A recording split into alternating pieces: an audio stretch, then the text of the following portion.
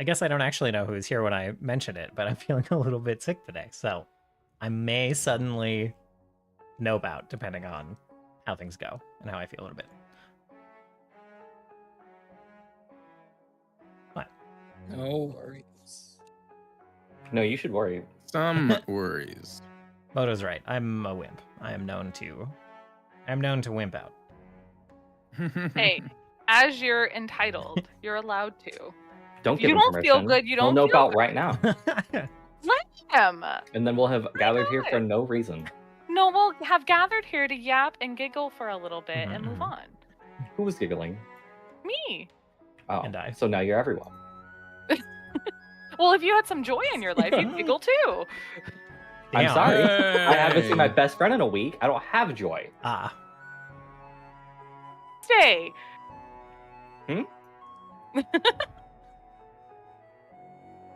It's been a week. It's been a week. Yep. It's been a week, man. my week's been great. Except right now when you're not Except feeling right, good. yeah. I definitely I had a week of not sleeping enough, which might have something to do with today. But I also had a week of finally getting together with Date Crush and watching Andor season 2, and Nice. Hmm. had 2 job interviews, and Ooh.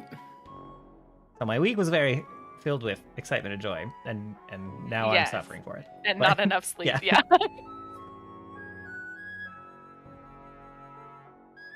I think the joy outweighs that. Yeah, I would say worth I would it. say so. As long as it doesn't, if it lets me get one more day of joy here, I will be thankful. And then I Well, the can, more we dilly dally talking about joy that it could possibly be taking Oh. away, it's currently sucking up mine. fair, it's valid. Good lord. Mm-hmm. That said, I'm still going to ask, how's everyone else doing? I don't think it's fair or valid. See, Konnor gets it. Wait. I think it's fair, but No. not valid. Oh, okay. No, I was saying that about you, Moto. Yeah. Okay, well that you don't get it, and that's okay.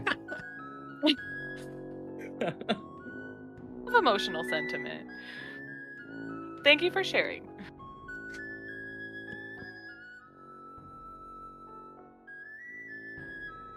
Look, I can't be. I have a persona that I have to maintain. Ah, yes. So Oh no.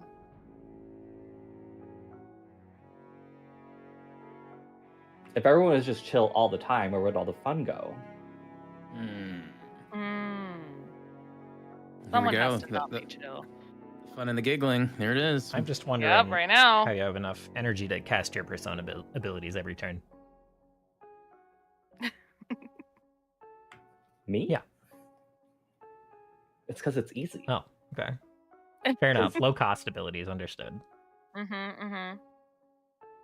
They're cantrips. Yeah. Or maybe what you aren't seeing is that I actually just have a million stabs that I prepare over the week.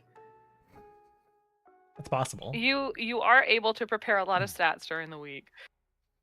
Like I just have 7 stabs, and I just prepare each one a day until Yep. the day I need them, and then And then you you have then you have a bunch. exactly, and then I have a bunch of stuff I can use so it looks like Mm. what I'm in fact doing. You know? Yeah.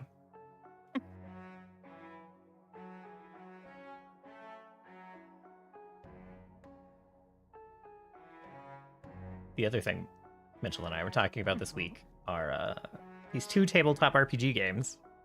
One called Heart and one called Slug Blaster. And I'm like thinking about, they're like very narrative, kind of shorter campaign games. Mhm. So Let's play Slug Blaster. I'm Yeah, let's blast some slugs. yeah. Like I kind of want to run one sometime if we like don't have everyone to play the main campaign or something. Just like get a one shot or the start of like a short 4 episode or something campaign started. But then I think You guys will like those games so much that we just won't actually ever come back to Pathfinder. The games look Oh. great. You gotta weigh it out. Is that a risk you're willing to take? Frankly, I can only handle so much narrative game. I will eventually get sick of it. That's fair. And both of the campaigns can only run, or both of the games are really only meant for maybe 8 sessions for a single campaign. So it's not Really? that much of a risk. Yeah, well, Slug Blaster maybe can go longer. Heart, it sounded like should not. Quinn's campaign went 16. 16. And that okay, makes sense to okay. me. Because as your beats go higher in cost, you need more time to accrue currency. You need to get more Slug Blasting in. Yeah. So that makes sense to me. Like one beat every 4 weeks per player, essentially. Yeah, that makes sense. I mean, maybe if we got to like a good pause point, we could have like a break where we switch to that game. I don't know if I'm gonna go that One far. of those. All right. A good pause point. Maybe if everyone And is then- like, in the game about exploration and finding things to solve problems Hey, we have been dealing with I since guess episode what I 1. mean is like. if everyone gets I really guess what I mean is like. to a point where they're like, I need a break from this campaign in Pathfinder, then I could do that.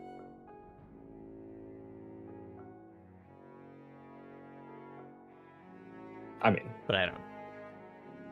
unfortunately for Varys Fairness, and Sarah that's good. specifically, you guys will never have a break from Pathfinder.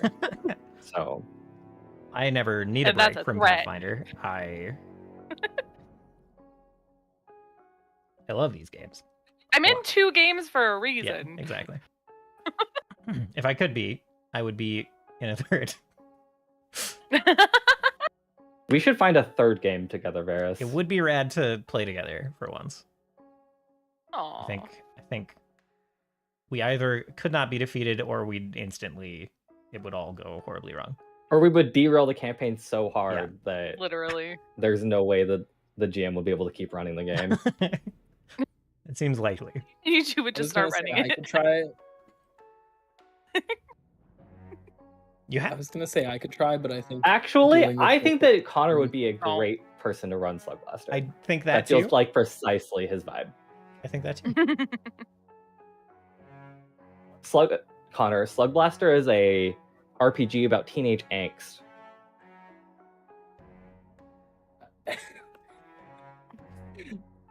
Thanks for saying that's what is precisely my vibe. Yeah, I mean, it's everyone's Correct. vibe, but you know, it's everyone's vibe. It's everyone's vibe who's here for Yeah. sure. everyone's vibe who's here. Oh. Also, all of Japan. Also, all Persona fans. Correct. Mm-hmm. Check it out. You'll be able to. My favorite quote from that Quinn video, Varys, is when he feels empowered by playing someone's mother. And I'm like, that's so me. Tabletop RPG about teenagehood, giant bugs, circuit and ray guns, and trying to be cool. Yeah. Yeah, that's Yeah. me. I know. That's what I said. I know I shouldn't have doubted you. I don't know why you doubted me either.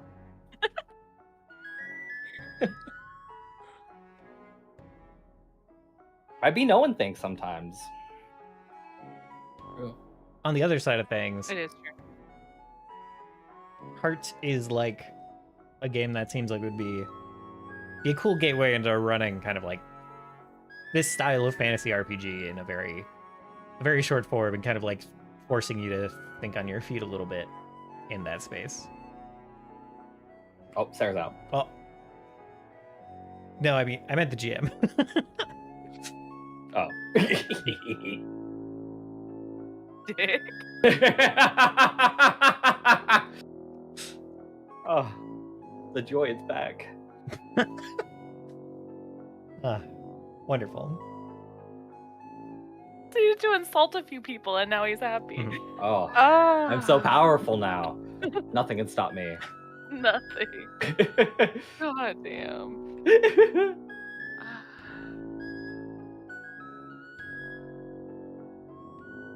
All right, well, that's all I had to yap about. So, I really want to try Blades in the Dark. Blades in the Dark is fun. Moto and I were just talking about that system too, with respect to these other systems. Yep. So all of the Heart and Slug Blaster use the like dice roll mechanics of Blades.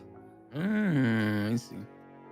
I was It's really crazy to me that Blades in the Dark and its subsequent like divergent systems are so popular to me. Like it shocks me a lot. That's interesting. Dylan, have we played a one shot with Blades in the Dark, or did we watch something with I it? played it with Nathan. Were you in it? Were you there? Do you recall that? We were super culty. We were a very culty gang. Oh yeah, I feel. Was it the mushroom people? The mushroom people. Maybe Or the like the mushrooms that looked like people? no, that was not Knave. What maze rats. Right? No. The other one we played that wasn't maze rats. Knave. I don't think we played Knave. Or Cairn. It was Cairn. Yeah, I think that's right. Cairn. Cairn was really cool. I liked Cairn actually. Yeah, my character turned into like a tree or some shit. Yeah, and I also betrayed Grad. Yeah. I was the one who lived because yeah. So I actually want to play Traveler again, but at the actual Yeah. not the abomination that we played. What's the difference? A lot. Oh. Actual rules. I really Actual rules. I want to play Stars Without Number again, which is very much like an evolution of Traveler. I'm a little afraid of Traveler, to be honest. Yeah, I can see why. Maybe better just stick with Mongoose. Mongoose.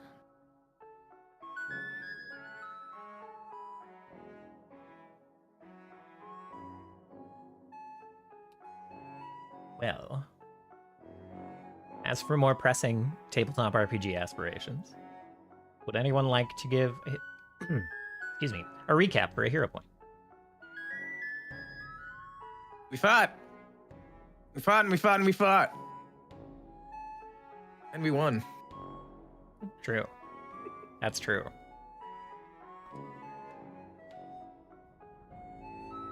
We did win, but at what cost? I don't know, what was the cost? Do we have a cost? For Was there a winning? cost that was? Yeah, like what did we lose out of winning? I don't We think almost lost you, bud. there was that. That Yeah, wasn't to win, but there were some knock-off or knock-on effects in the post-fight scene. If you want to, you'd like to explain how that discussion went. You were there, in fact. So one of the only ones. Knockoff effects. Not knock-on. That like additional. There was no cost to Oh, winning, okay. but the extra information you got afterwards could have been costly.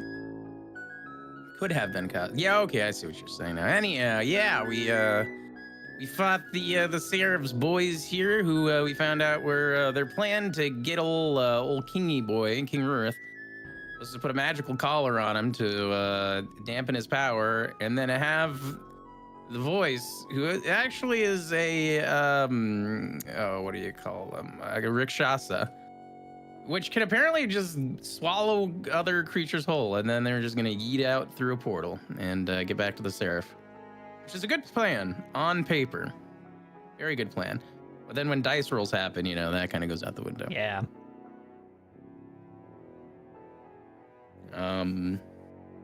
King Rurath has a really sick sword, but I think we knew that 2 sessions ago, right? Anyhow.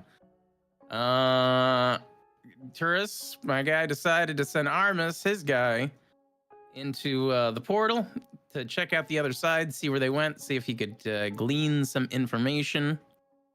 And the portal ended up right smack dab on top of the floating cathedral, and a vehicle that the Seraph used to arrive here on this plane from the stars. Alexa, stop the timer. Take that. Sorry, I'm air frying some food. And seeing Armus, he decided to psychically intrude into Turris's brain again. They had a bit of a conversation. Turris got him to monologue a little bit. We found he is very, very poetic with how he speaks, and the way he views the Four and his plans about the Four are, in our perspective, esoteric. Would that be an appropriate word? Or is that, am I misusing that word? Esoteric probably works. It might even those into esoterics might describe it as avant-garde. Oh my god. Okay, anyhow. The cost which could have been incurred is for this gleaning of information. The Seraph once again tried to take over Turris's mind and force him through the portal, force him to walk through the portal, which his stellar party desperately tried to keep Turris on the right side of the portal. Turkon easily kept Turris on the right side of the portal. And Isha decided to dive into the portal. There was a small scuffle for a moment, but it turned out that kind of nothing happened.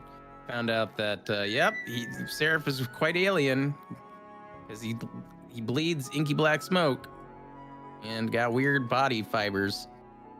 But Isha dipped back through the portal, and Turris delivered a quip at what is it? Not Regent. No, it is Regent, right? Yeah. Saying like maybe you'll be able to be on the winning side one day or something like that, and then Armus just dispelled and pieced out. And Turris has the magical color now. Yes.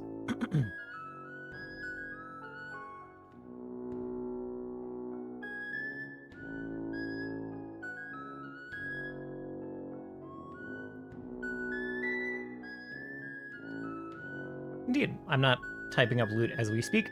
Oh, and I think Turris also found something else in the Rikshasa that you said that you'd give us today or something. I can't remember. Yeah, don't click it yet. Working on it. Don't click it yet. It's not ready. Yeah. I mean, not that the Rakshasa can be pickpocked. Oh, maybe I have to... he can be. Yeah, stop it. Close it. Don't pickpocket it. I have a correction. Steris was the one that saved you with her dispel magic. The other Oh two yeah. were keeping your body in place. Right. Mm-hmm. Also, Oh, Steris I have got an to have a addition. chat with her friend. I have an addition as well. What's that? That you are conveniently leaving out that the Seraph knows that we exist in a tower like his now. Mm-hmm. It's true. This is more of like a cathedral, a castle, right? More than a tower? Or is it more tower-like than... Regardless, This is he very knows you have a important. tower. That is interesting. That is a Gotta bit of stop information that letting I him in actually your brain. Listen, it'll work out in the long run. I just need to mentally fortitude myself a bit more. We gotta work on Yeah. your mental fortitude. Yep. Speaking of mental fortitude, Turkon needs some help with that. Yeah, I reviewed the health bars loading up the VTT, and some folks were lower than I remembered. It's like, oh, okay, maybe this fight wasn't as easy as I initially Oh, thought. shit. It was all the damage I took after the battle. Oh, So yes, waiting. that is true. It all came at once. He literally took like 50 damage from Yeah. Yeah.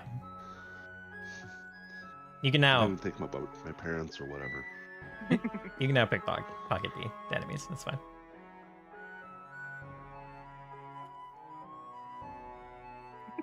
Oh, this guy should be marked as dead, I guess.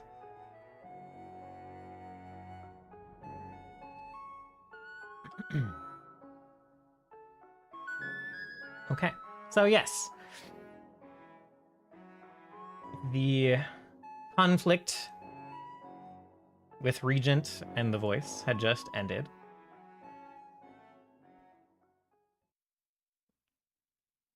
The group was kind of surveying the damage of the fight. Somewhat splitting off into groups. Steris was exiting the scene with Sig. Isha was pulling Batsarig aside. And the party was otherwise just kind of catching their breath after the fight.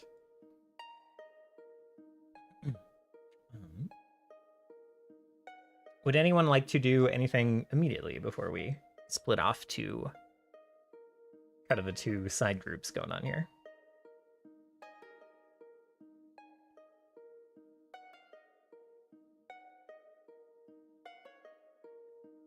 Seems like not so much. So first we'll start with Isha pulling Batsarig aside, I think, if that's all right, since it is somewhat present, somewhat in this room at the moment. Well, we were actually going to leave. I was going to take him to the front door. Okay. All right. So you guys first see Stairs kind of going to the door, talking with Sig and leaving, and then Isha is talking to Batsarig, and then stepping outside with Batsarig. He kind of follows you curiously after what you said to him during the fight. Glancing back at the rest of the group, kind of giving a glance to Turkon, kind of surveying the room before following you out. If he is hesitating from behind the curtain, Isha's like, if you have regrets, you should say them now. From this moment on, your destiny is changed.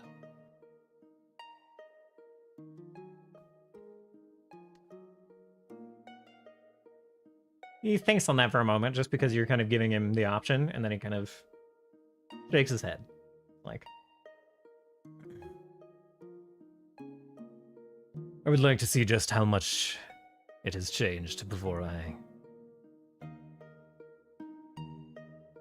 say anything to Turkon.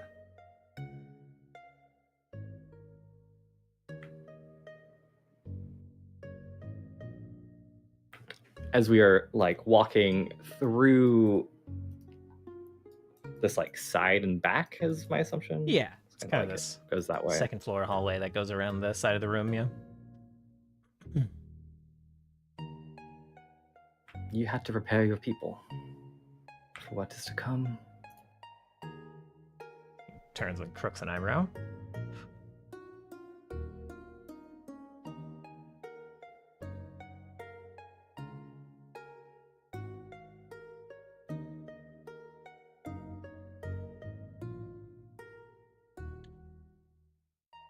I am trying to And bring you are free Vesgold to do back, so. so we do not have to be You- weapons in the For's war. We are, oh god, not this again. The Four will be of no use to us in this war. We cannot find them. They are not here to fight. The Seraph has come seeking them, but we do not know where they are. So we must fight. This is not the Four's war. This is ours.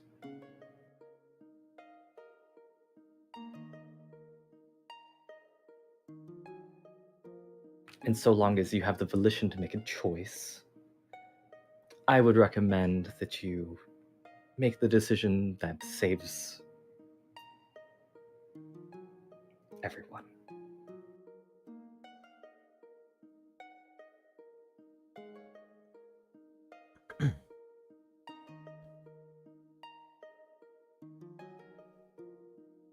Kind of huffs out another hot breath, and then says, whether what you say is true or not, Vesgal's guidance will be key for my people. Surely. I'm not going to dispute that.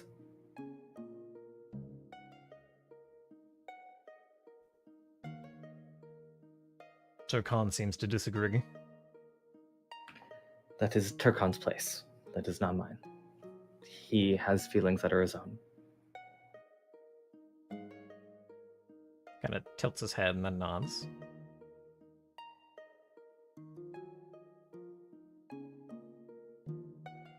Despite that, there's no real chance of recovering Vesgal right now. And she is sort of like, as she's walking, she's sort of reconstructing a map of like the Drow City and placing the Seraph's Tower sort of there. If you wish to foolishly risk your life to go to this spot, and she's like points to the moon poles, then you may do so. However, I don't see how you can do that.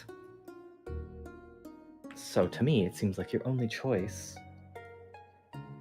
is to prepare your people for war.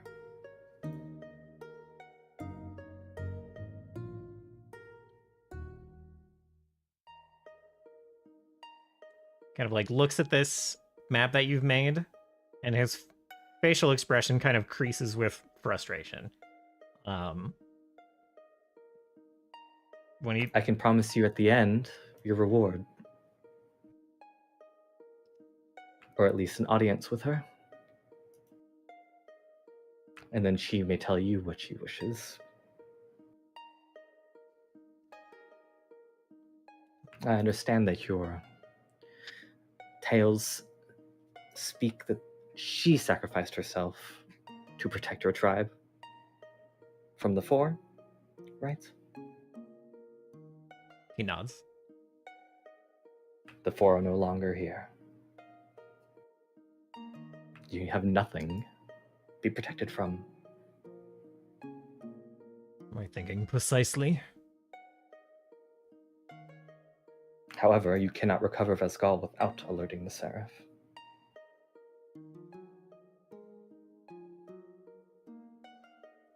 Would not have been a problem once I retrieved the power I need.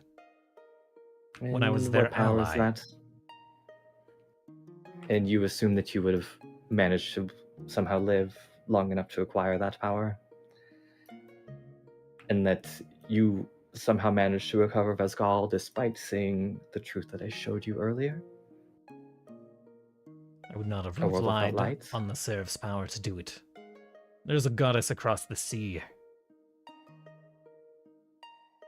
Fauna. She has the power to do it.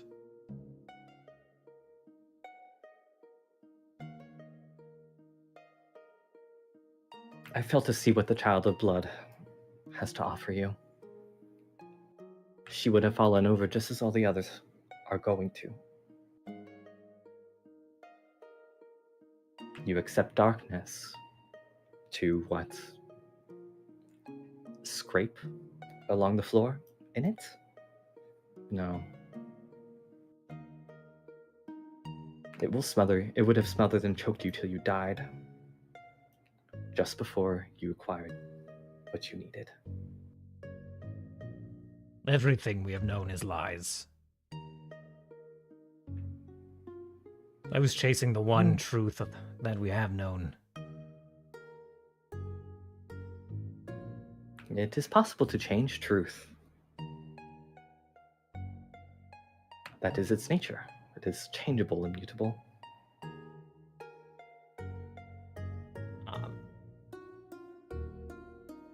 It is a fake boundary.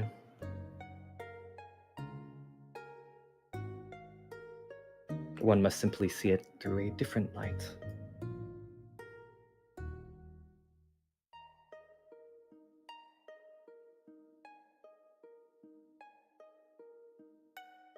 Crosses his arms and kind of glares at you for a moment, but you can tell he's thinking it over. Could you go ahead and make a... Well,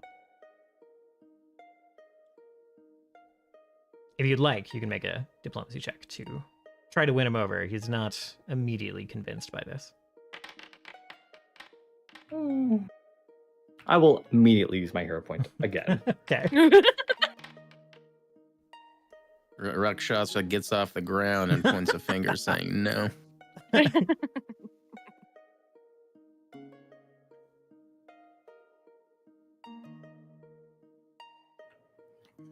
Regardless of your thoughts and feelings of today, inevitably you will see what will happen, and you can choose to stand against it or be roiled into the mass that is to come.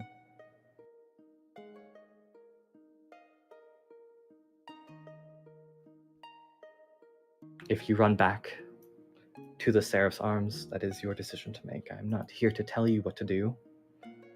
I'm here to show you that there is a different path.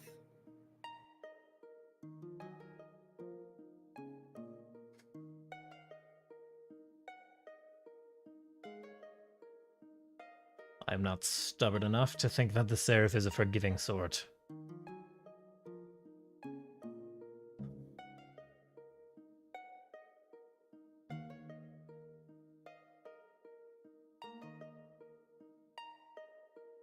What would you have me do? I simply need you to prepare them. There will come a time where you will know what you need to do.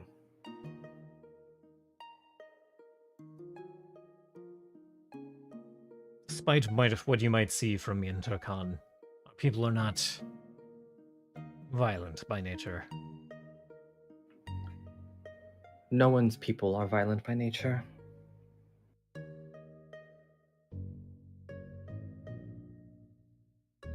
That is why babies cannot kill. We are all defenseless, truly.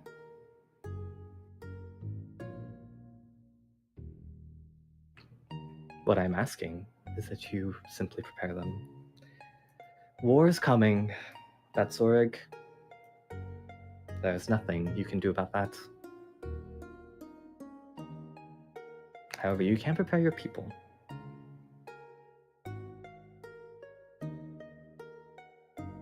In the hopes that some of them may survive.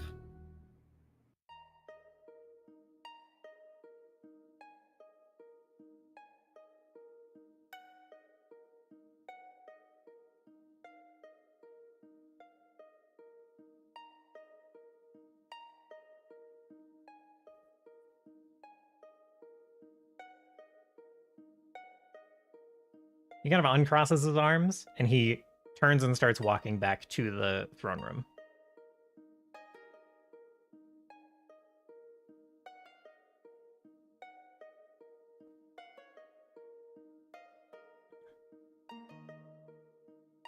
Isha will say nothing more. Okay.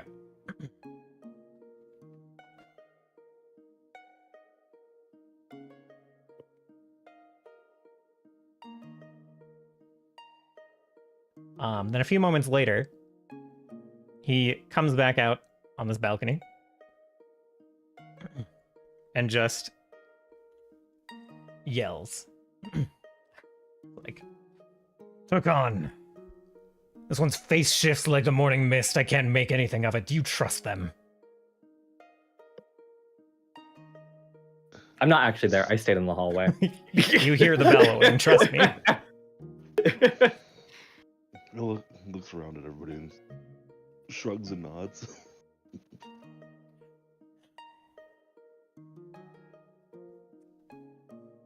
He kind of like he came up and he like leaned on this balcony railway And there's like a sigh and his shoulders kind of slump. And then he stands up straight, squares his shoulders again. And he's like, and it seems I'm going home. For now. And then he kind of like clanks the haft of is back to Corbin on the ground on the tile, and then turns and walks back out down the hall again, out of the room.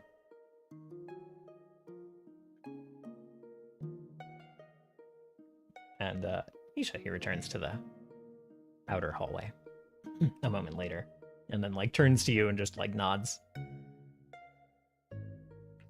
As we cross paths, remember to keep your... Do your people have priests? Clerics, people capable of casting divine magic? We had...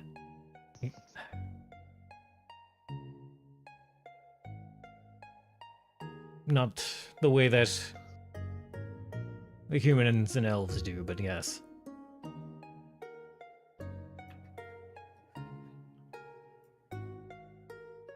There is a spell that will allow them to see invisible creatures for a short period of time. I would have them prepare it. It will make the seraph blind in some ways. Nods again. Good advice. I appreciate it. Of course. We must all stand together here. And if your people ever find themselves in a situation that they cannot survive, you can pray to the light, and you will find a new way home.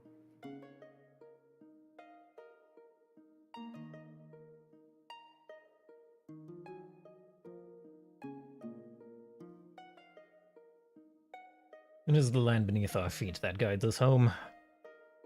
Where home needs to be.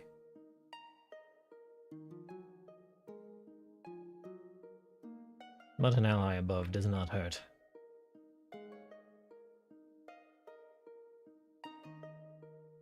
I am merely here to present an option. He kind of like...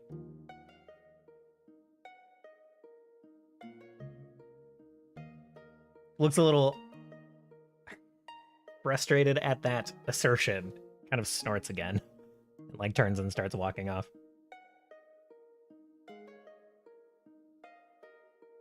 Feeling a little like options were taken away from him.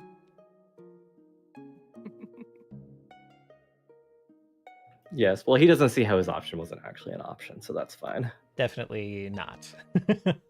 He definitely does not. What do you mean? He was totally in control. Had it all handled. Yep. All handled. Yep. Which is why he's changing sides. All handled.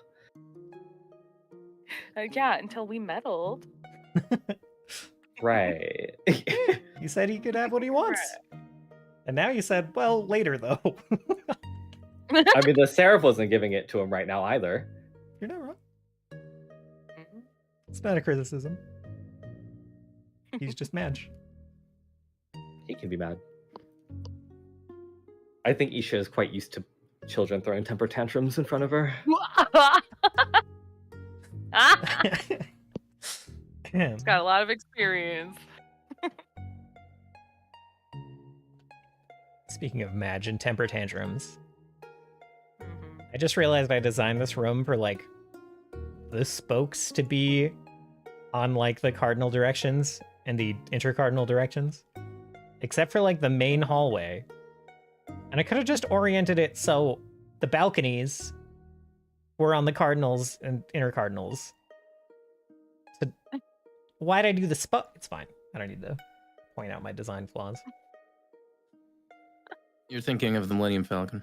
Yeah, that's right. That's what you're truly trying to recreate.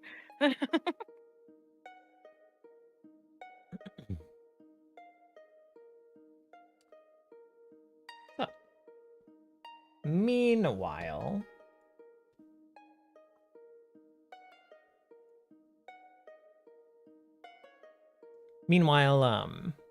Steris and Sig.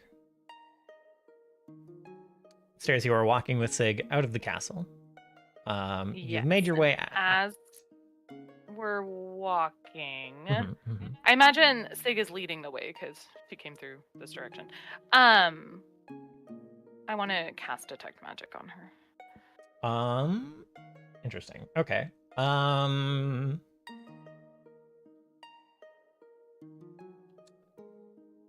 Can you post Detect Magic to chat? Oh yeah, you did. Okay. Did It is not a thing you can subtly cast. You have to like that's okay. incant words. Well, Um, let me see. I think I have a thing. oh. Oh. Interesting.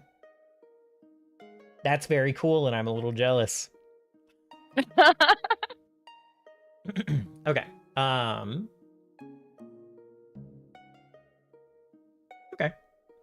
So. So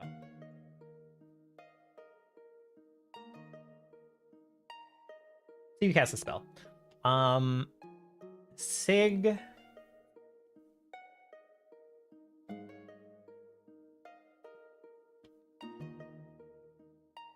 And you can cast fourth rank. So you can pinpoint sources. I guess it's only in 5-foot cubes. There's kind of an overlap of magical sources on Sig. Okay. Go ahead and roll me a perception check. I kind of imagine this could be because of how other people have flavored Detect Magic in the past, but I have kind of imagined that, like, your snake heads take part in the Detect Magic. Along with my familiar, who typically is wrapped around Yes. Steris' like upper arm. Yes. Okay.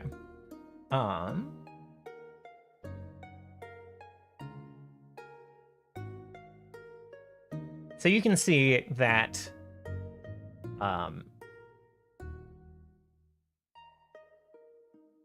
as you were walking, she's still kind of like holding the sword, the scimitar, in her right hand. The shield has kind of like disappeared.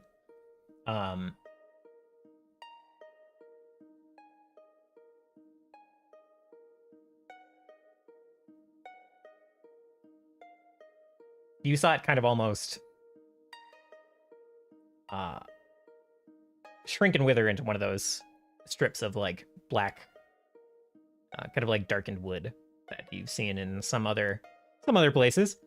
And it kind of like shot back over to her main hand, to like toward her sword, kind of like up her arm, over her shoulders, down the other arm, and then like back to the sword. That sword is definitely magical. There's also a bit of a magical aura about Sig herself.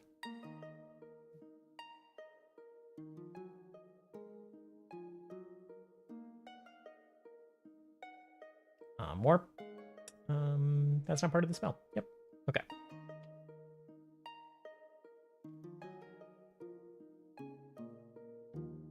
Let's see. I'd like to attempt to identify the magic that is affecting her. I don't think read aura. No, read aura just tells me there is magic. Perhaps if I give you an Arcana check.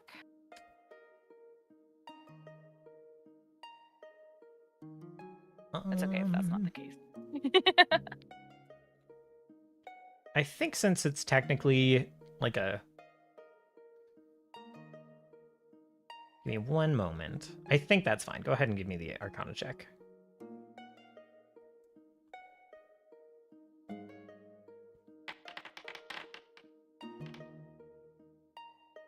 Okay.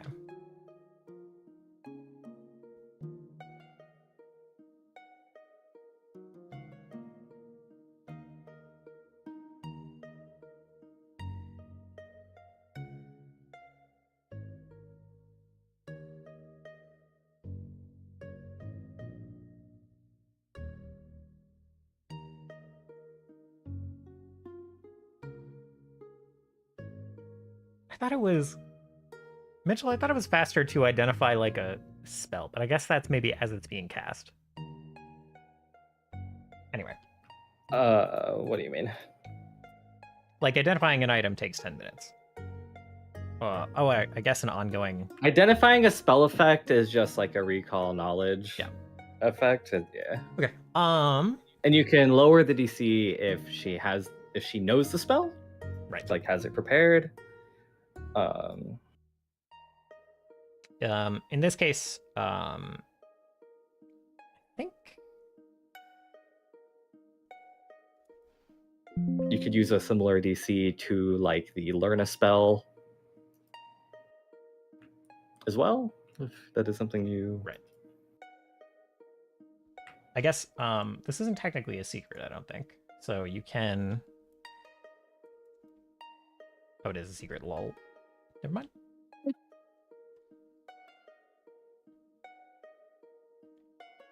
Okay. You are not sure what effect is Okay. cast over her. Sounds good. Yeah. But yeah, as we're walking, like this is Steris' first time.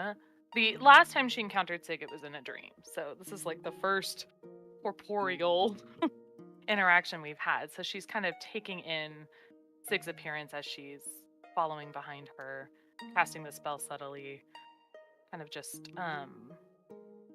making what observations she can as they're making their way to somewhere more private. Yeah. She looks very much like she did in the kind of latter half of the dream. Her visage kind of changed. Like she kind of looked just like Sig when she was like sitting next to you, and then she started speaking to you, and you looked over, and she had kind of that. Her snake hairs had been cut. There was a bit of like a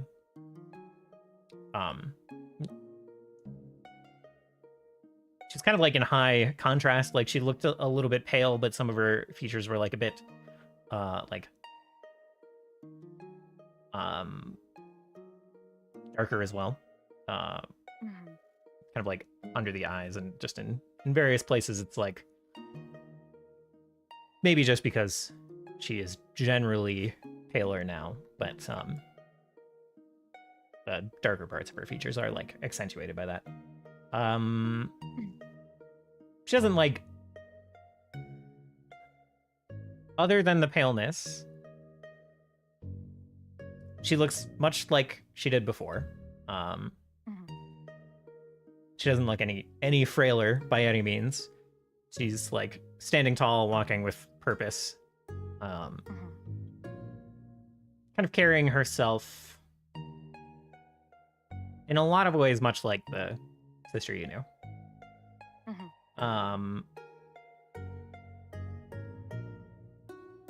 Brides were always kind of appraising, but now they're like a bit cold.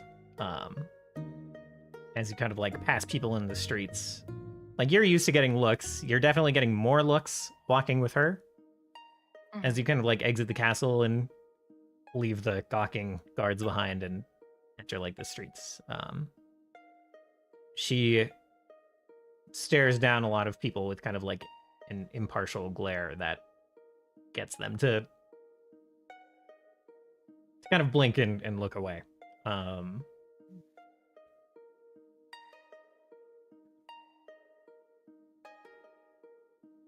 So despite everything else, there's like a bit of a cruel demeanor to her toward all of the other people that you pass in the town.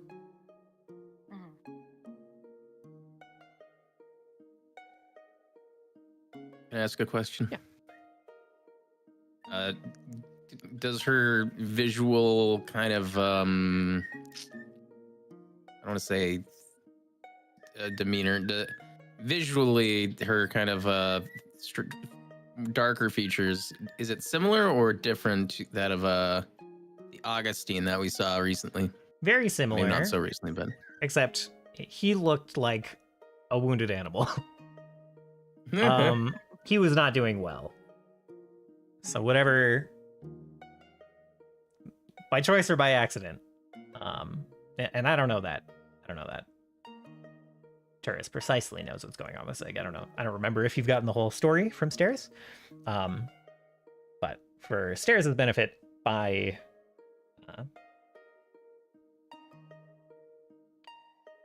accident or by choice, whatever effect brought Sig back to life has been kinder than the one that brought Augustine back to life.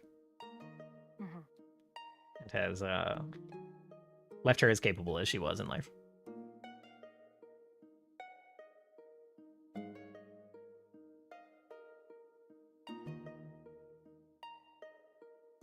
All right.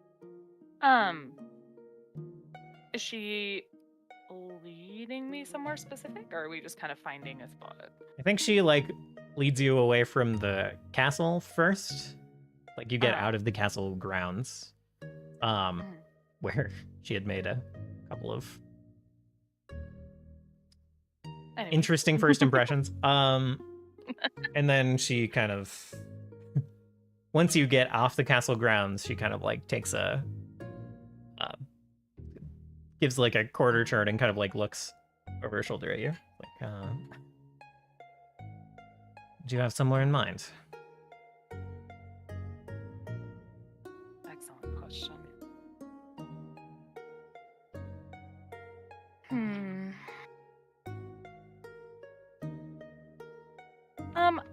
I'd imagined Stairs would try to lead them somewhere quiet. I had imagined somewhere outside. I don't know if there's a park type situation or just somewhere away from the busy hustle and bustle around the castle for them to talk. Yeah, I think so. Okay.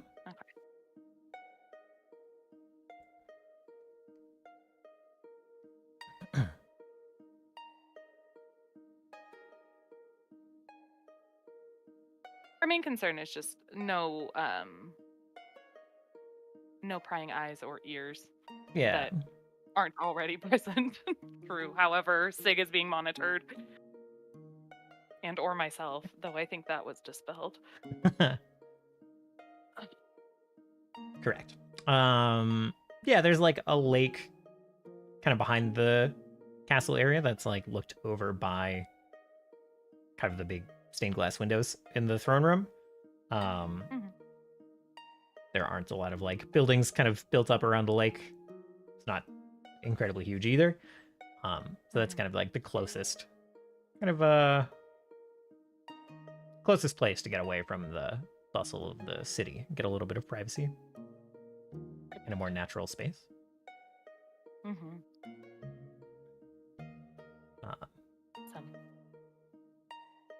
Tree cover there is actually pretty thick as you lead Sig out there.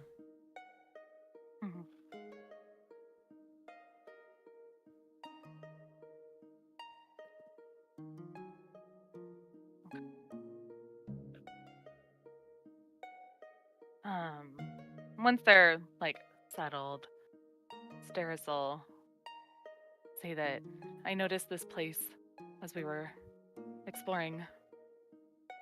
It's not exactly like home, but close.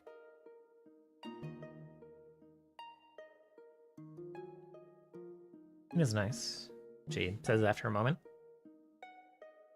Peaceful. Not quite that wonderful view from the hill, but she kind of glances over. Would have been nice to have occasion to go swimming to cool off. Agreed. The creeks weren't quite substantial enough for that. Just enough water to get a bit muddy.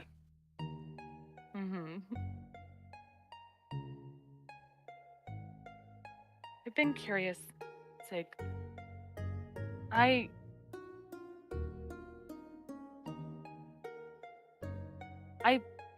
buried you and the others.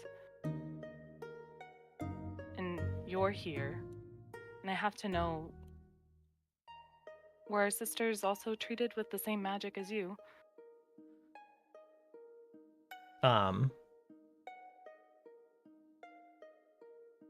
she kind of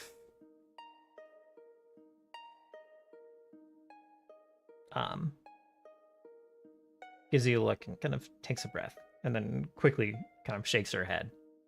She says, no, I should have told you that sooner. I shouldn't have left you with that wonder.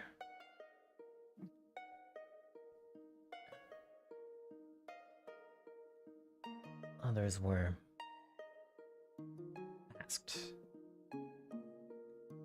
I heard him speaking to Stara.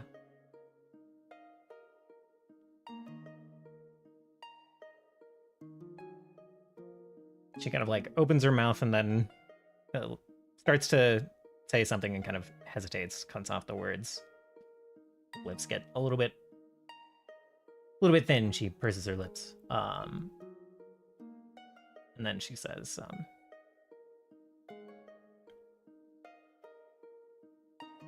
she said it would have been an affront to everything she taught us if she accepted her second chance. Try not to. Try not to think of that as scolding. Hard not to, I can imagine. So this was your choice. She gives a slow nod.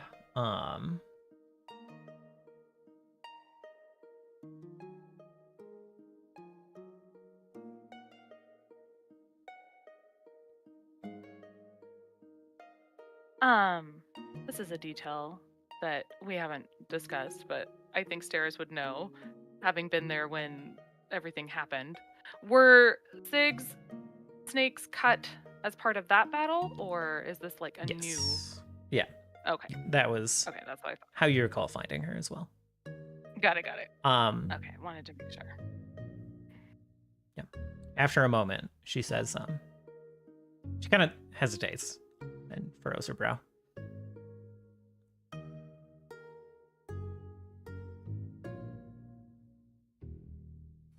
I should not tell you this.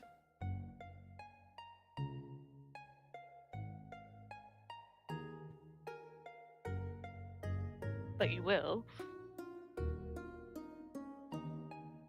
And she'll kind of nudge her in her hesitance. She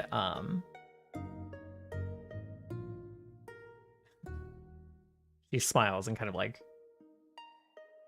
bats your hand away a little bit. But then goes back to kind of a contemplative look.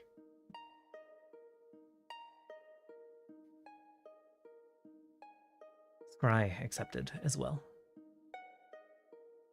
Huh. She is the only other one. Huh. And where is she? She kind of gives a glance around the air, kind of like around you two. Like, probably watching. Probably terribly upset that I have told you this. I don't know where she is right now precisely. We have not got an opportunity to work together much. Should have known she was the one scrying.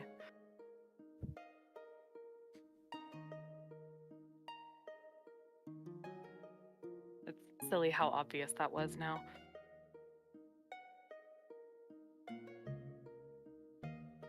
What happens to you both?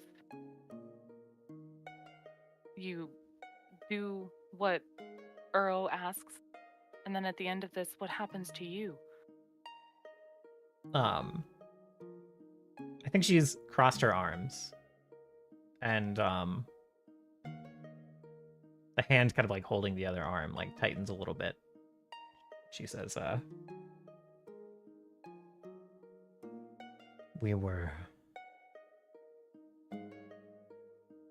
brought back for a purpose, given an opportunity to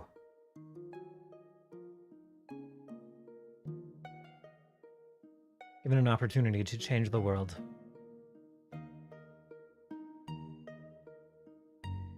Dry for different reasons than me.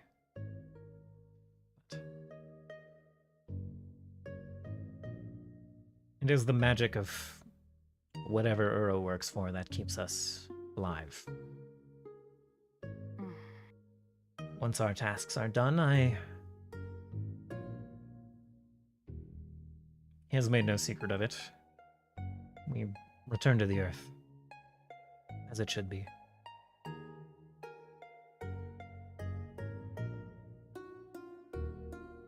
And he's the one that makes that call when.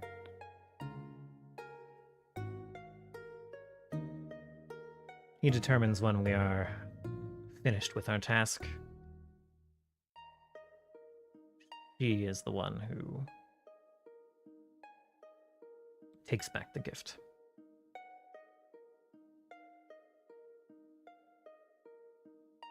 I see.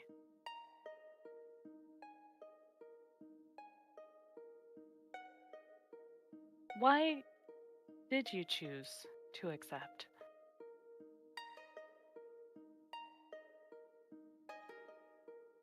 She kind of like looks away and looks over at the lake.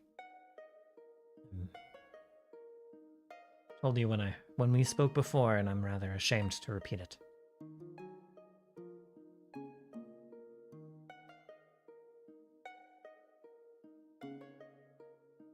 Oh. I won't make you. I was wanting to give an opportunity for further contemplation. But if what you shared before is the total of it, I'll accept that.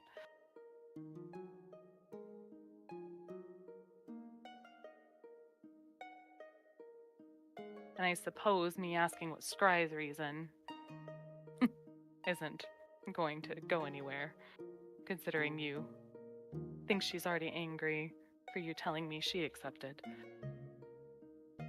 I guess I'll wait for her to tell me. Now, what's she going to do? Kill me again? She'll try. She will try. She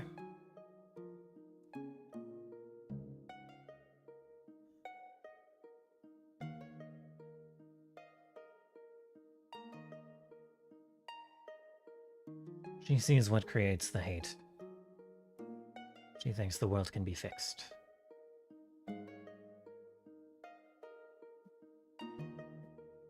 She's more patient than me. It's upsetting. Some things never change. She was more patient than any of us. She smiles and nods. Maybe even more now.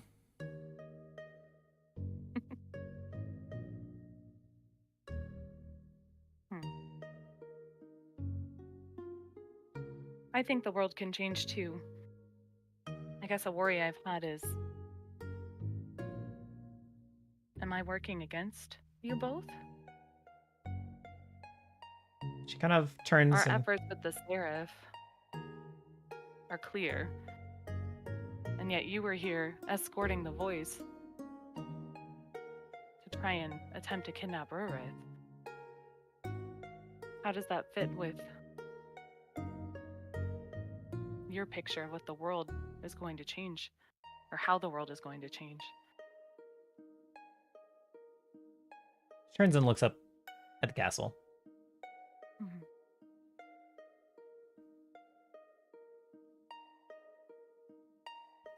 The hand thought you might show up here. I take the opportunity to make allies, and then I should enable that as much as I could. I don't understand the gambit that he's playing, but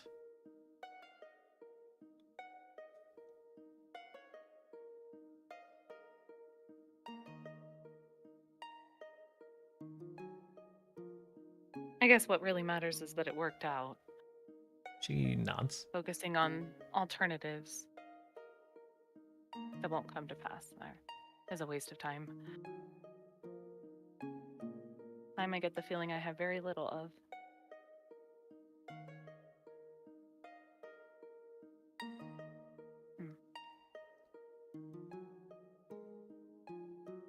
I can tell you that the hand had something to do with the Seraph's arrival. That we did. But that he doesn't want the Seraph to win. Good.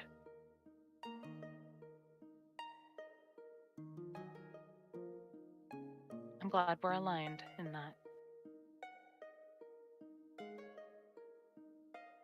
His beliefs lie, I think, closer to Syl's than mine do. That was surprising to me.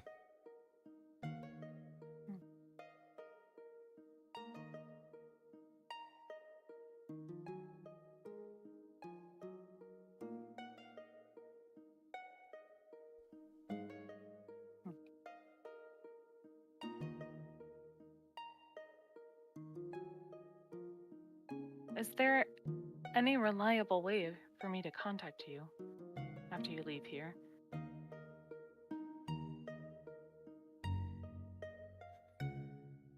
Kind of furrows her brow. There are spells. That's a bit beyond me.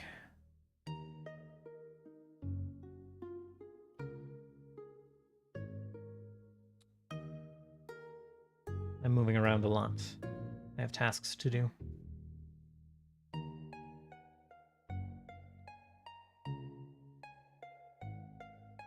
Well, perhaps I'll have to leave it up to fate. It is a shame. The sisters should stick together, and I hope Scry is hearing that too. Kind of opens her mouth and then closes it again. And then after a moment says, I'll make sure that she does. She would appreciate hearing that.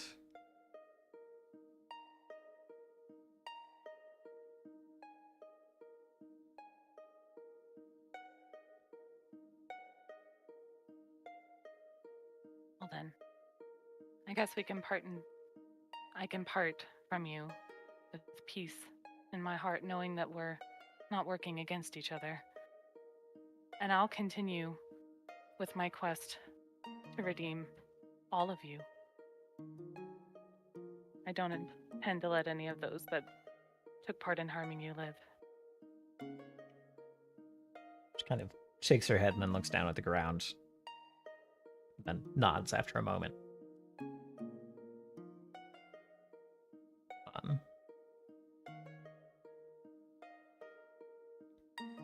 I wish I could be there for that. I have to warn you. You'll have to settle. Oh, okay.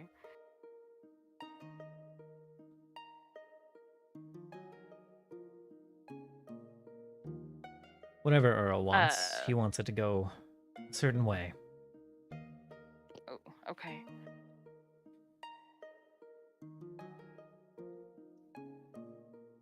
And do I get a preview of what that looks like?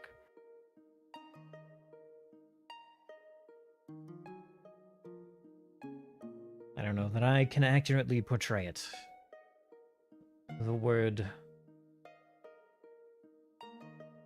shortcuts has come up in a disparaging way once.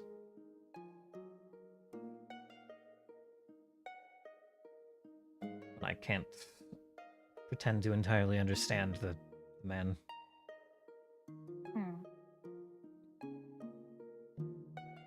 Shortcut.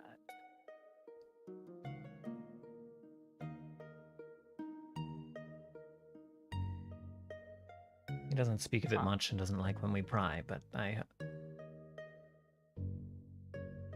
feel I may find myself. Our meetings may not.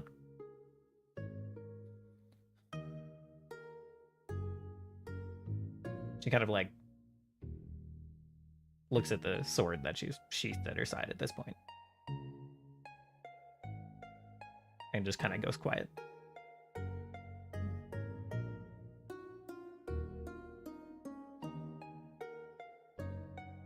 Is that blade what binds you to him?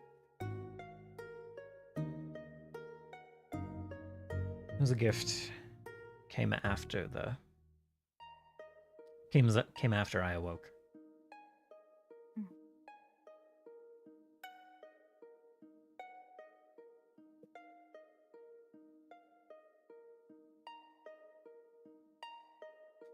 I came back ready to hurt people.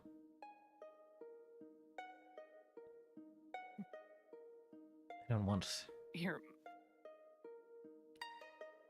you to be included in those number. She kind of shakes her head. She is. Why would I be included in that?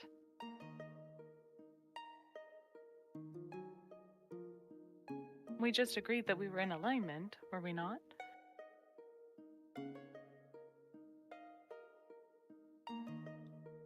Until it is decided that you need realignment, I suppose.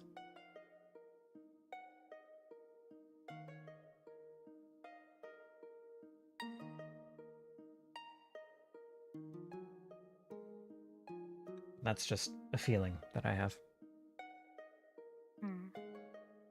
Your intuition's always been good. I get the feeling that you think he will limit our contact moving forward.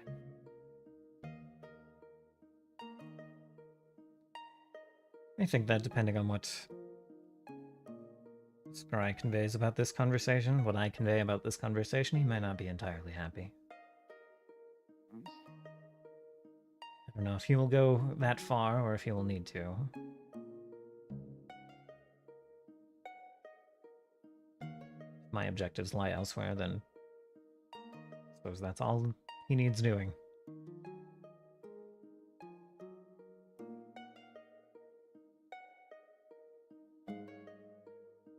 Is me communicating with you putting you and Scry in danger? Thanks for Owen shakes her head. I don't think so.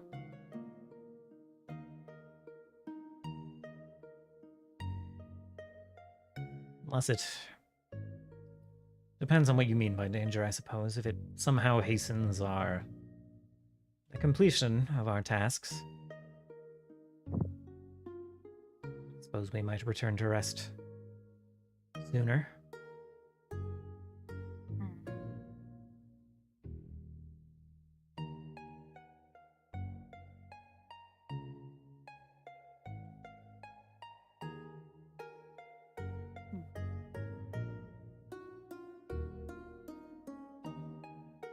As much as I want to stop the Seraph from harming this world, I don't want to hasten your return either. Perhaps we can find another path. But for now, I'll be grateful for the time I have.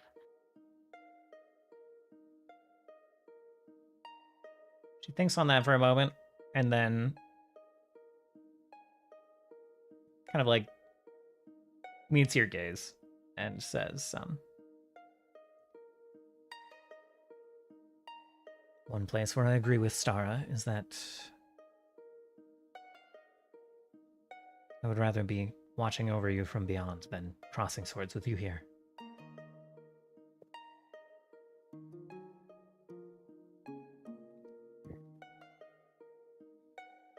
Certainly, we can be grateful for the extra time, but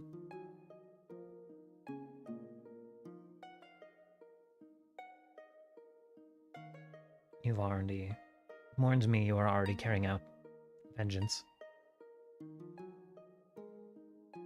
There is no need to warn me again.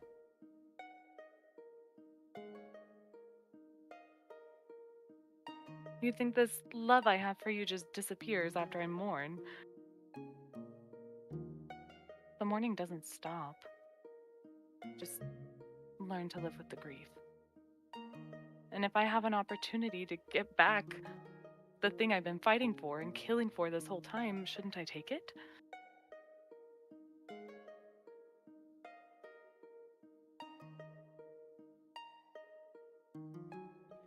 She kind of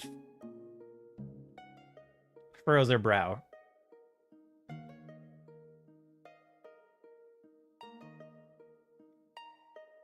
I do not have these conversations with you to give you false hope.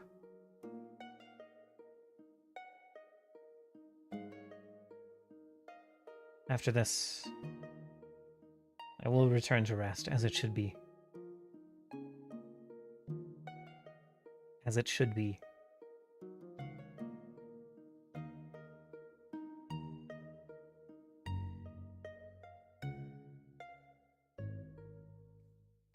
Eris will kind of seethe at that a little, and then she'll snuff out that anger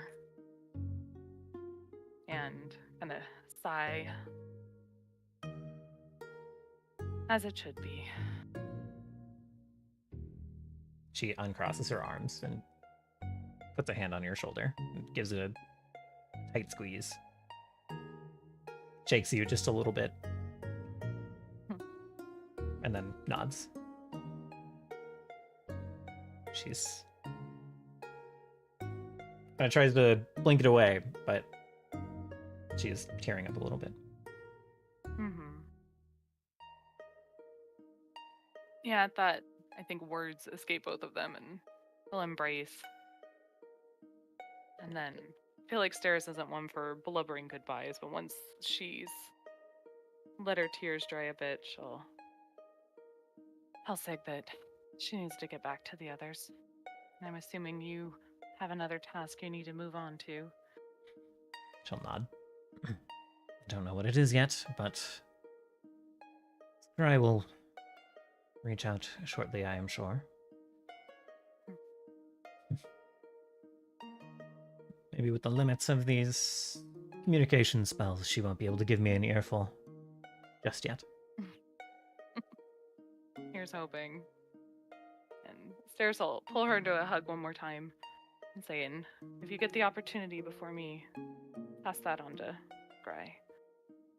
She'll kind of like nod against you and then give you a couple of pats on the back. Hard ones.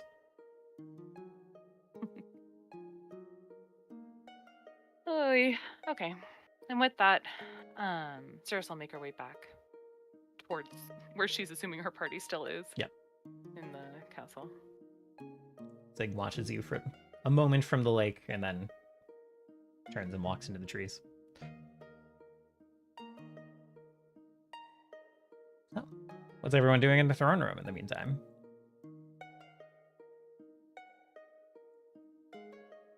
I've been cradling my head because I have a massive headache. Oh, in-game. in game? Yeah. Yeah. Yeah, no one's healed poor Turkon. Sorry, I abandoned you, Turkon.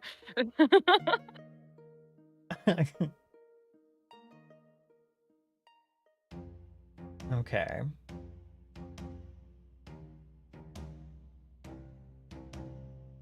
So.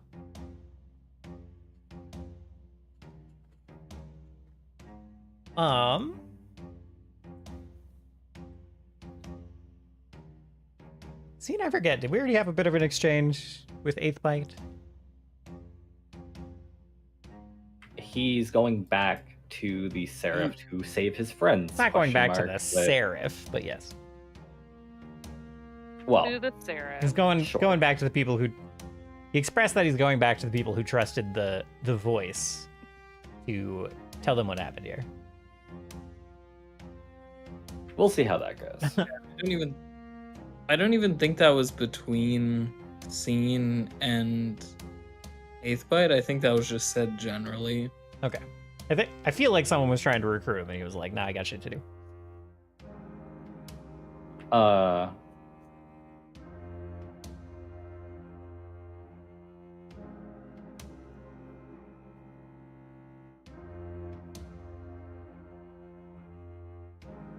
I think we were just kind of generally talking about it.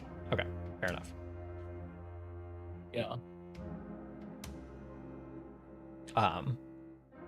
All right. While you guys are cleaning up a little bit, fetching the loot off of the bodies present, I presume.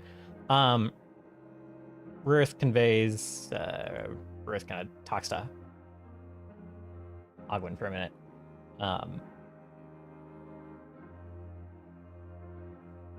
Briefly tells him to let the guards know, and the other rune knights know what's happened here, and that there is no present emergency or present danger, and that he would have like follow-up instructions soon. And Ogwyn kind of gives you all a nod and takes off for a moment. For now. Steris, you'll probably see him as he's exiting the castle and you are returning.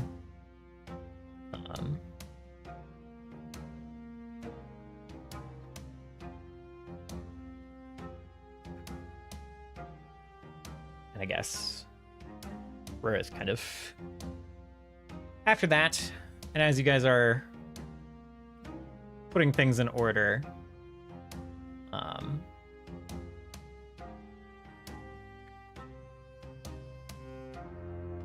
suppose everyone probably takes 10 minutes. He talks to Ogwyn for a minute. Everyone kind of refocuses and everything. And we will conveniently have Steris returning before he turns and addresses everyone once your party is all present again. He has cleaned some of the immediate mess. He will return to his throne and take a seat, sink into it a little bit with a sigh, a heavy sigh.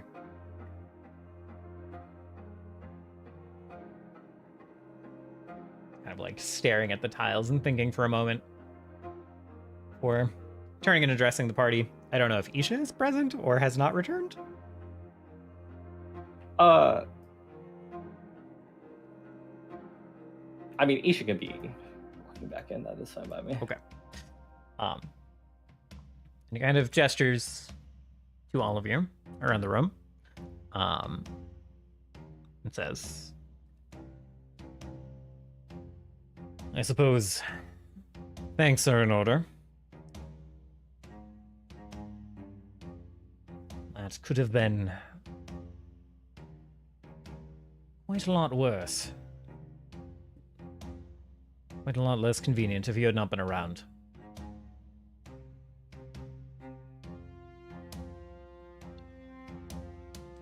Saved me the trouble of calling any of my rune knights back. Would have been quite troublesome.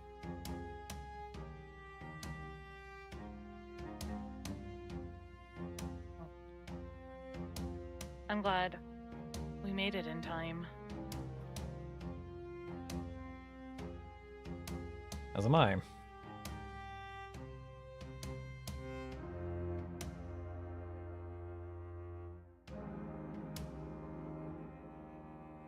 then he kind of like glances in the direction of Isha and says, glad I was shown not to humor their request. It is hard to see all of possibility.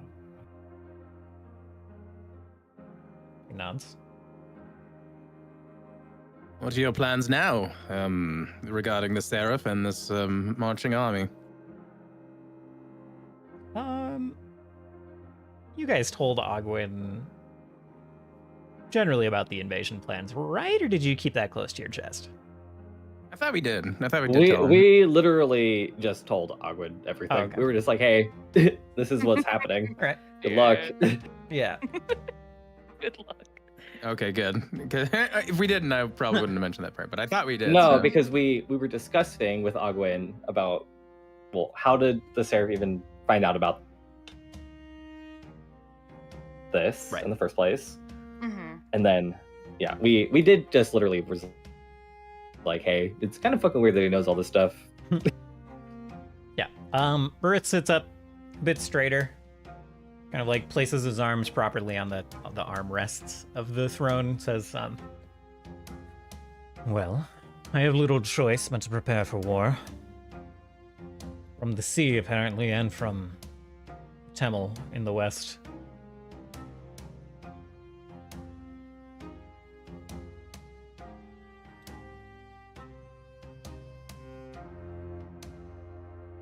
Kind of like raises, kind of like crunches his face a little, raises one side of his nose in kind of disdain. It's like,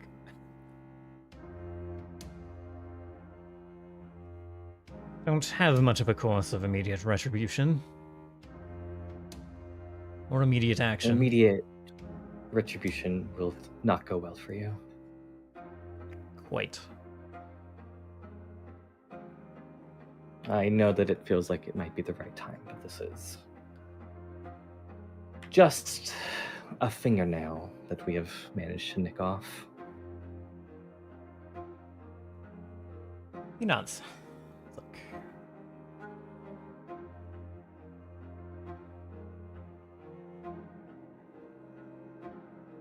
So I'm not sure. I mobilized my allies.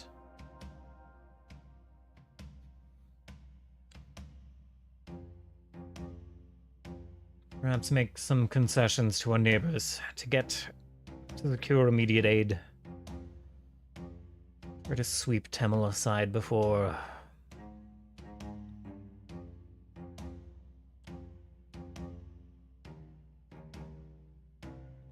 the South can mobilize against me.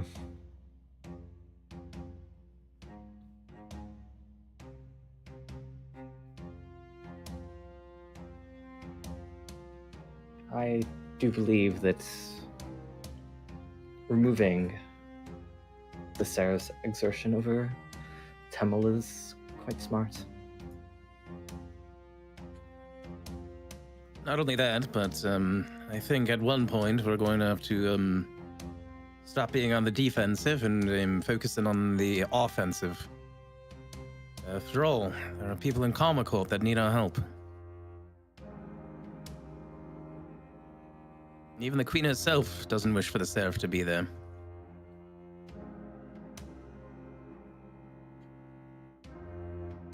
She always struck me as, well, rude if not level-headed.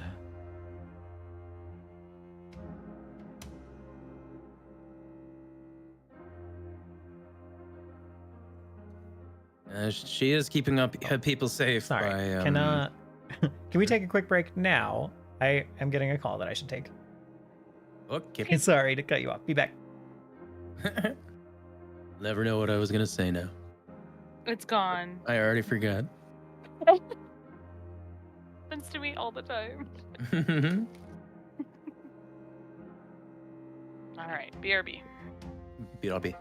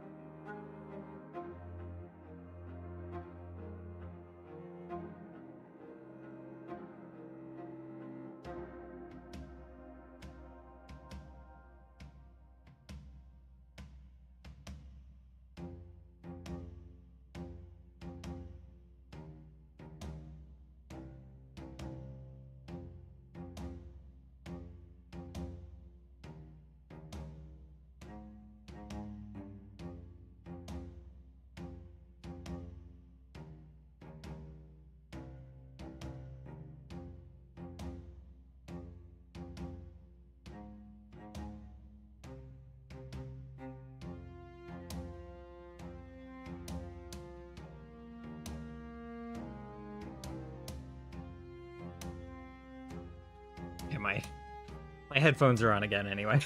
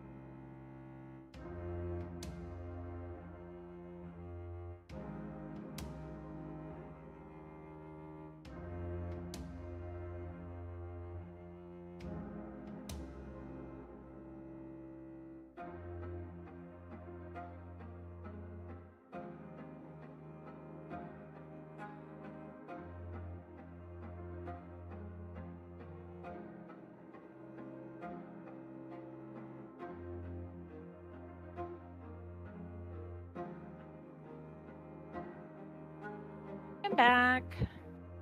I am also back. Welcome back. I'm front. I'm here as well. Likewise. I can't believe we're all waiting. Holy shit. So sorry about that. We're not waiting on no one. I don't know. Oh, I see Konnor mute. Okay. Yeah, I think everyone's here. I said I was here. Oh, okay. Sorry, really sorry about that. It's one of the jobs I interviewed for this week, and they sent me the offer. So Congrats.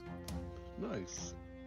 Nice. That's it. Our game's over, man. He's gonna move on to bigger and better things. Leave us out to hide.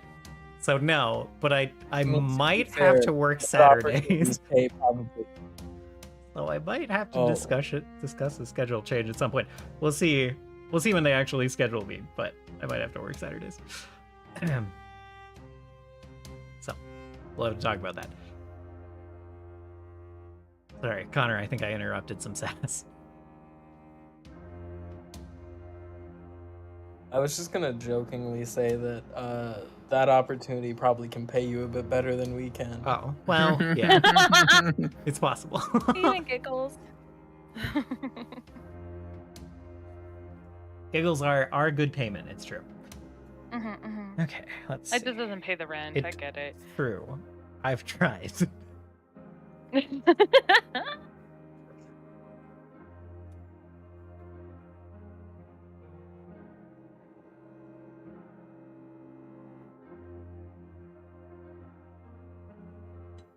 All right. So you were discussing. I forgot the word. You were discussing things with the king.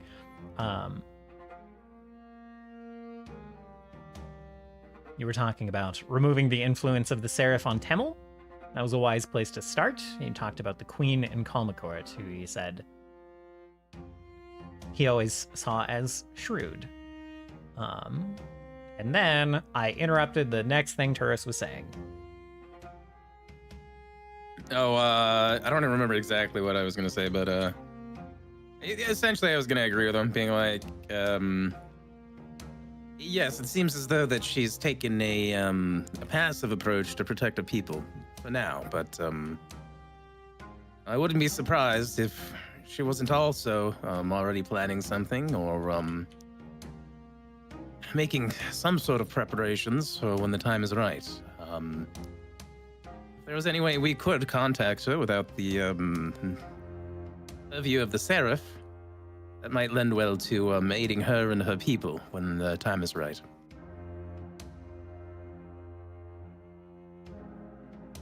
He nods. Thinks about that for a moment. We have met. I am able to get in touch with her. If it will not endanger her, I'll see what I can do. Is there a way for you to detect if she is compromised before you contact her? It seems that the Seraph does not speak through his mouth. And it is possible that he can perhaps detect a telepathic message of some kind. I believe I can come up with some sort of ritual that will ensure that it is safe.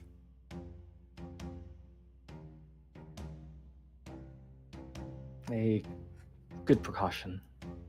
Indeed. Speaking of which, if you have any suggestions for what was it? Mentally stealing yourself away from the Seraph's effects, because he's tried to invade my mind several times now. We must find a perpetual something of mind blank for you. Turris would be very useful, I think. I typically Yes. do not need such things myself. We'll see if we have anything available.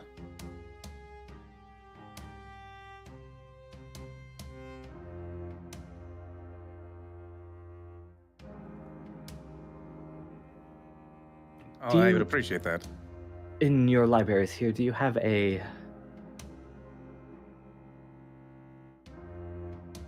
perhaps books and maps of the continent to the west? Or to the east, sorry. Yes, of course.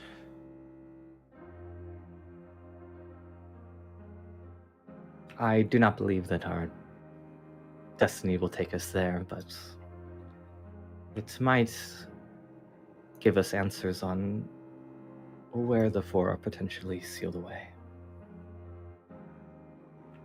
I think that is our next move. Crooks an eyebrow.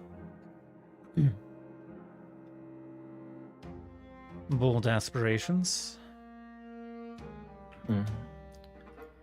We have a collar that will potentially dampen magic. I'm not sure. That seems to be what it does, since they were so eager to clamp it onto you. We could use it to potentially bind the four. Even greater aspirations. The world is changing, Rurath. There's no reason to believe that what I want cannot be done.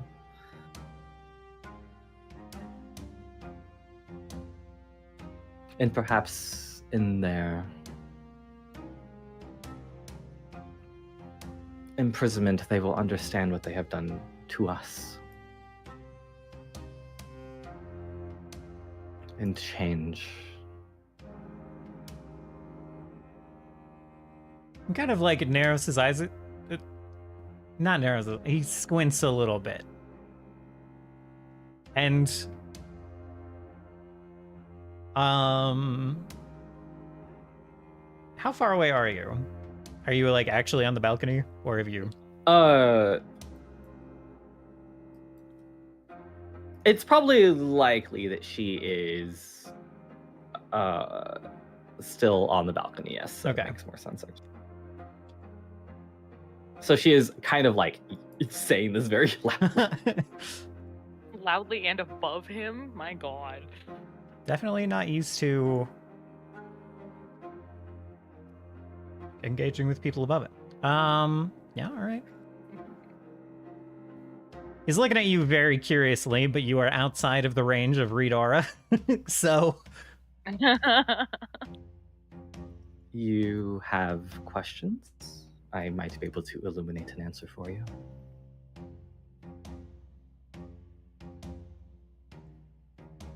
I know not what kind of creature you are.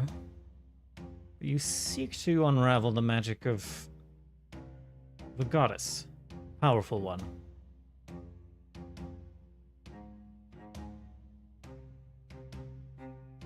Do you wish to feel it?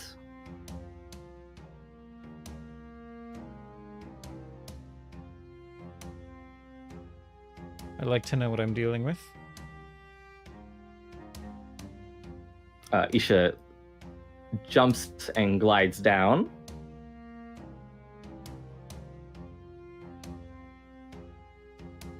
Be careful when you sense it. The infinite corridor can be tantalizing. Like squints again, and then he will cast Read Aura. And his eyes kind of like shine blue for a moment. And then almost like spark with this kind of brighter yellowish light, and then he like blinks his eyes closed for a moment. And then there's like the slightest tick of his head to the side. And then he opens his eyes again. Almost looking more curious than before, staring at Isha.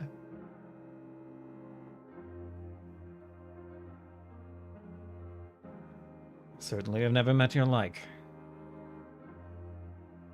The knowledge of my like was locked away.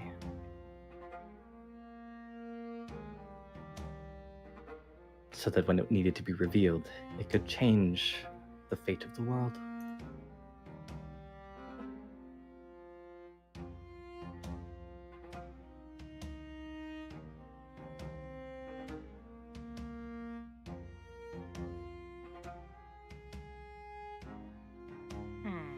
Seeing Rurath's reaction, Steris is gonna do what she did to Sig and conceal her spell and read aura as well.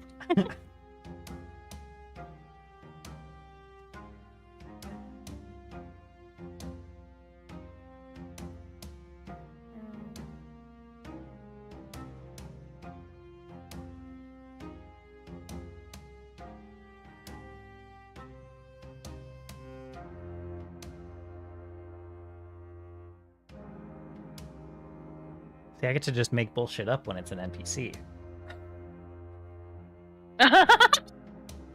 Uh-oh. I can make shit up. You are welcome If to. you would Go like. ahead. You're the expert.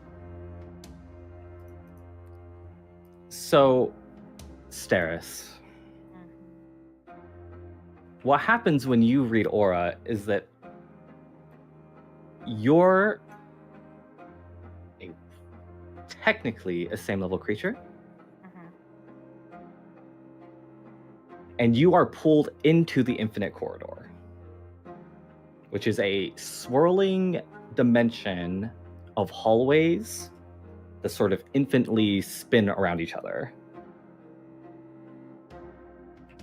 And what you see sort of in the middle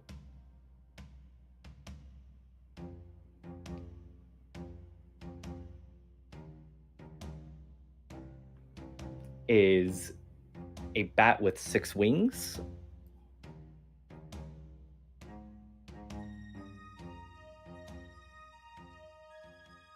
That like all of these like hallways are sort of extruding from. Oh. Whatever color your magic exudes from you, you are now exuding this yellow golden sand. And you are enfeebled one. What? As you share in my curse. Oh, fun. What now? I missed that word. Enfeebled Heard. one. It's a Oh. Oh, enfeebled. Yes. I was like, which word? Let me find that condition and add it to myself.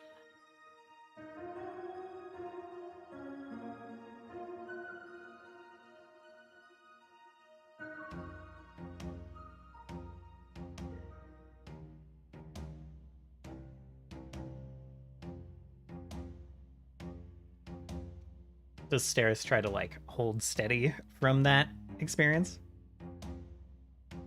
She is trying. She doesn't want Isha to know that she did that. So she perhaps is like leaning against Hercon a bit as she's pulling herself out of her read aura. And You're finding it hard to pull out. Oh. Been there before. Oh my! Oh. That would kick you to another channel, but I had my sound muted, so the stream wouldn't get the Discord disconnect sound. Yikes. I can't. So I'm okay. Uh-oh.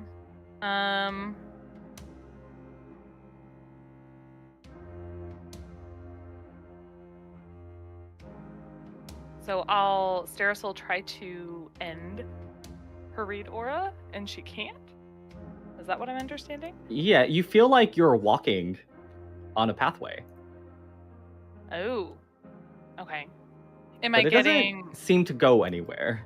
Oh, okay. I was just gonna ask him, like, am I getting pulled in a direction? No, you are walking. I am walking. Okay. And as you are walking, you can feel... Actually, what you do is you hear all of your sisters laughing.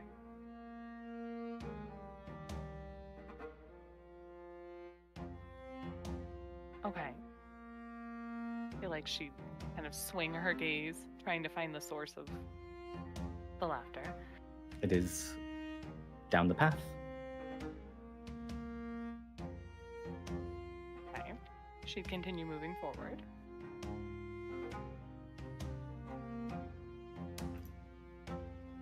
Do I still have sight of the creature in the center with the 6 Yeah, it's kind of weird because the creature in the center is like where all of these pathways are coming from. So it's like, as you're on this path, the creature is behind you, as it were.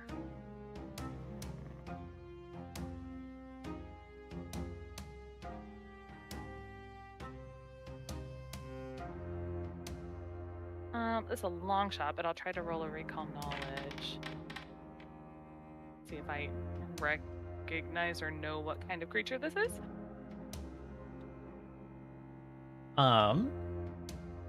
It's really weird to have both my GMs GMing me right now. Let me see.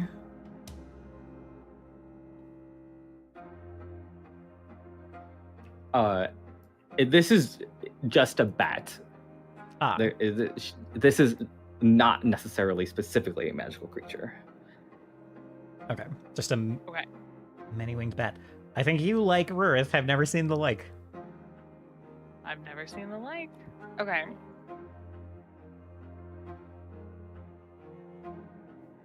I mean, as much as it looks like just a multi-winged bat. Never seen anything quite like that. Yeah, I was just letting you know that's not specifically a creature. That is like a specifically named creature, as it were. It's just.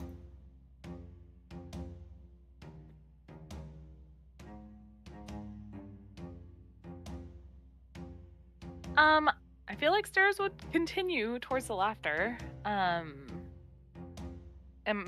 I noticing it getting louder, clearer?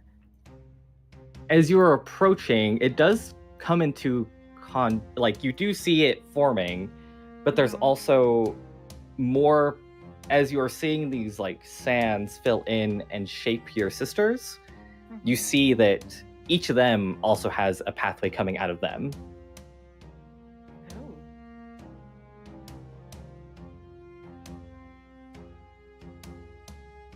Okay.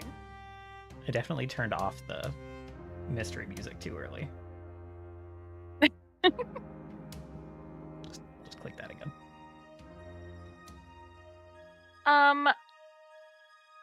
Wait. Okay. I feel like I've been in this for a while. Is there a description for what is going on with Stairs IRL? Like, physically? I think IRL, this all happens basically instantaneously. Okay, I just wanted to make sure. Not to jump to the spoiler. Okay. So seeing the her sisters forming in front of her in the sand, I feel like the one she'd seek out is Scry, and then she'd try to follow the path coming from her.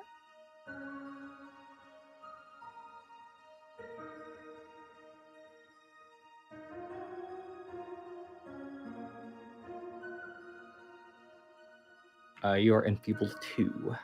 Uh-oh. Okay.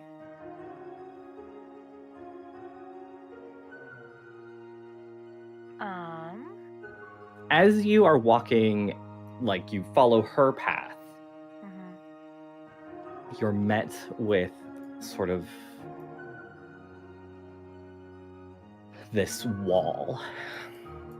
It's black and fibrous as it reaches out to grab you.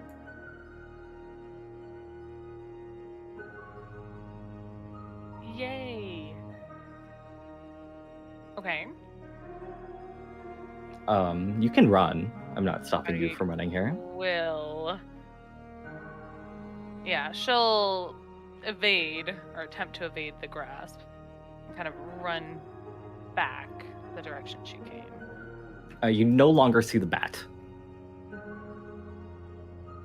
Okay.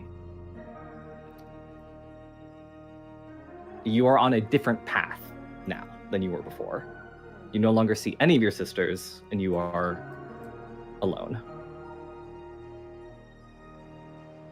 Okay.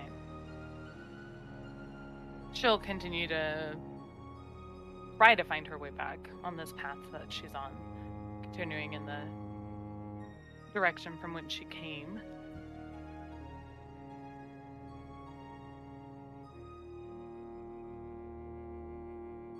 It's interesting. You feel like this is the way back, yet you see nothing you remember. It is like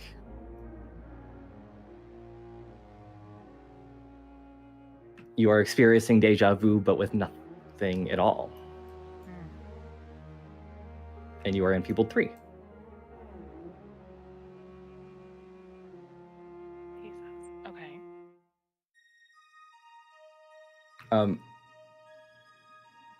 At this point, can you give me a...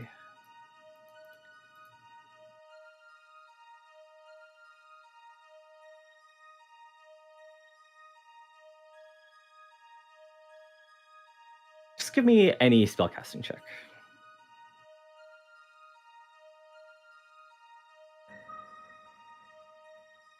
Okay.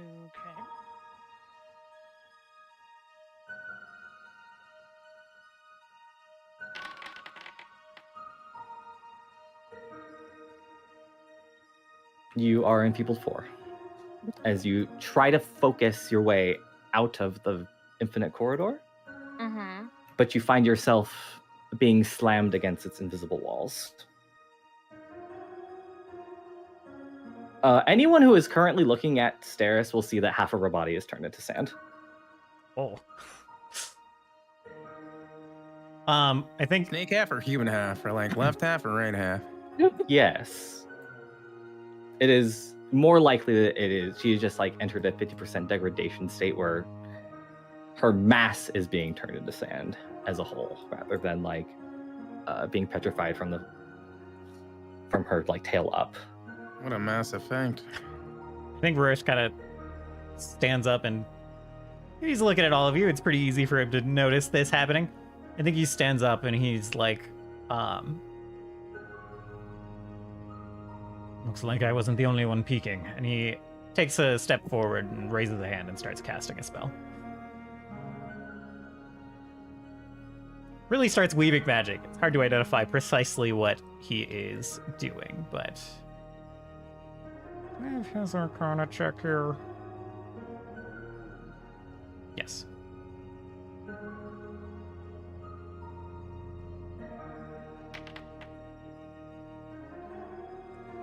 Yeah. Okay. That's good enough. All right. A 3 is good enough. Steris, suddenly you feel you're like hitting these walls, these kind of shifting sand walls in this infinite corridor. Are they sand? I'm making that up. The walls are invisible. Walls are invisible. The walls and doors are technically invisible. They're sort of like shards of glass and like they're there, but they're hard to see. Okay. Suddenly one of those just like breaks and there's like shattering glass kind of flying past you, and a hand grabs your shoulder, Steris, and like pulls you through where that wall just was, and then back in the material, back in this actual reality. You physically feel yourself pulled back, and everyone sees Steris like whole and fine, like pulled out of the spot where it just kind of looked like Steris was disintegrating.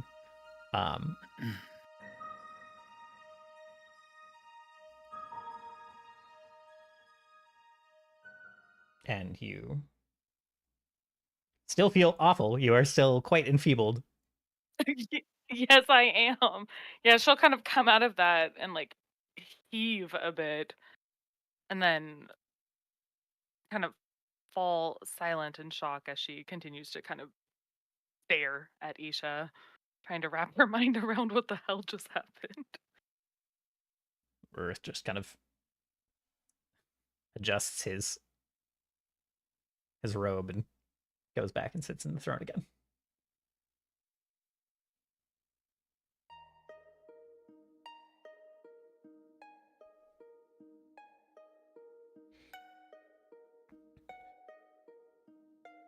As I was saying,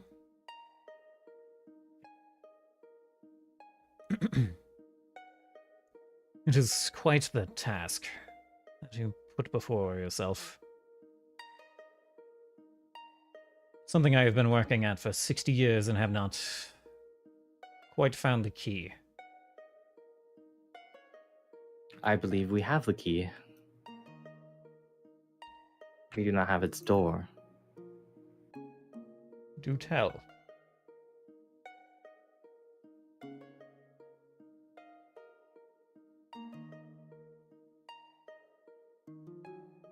I think it's better if we just show you. By all means, and he like gestures like the floor is yours. We will need time.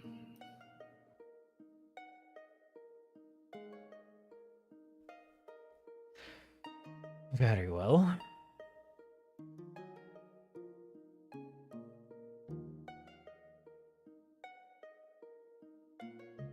Turris, we need to bring Luca here.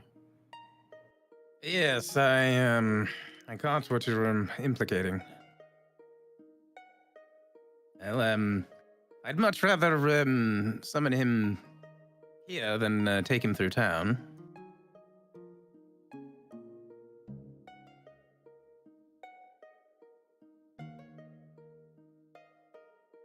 If you have some ritual to bring this Luca here, then by all means.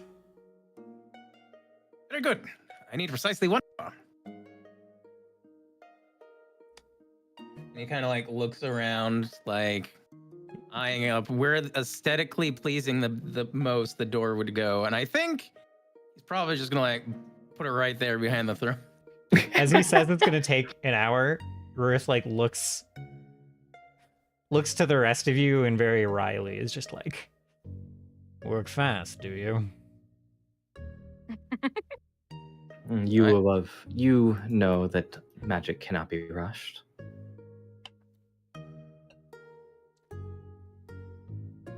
Sometimes I forget.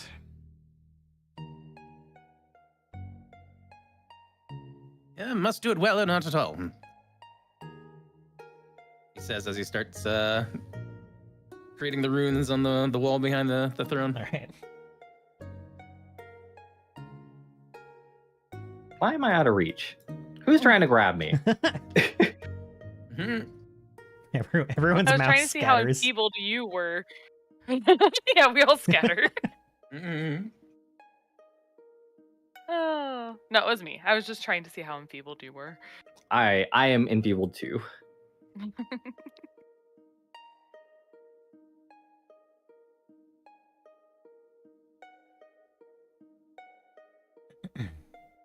I guess while this is happening,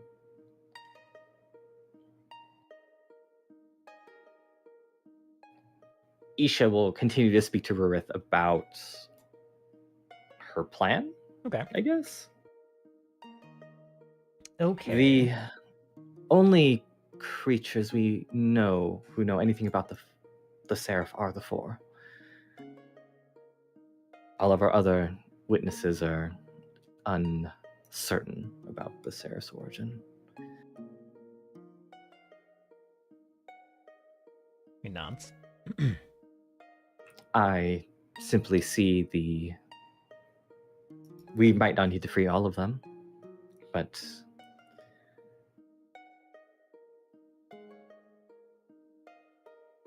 maybe they will exchange freedom for an opportunity to redeem themselves. This world was meant to be wild and free, not tamed and ordered.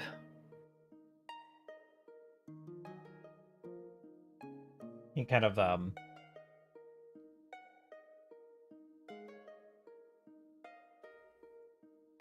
he looks annoyed at first at that description, but then tempers his kind of callous response. And then after a moment says, sometimes the purpose of a thing is meant to change. Indeed.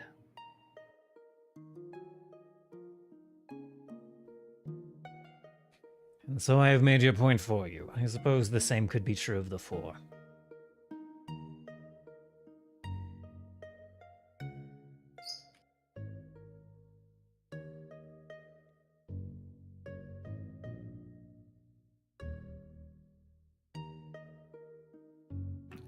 If we could convince them to leave, I could offer them another light to light the sky of their doomed planet. Of the one they lost to the Seraph. Squints and tilts his head. It's like, somehow you have me at a disadvantage. I've gathered that they ran from something. A little ashamed that you have put together the puzzle before me. I have had lots of time to consider. Clearly. More time than all the years of the people in this building.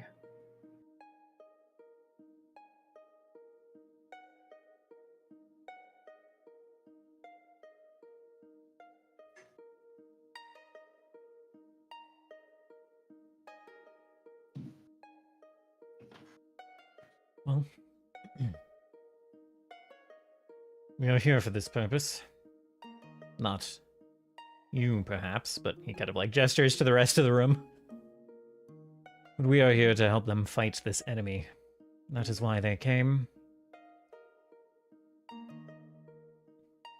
I do not think that they will decline to help us. Let us hope that they're sane enough to cooperate.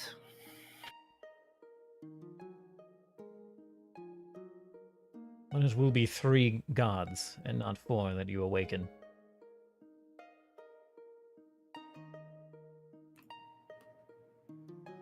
Yes.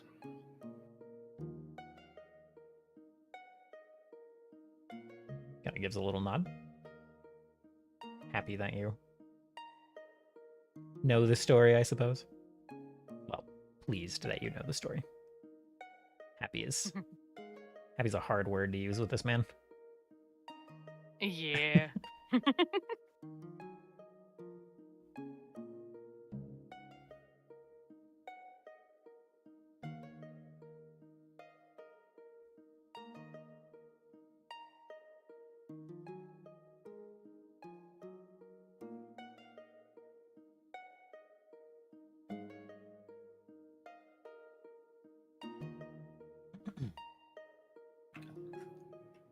I need to go find some maps and books. Do you mind pointing me the way?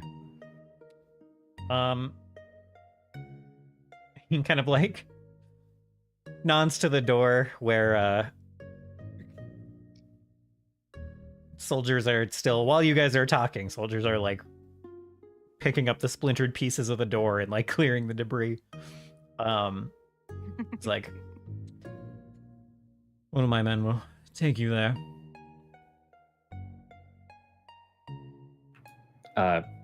Isha will give Rurath a light bow. Okay. He will... Well, he certainly doesn't bow, but he nods his head, dips his head down. Basically, yeah, it's like literally Isha just like flips her head forward a little bit. Yeah. She is just doing enough of the motion. Right. And so is he.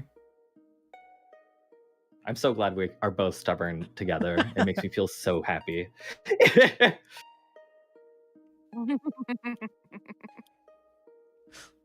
And as Isha is walking away, she kind of looks at Steris. Mhm. Nothing that you saw in there is real. That is the problem with the Infinite Corridor. It shows you what you want. And you must figure out how to grasp fate to make it real.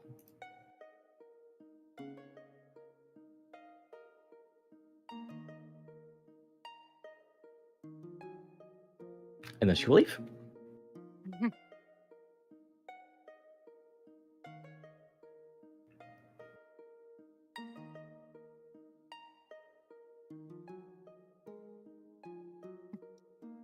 Steris will sigh and kind of grasp Turgon's like forearm as he's standing next to her to hold herself steady as she tries to straighten from that experience.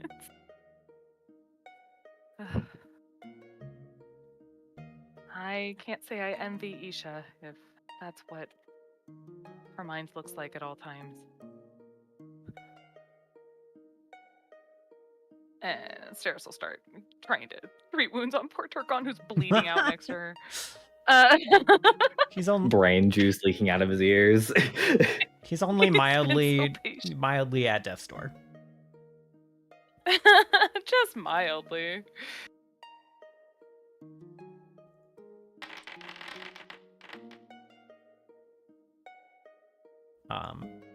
Eighth Bite kind of rotates around the table and like leans very far over this like walkway towards Scene and is like, "Hey, does stuff like this happen all the time?" It never stops happening. No wonder you're writing such bangers. But seeing like as he's saying that, like pulls out his song journal. I write a new song every day. You don't even need fog leaf for that. Not with all this.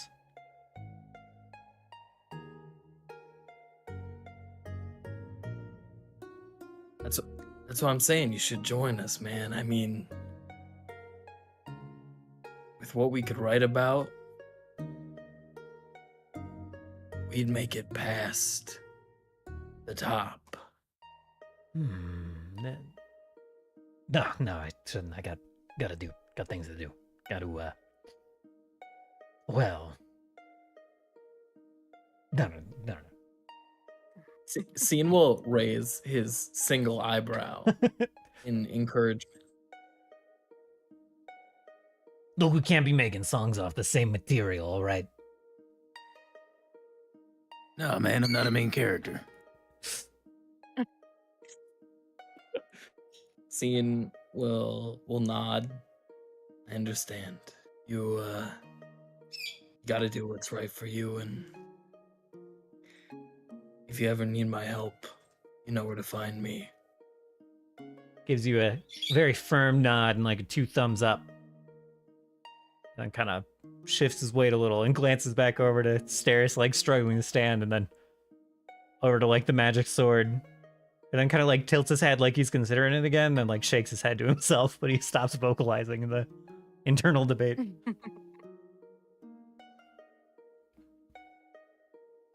Scene will give a thumbs up in return. And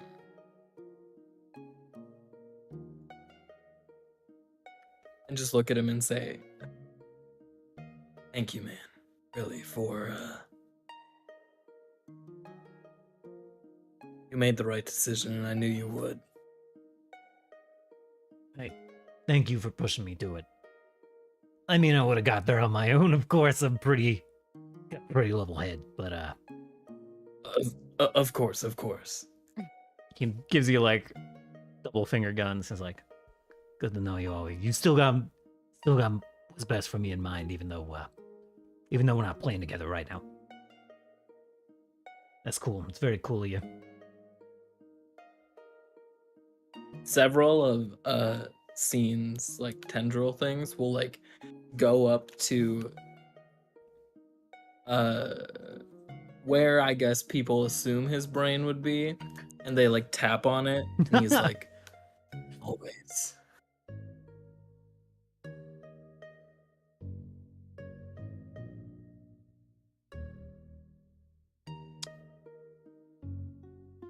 And I assume you guys hang out and make general fools of yourself for the next hour or so. And then the door is complete. Isha, a soldier brings you to the library, and you are free to just take atlases and books. Basically whatever you need. There's notably a lack of magical tomes here, but you said you're looking basically for... I don't need a magical tome. Yes. I need a book of fairy tales and parables Oh, interesting. and Okay. maps. All right. Yeah. Okay. You're able to grab all of those that they have. You find some material.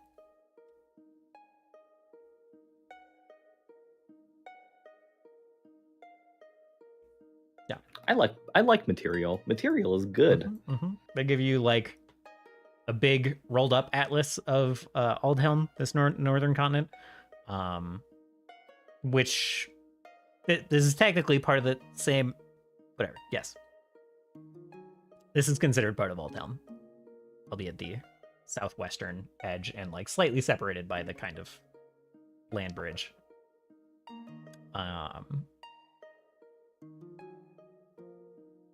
Yeah. You get a big atlas of all that, and then there's like a book of smaller gathered maps from all of Aldhelm.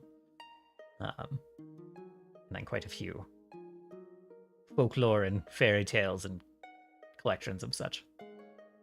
Yeah, and I guess I would see if they have any maps of the continent of Eden. Yeah, they do.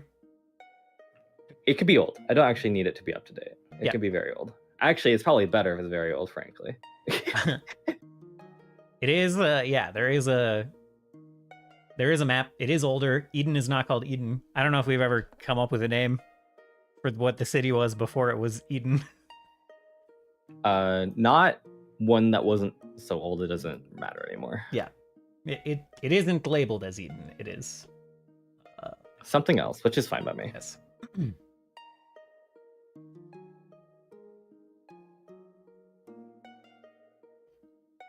Okay. And I kind of assume that you're just gathering this stuff and returning to the throne room.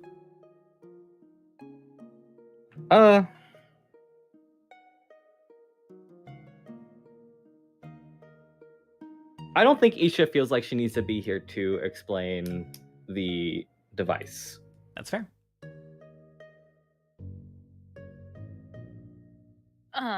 In the time between Turris building the door and Steris doing that little bit of healing she can for the hour for Turkon, she'll approach Rurath, kind of bow to him deeply, and thank him for aiding and pulling her out of that. I let the curiosity take over, and I didn't know how to get myself out of it. I'm curious what you saw when you looked upon Isha.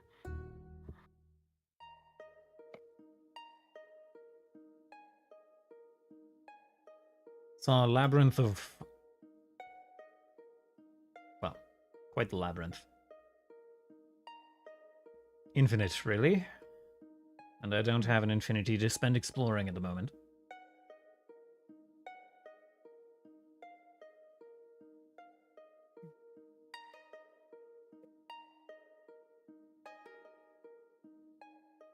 Interesting. Steris will share that her experience was similar. It's a curious thing. Again, thank you for your help. I don't know how I would have managed to get myself out of it. Kind of nods and considers for a moment. Kind of like looks around your group.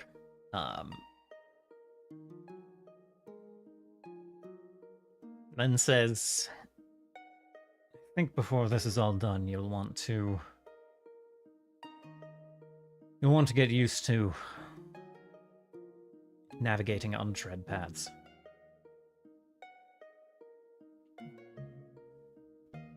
Certainly not the last quagmire you'll find yourself in, and they won't all be so friendly.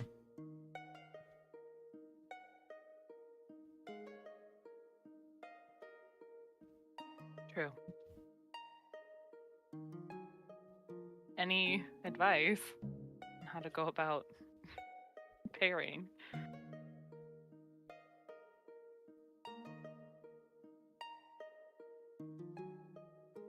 All I can say is to keep training your mind, your understanding of magic. I get the sense that you do not practice it in the same way that I or my compatriots do.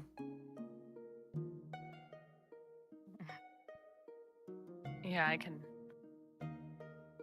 imagine that's an accurate assumption.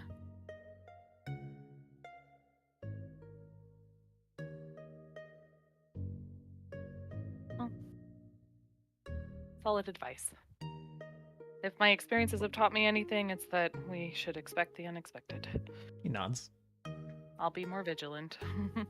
With magic, nothing is quite as it seems, and if something is presented to you that seems like the perfect answer to what you're looking for, that is when you should be most cautious.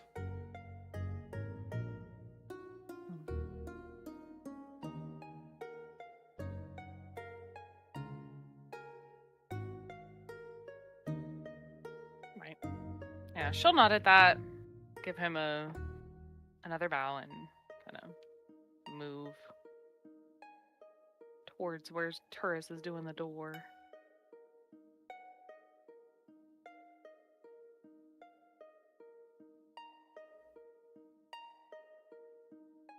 That healing is for Turkon, by the way.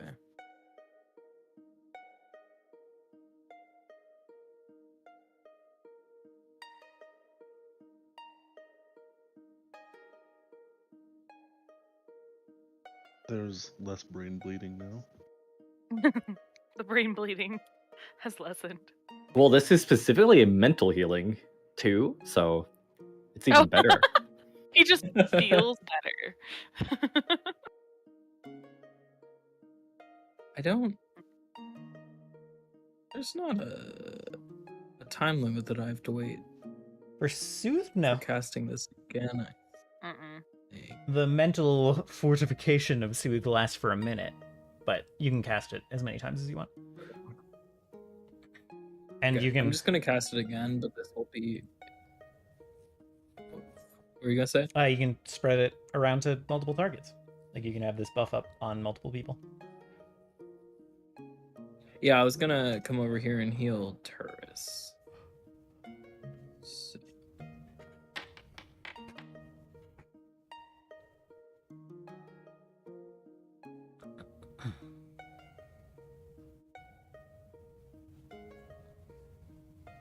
That'd be nice.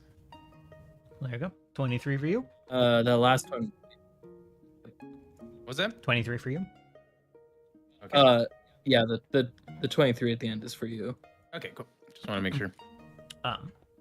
So yeah. Scene would like come up while you're working on the door and be like, here you go, man. And just like pat you on the shoulder, heal you. Oh, splendid. Thank you. Give a thumbs up and wink and walk away. Meanwhile, the hour passes. And to Rurath's mind at long last, the door opens back to your tower. And he kind of like looks back. His throat is quite tall, so I think he like stands up and takes a look once it's done. Mm. Looks at it curiously.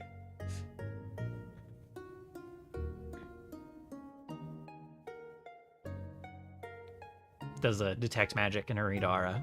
Says, curious. Do you like it? It's of my own design, technically.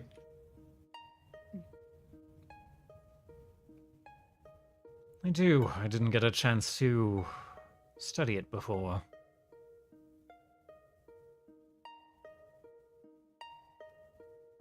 Unusual for someone so roughshod to have quite so sophisticated magic. Well, I think you'll find that I'm more than meets the eye. Yes, you're the tower. Yes, precisely. I'm glad somebody finally just gets it, you know. Seems obvious. Thank you. That is what I've been saying this entire time.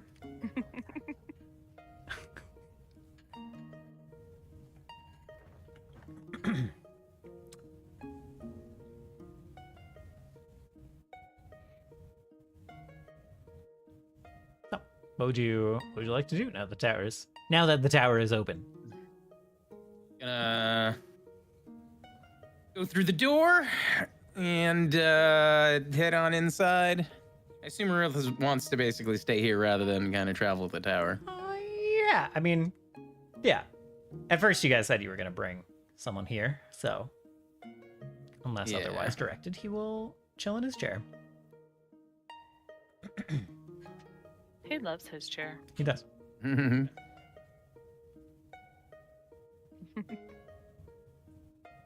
By the way, if you ever want to come over, we have a lovely cook.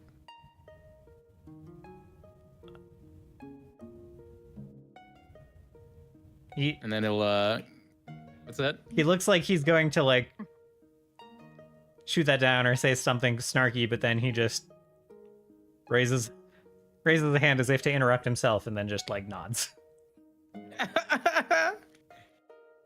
Curse is growing on him, I can tell.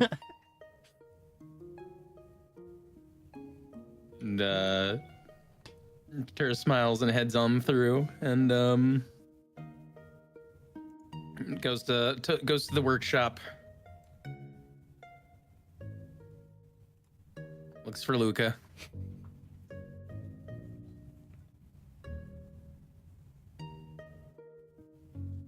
Yes, you are able to retrieve him. Bring him on through.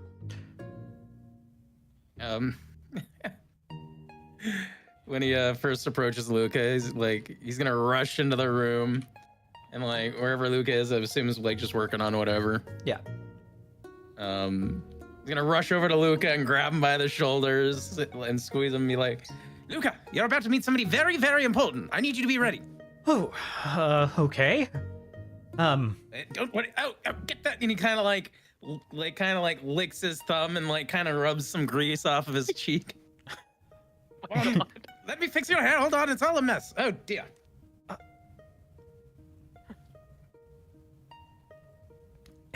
There's like a couple of burnt ends to some of his hair right now.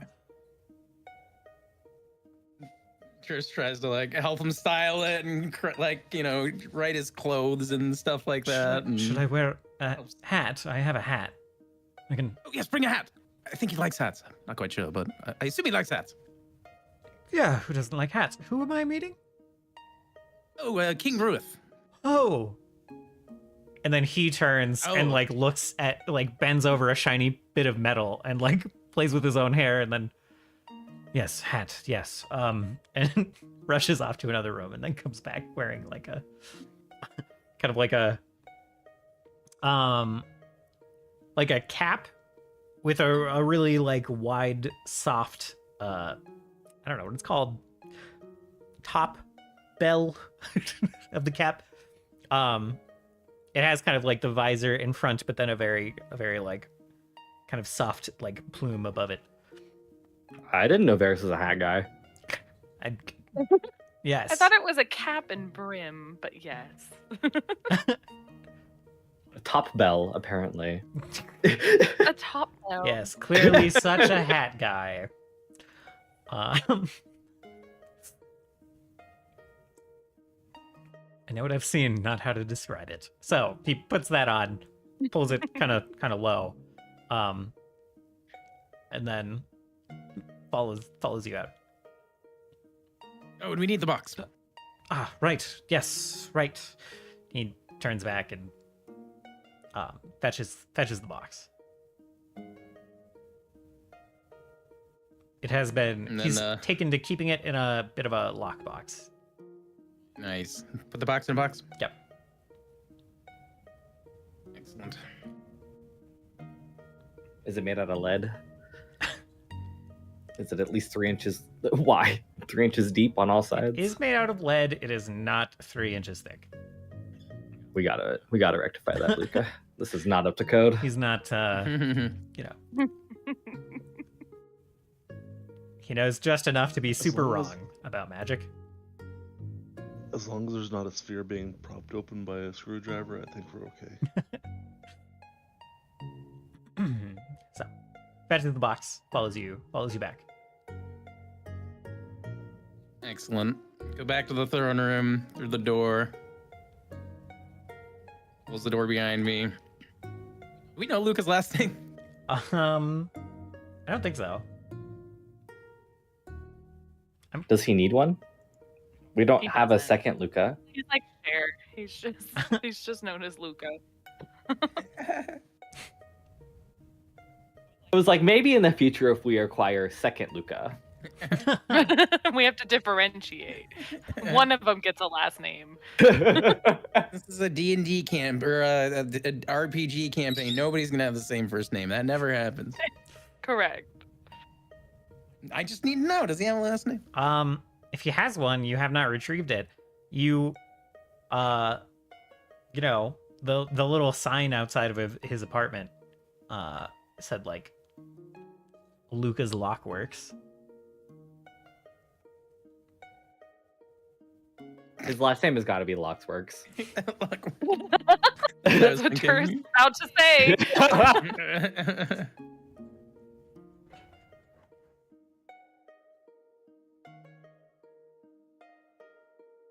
So he brings Luca in front of the throne and kind of like pushes him forward, and he says, King Rurath, I present to you Luca Lock. Wait, what was it again? Lockwork. Oh yeah, Luca Lockwork, Tower Ironclad's chief engineer. He does a double take, and then looks back to Rurath and kind of like starts to bow, and then seems unsure, and then like bows super low.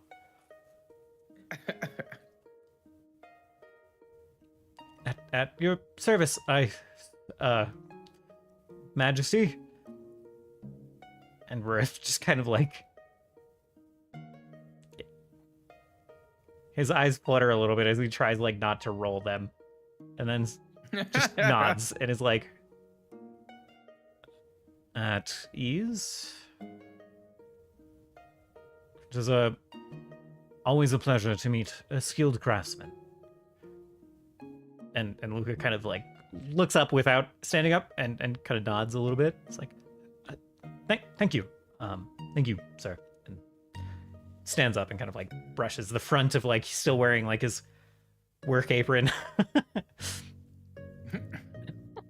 I knew we should have taken that off. I forgot. Seemed like we were in a hurry. It's okay. Just show him the box. Right. He holds up the box. Like, this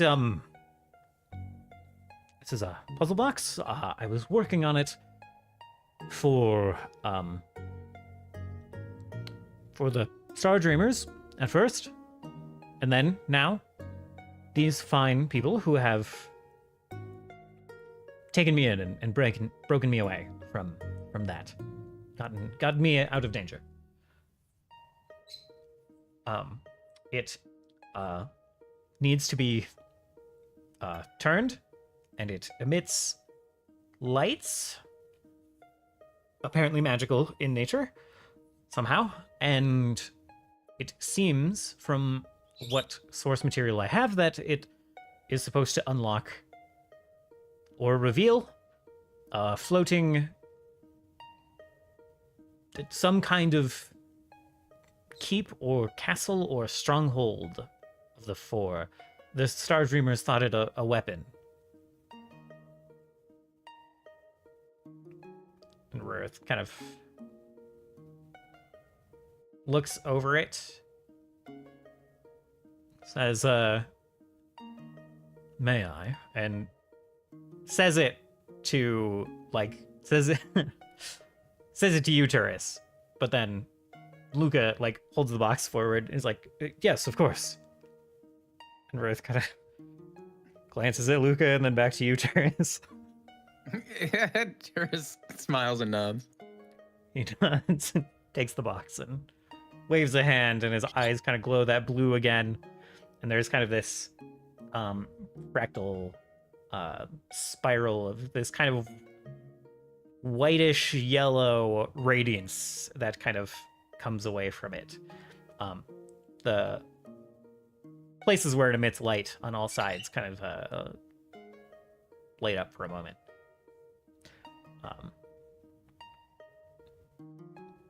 And he's kind of furrows his brow and hands it back. He's like, curious. Rather simple as a device unto itself.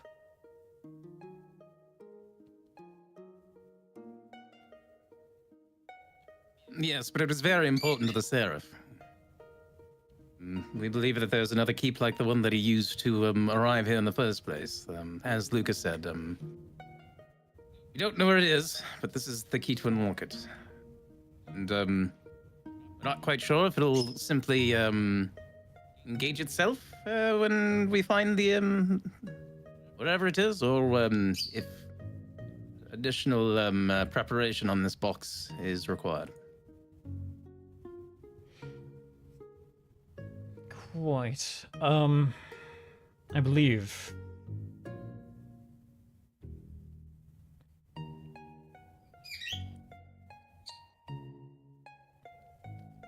Looking at it, I believe that it needs to be inserted somewhere.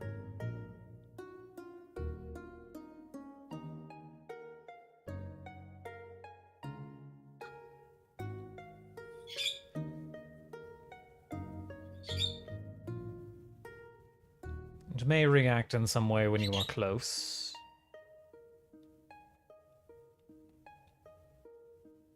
But it does need to be activated, used. Yeah, were you saying before we arrive, or? When you arrive, I imagine, at the thing to be unlocked.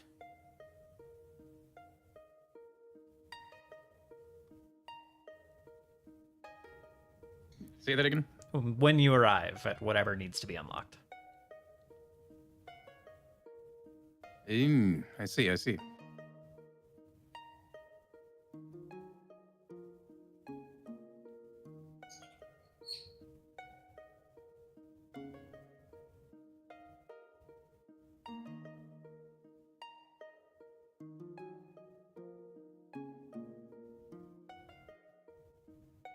Well, I suppose we're still about the same place with it as we were before. Is there any way that, by your recollection, Ruth, that we can use this device to perhaps channel or scry what it's connected to? Pinpoint a location of some sort?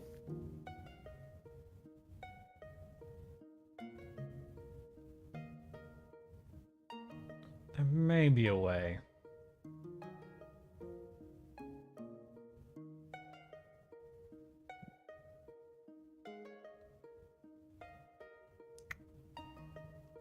We'll think on it.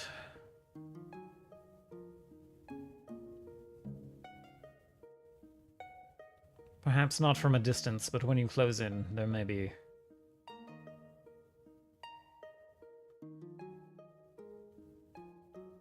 maybe ways to close the last gap.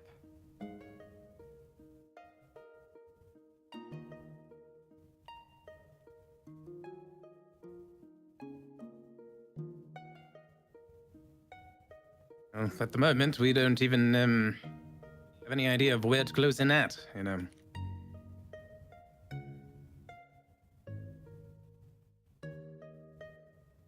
He nods. Well, we do.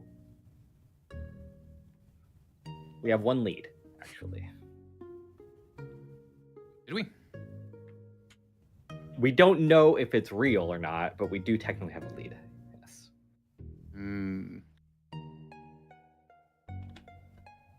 We have archaeologists who were sent by the voice to go look for a castle.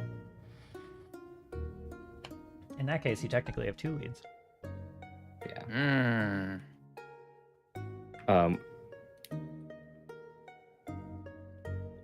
Well, I don't mean because there's two NPCs. I mean... I do think we have another piece of information. I am having trouble recalling it right now. The sketch of the amulet that... Oh yes. That was the other thing I wanted, because I don't know. It's like, I don't remember Isha being filled in on what the fuck the amulet looked like. I Oh. do think it was covered... Well, you're never here. Thank God. Frankly, thank God. Getting you caught up is a little hard when you don't attend the meetings. But it is funny. I do think... It is always funny.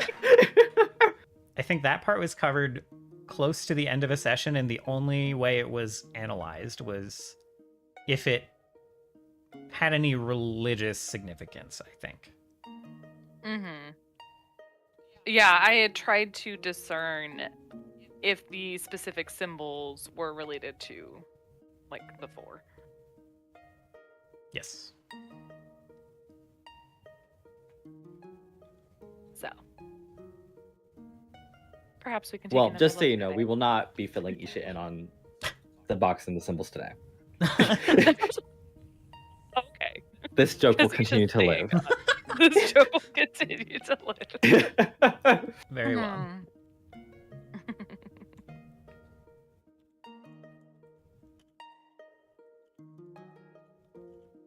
Yeah, with that, Cirrus will pull out because she kept the sketch, and she'll kind of ask Luca to hold the puzzle box out so she can compare the two. Okay.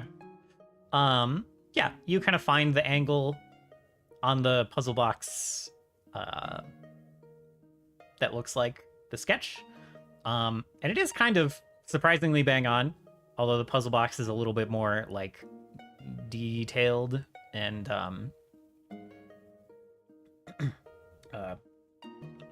decorative, I suppose. Intricate.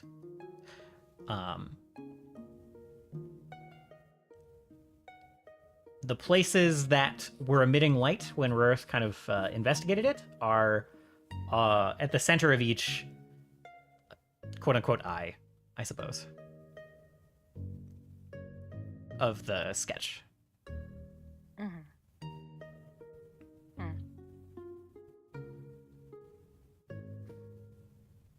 Although, Perhaps the orientational matter when it comes time for us to place it wherever it belongs.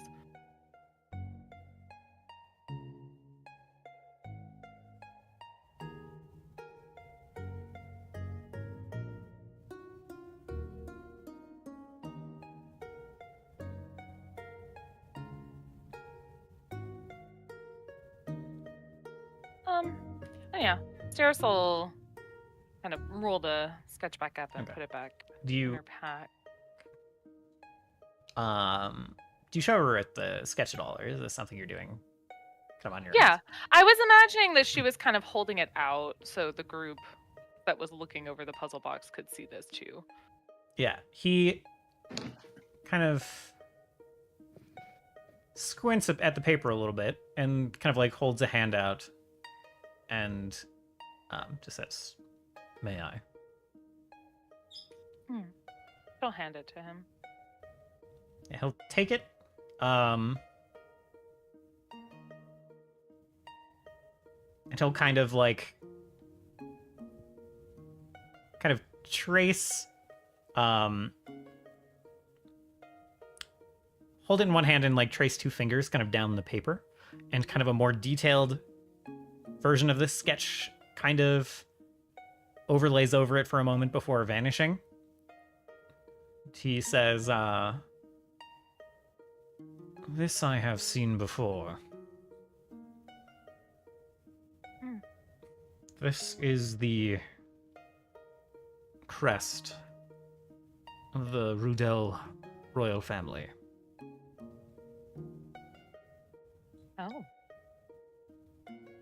And he hands the Lore. paper back.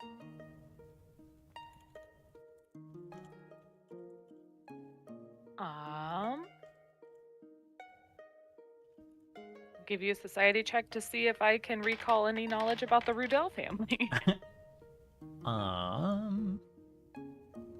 Yeah, easily done.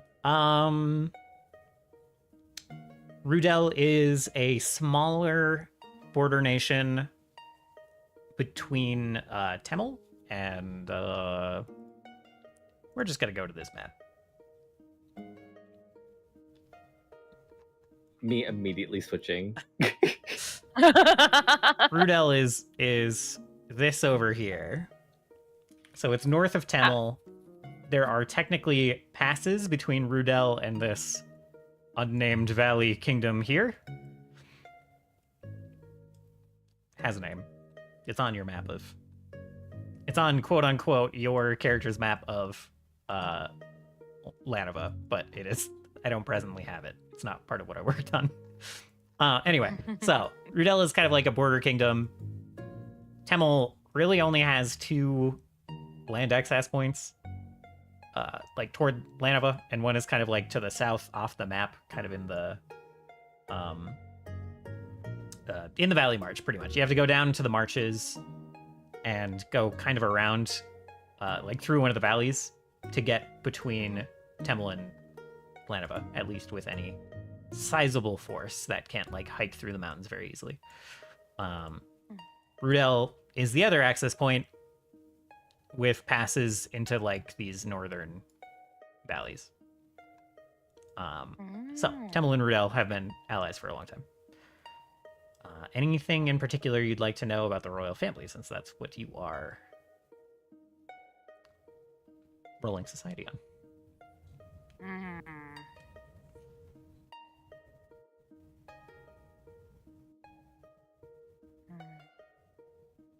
Are they known for being like a diplomatic royal family, or are they pretty slow to extend Yeah. aid to other nations? They're most friendly with Temel these days, from what you've heard. They have often had decent trade relations with their neighbors. They've kind of had to, because they don't have any access to the sea. They are very, very landlocked, very mountain locked. So they have heavily traded to the north and south. So they've tried to keep like diplomatic relations open. Yes. They usually do not provide military aid. They usually do not have a huge standing army, because they don't need too much of one to defend themselves. So all their diplomacy is through other means, through trading food or other goods. Okay. I would say you critically succeeded. If there's anything else you'd like to know. Oh shoot.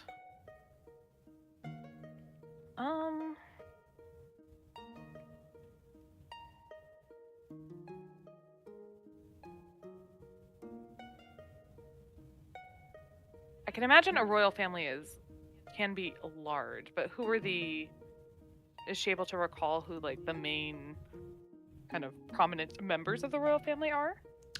Yes. They're the queen of Rudel, more of a duchess, really, at this point. It's pretty much been absorbed as part of Temel.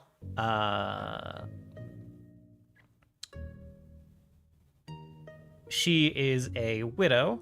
Her husband died some years ago. There was some drama recently. You probably heard most of this through like rumors that through like gossip, really. And you're pretty far removed from gossip. So this was big talk to have made it to your temple. There was a nephew that not a nephew, I guess. Sorry. One son had disappeared, had run away, more or less. And there was, it was like a big scandal. And then was returned by, he was like found across the ocean and returned by the Emperor of Eden. And that wasn't the only disappearance from the family. The son and next in line for the throne disappeared some years ago, leaving just for quite a while, there was just the daughter and the duchess in the castle. So the immediate family was quite small. There were 3 siblings and the mother, as the royal family for a while. And people were all sorts of concerned because they're, like the next in line had run away. This other son, basically both of the sons had disappeared, had run away, and it was just kind of a big scandal.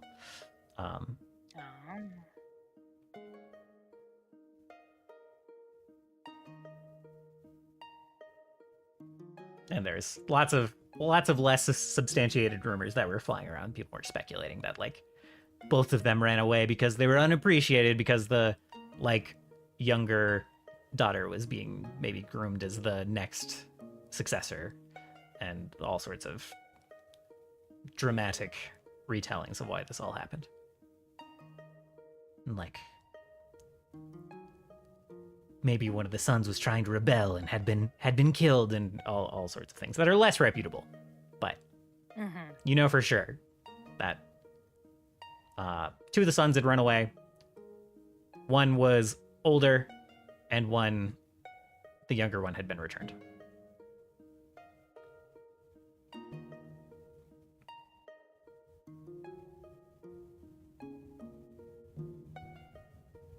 Okay, so the oldest never returned. Got it. Correct.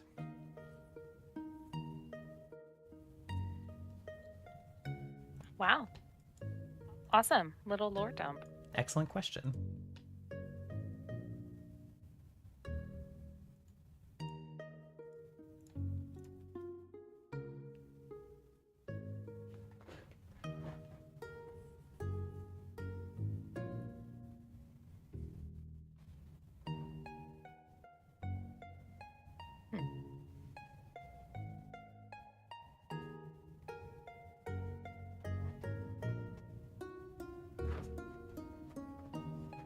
It'll be interesting to figure out how the huntsman is connected to the Riddell family.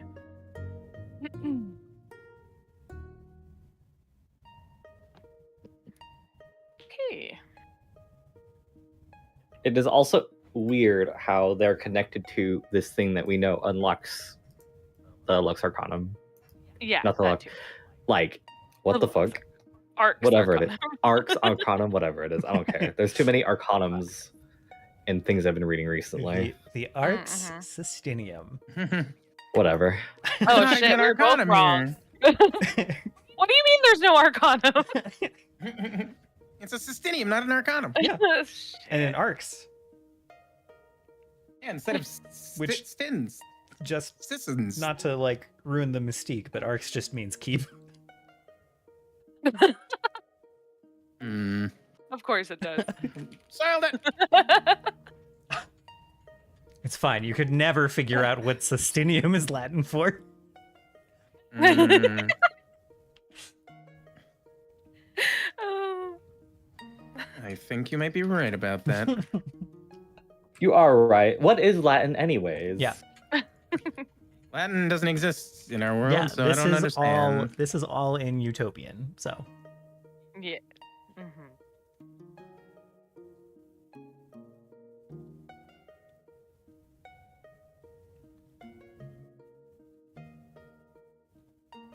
Yeah, no one reads Utopian.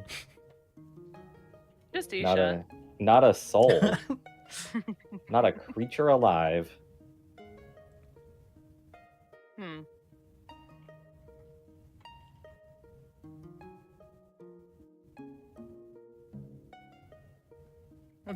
It's a shame. I wish we had one.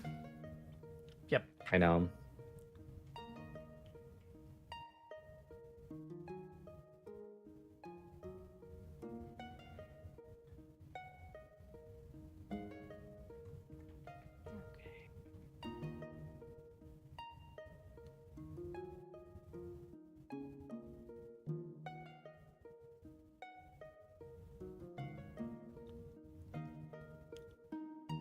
Luca, kind of looking around in the quiet moment after that exchange, kind of looks at Turris and is like, "Should I return the box to the box in the tower?"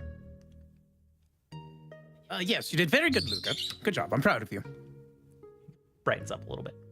Thank you. And he'll give another stiff bow to the king and then kind of sidle around the throne and then go to the door.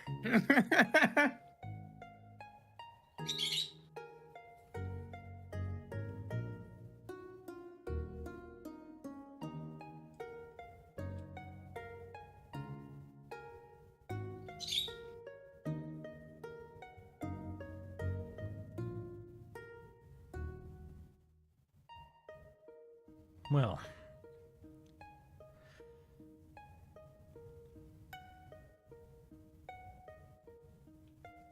do you know where your sights are set next, or have you not decided yet? Just kind of looks at the others. From what This is a very... from what Ogwin has told me, this was an unexpected stop on your venture.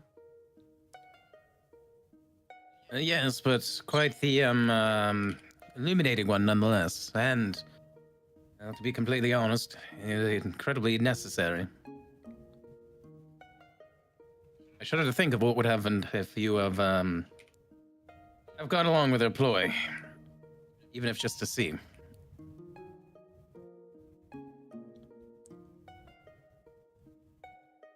He opens his mouth for a moment and hesitates for just a moment before he speaks. Says, I must admit, I was most curious to see what you lot would do. More than I was curious to see what they would propose. Wanted to see how far you would go.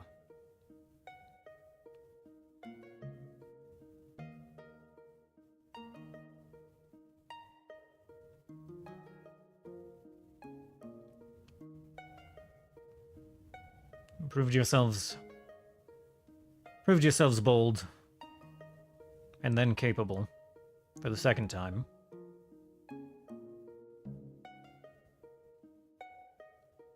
And I appreciate all of these things.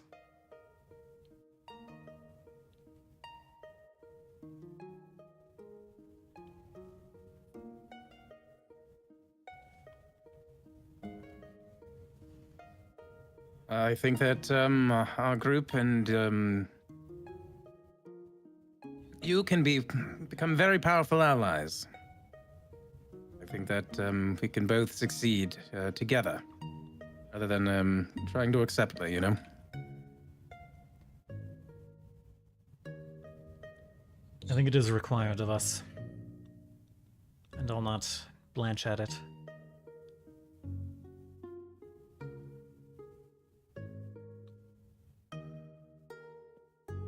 I appreciate your aid, and again, the boldness of your actions.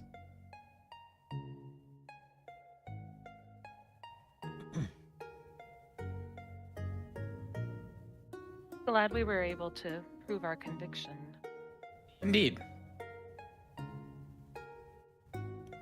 Much and more of that will be required, I'm sure. So it is good you seem to have it in spades.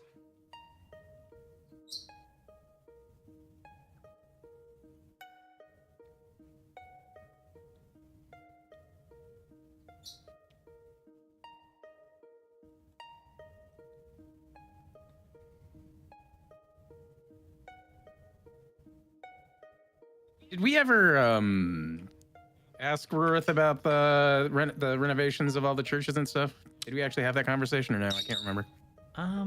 We did have the conversation. What do you...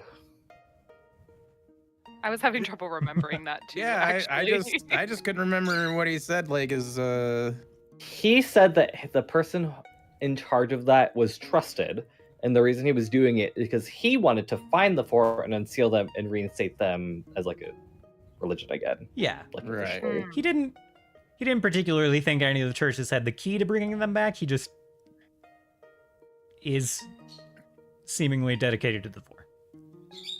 Mhm. And thinks it appropriate that they are brought back to form. And Mhm. We didn't tell him about the air quality bobble, Yes, we did. though. did you? We did? Oh. Yes, we did. How did that conversation go? Because I Yeah, how did that go? How did that go? Somebody He told us. said curious.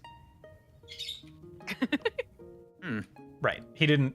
Frankly, he is just as in the dark about it as The rest of us. we are. He didn't analyze it much, right? I gave it. I let him hold it.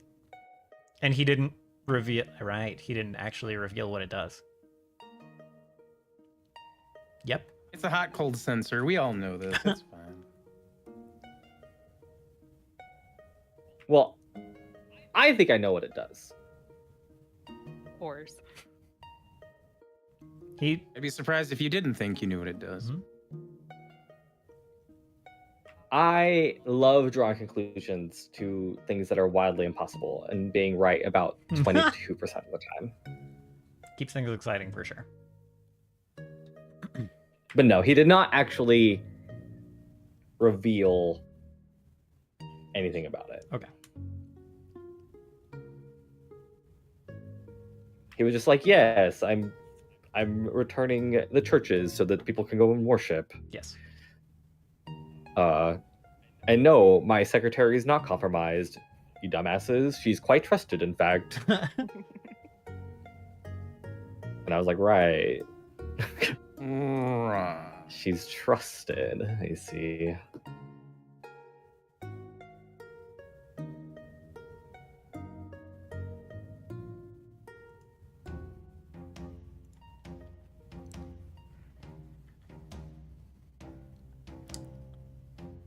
I guess at the end of all this, Isha will return. Okay. I have words. All right. Your turn. I assume, by the way, that you are. Weird that I can't. I assume you're not invisible. Yeah. I've been invisible this whole time. I cannot actually cast invisibility. That is not a spell on my spell list. Sad.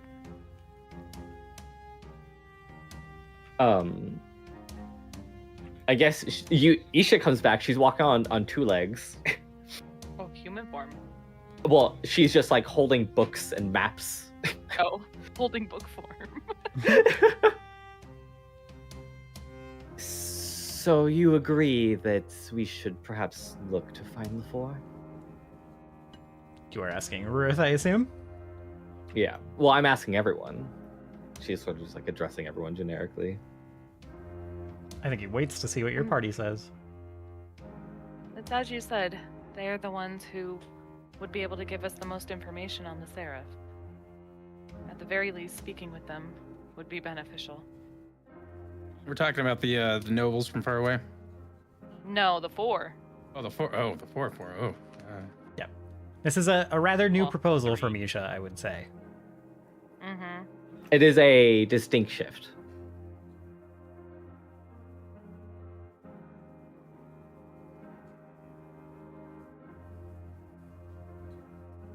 We could use the collars to limit their powers while they are with us.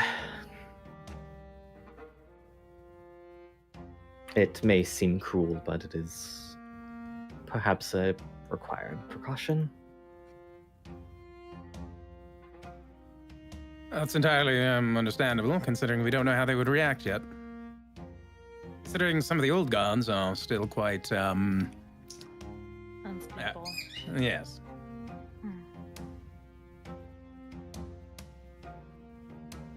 The four have not been sealed for as long. It is unlikely that their faculties would have eroded so much. Although I know that some are thrashing against the cage as that they are to do.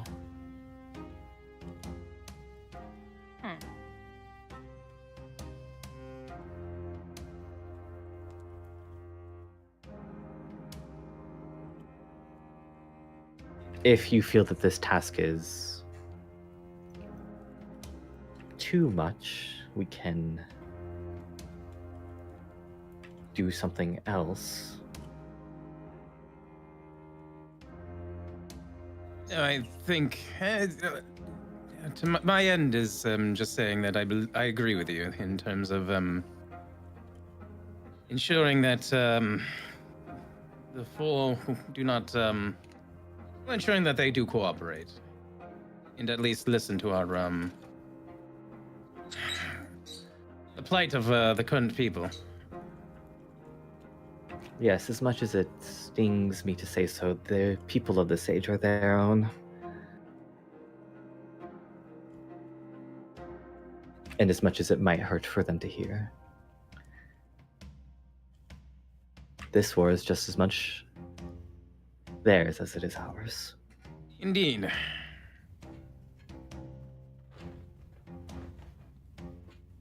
It's not just us monsters against the void.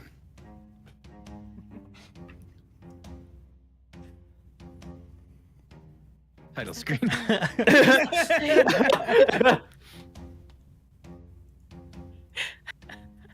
never uploaded the title screen song.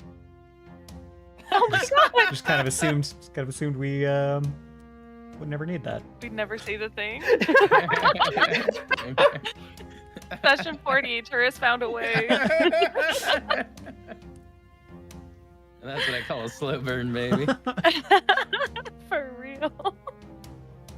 It's been the longest intro. Could watch the intro video again, I guess.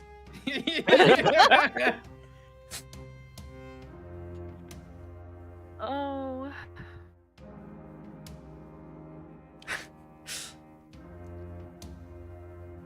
By the way, I've never spoken in-game as Visicia's Naga voice, but that is technically narrated by Visicia. My mom's our narrator? Yep. Yep. Let's go. Hell yeah. We have very little information. I believe the Naga are bound to not say anything. But humans are quite interesting. They accidentally love to hide things in nooks and crannies and words and feelings. And she just like kind of drops just like 8 books. I think that we can find them just fine. Trick on you. I can't imagine that the four would be sealed away too far away from their guardians. Trick on you look down, and the closest book dropped to you is just like classical Lenovan bedtime stories. Oh, fuck yeah. I love this one.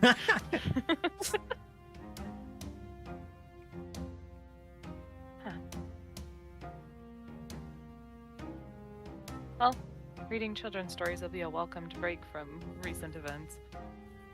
If you require assistance to deal with Rudel, I'm sure you are aware of the King of Nothing in Eden. The Emperor with no empire. Am I aware of this? She's like addressing Rua specifically.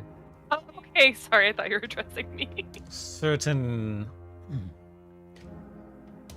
unfortunate circumstances have kept us from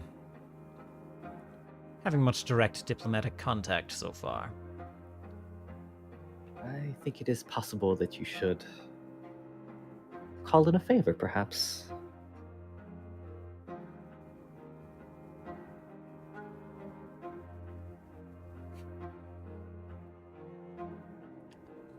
I will see if he will deign to speak to me. That is all you can do.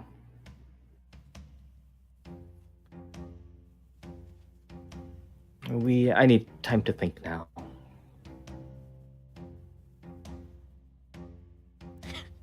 Ruth kind of like looks around the room. It's like, I believe your friend conjured a door with plenty of thinking space just behind me.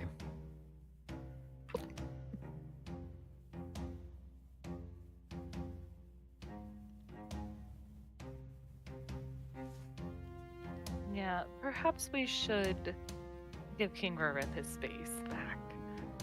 Isha was intending on leaving alone. Like Isha was planning on leaving, dismissing herself. Okay. Oh. Ruth cannot help. She's but... not like she's not asking Ruth to be like, hey, get the fuck out of here. Yeah. Ruth is asking you to get the fuck out of here. Yeah, that's what I heard. Well, yeah, I was just making it clear Yes, that we're yes. both asking. Yeah. We're both asking for the same thing. Yes. We must continue this weird tension. You guys are both being We equally must. standoffish. Yes. That's crazy. I have to make sure that every one of Mitchell's characters hates this guy. Yeah, for real. I don't like him. Excellent. As she's walking away, she will lock eyes with Ruth and be like, it does not suit you to serve. And you should Remember that when the four come back.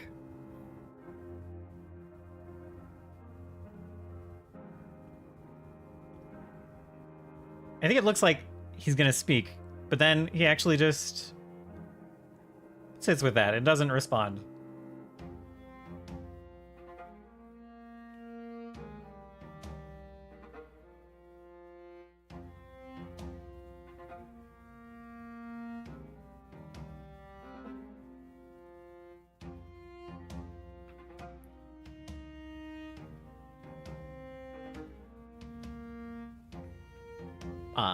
As you guys are starting to shuffle in whichever direction, I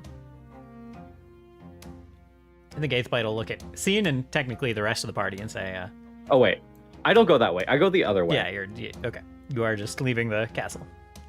All right. I have stuff I need. I have people I need to check up on. Okay. Oh my lord. Busy. Busy woman.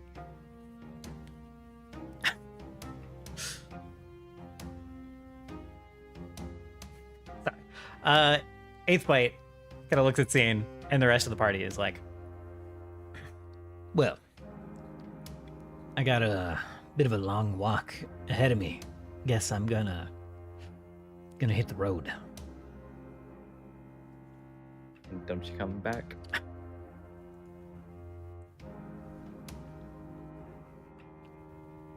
No one? Okay. No more. Scene No more, would, no more, God. no more.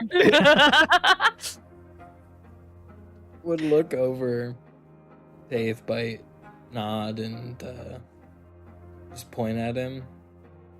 You be safe. Hey, you too, and he'll like get up on like his hind two legs and point at you. He'll give you the double finger guns again, but then point at you with like two of his legs as well. Don't get these guys into too much trouble, eh? Yeah, you will. You will. I can't promise anything. Starts walking away. Scene can't lie. Yeah. Ugh. Scene will nod and just keep pointing as he's walking away until he's like A tear forming in his firmly far enough away. Yeah. He actually he's skittering away on his four like hind legs, pointing at you the whole way out to the door. And the soldiers still like clearing the debris, just like, oh, and they like back up around the corner. Spider! Ah!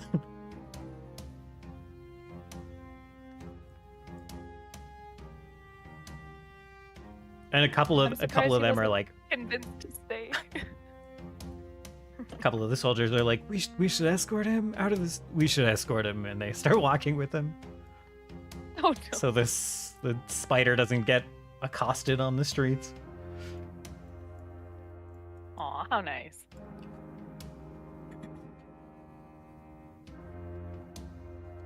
I'm surprised you weren't able to convince him to stay, Scene, but I'm a bit relieved there won't be two of you. What do you mean? We're completely different. I don't know mean- if we could handle so much musical talent in one area. Oh, that's what you mean. Oh, yeah. No, Stairs on I his think it might be a side. bit detrimental. I mean, Yeah. it might be a bit hard to focus with Mm. so much grooving going on. Exactly.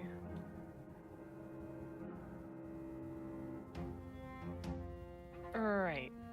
Well, I'm Scene gonna go is going to Scene's gonna nod at Steris with like a glint in his eye, like she gets it. She finally gets it. She's come around.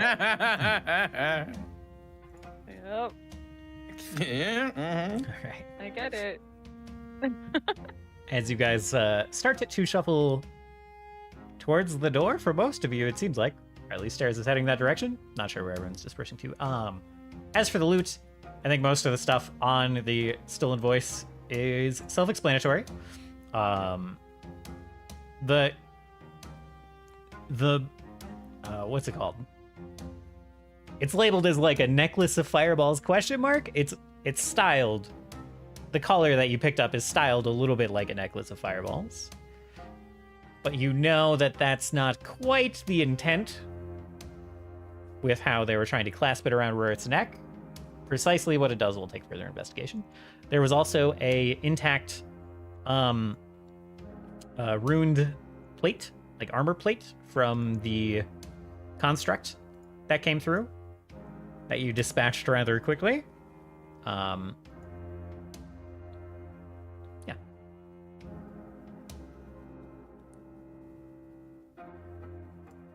You've already acquired all of this off of the sheets, I can see.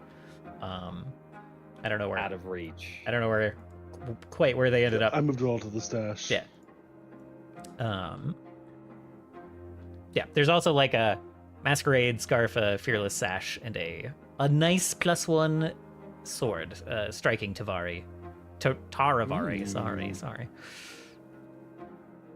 Couple of good things in there. So, and some gold. He had 550 gold.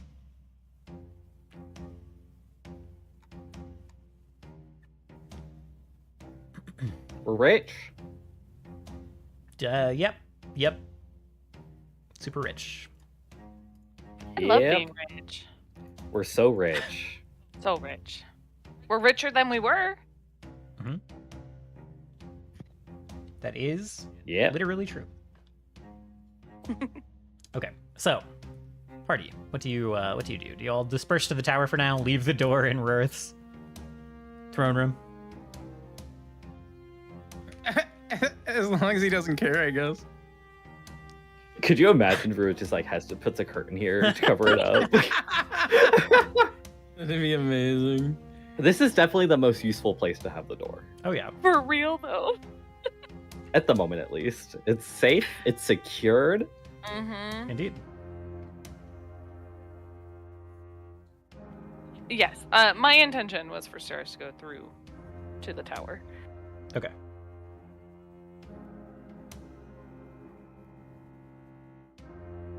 All right. So, unless told otherwise, I assume that everyone present who is not Isha returns to the tower.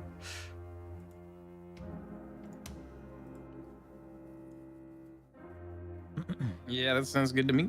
And it's still technically not super late in the day, but it was a tense combat. Some of you are probably a bit worn out.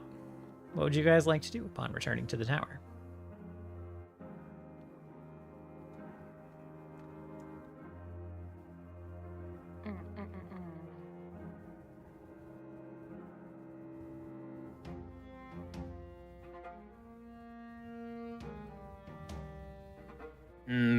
What do we have going on right now? That's We perpetually have so much happening all the time. I am sorry.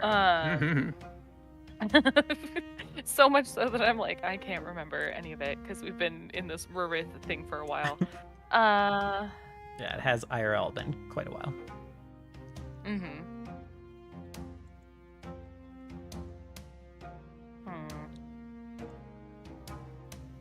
I know Steris wanted to, following her conversation with Sig, she wanted to do some research on the Great and Rotten Mother, to try to glean more information about the spell used and the magic used to keep her two Okay. of her sisters here.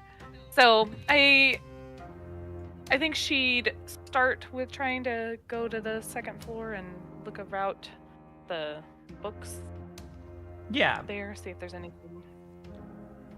Yeah, that makes sense. How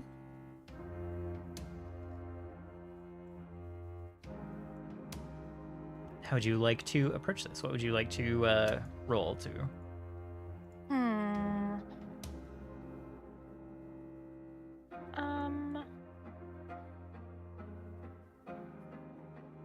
My Arcana is better than my religion, Okay. weirdly enough. So we'll try Arcana.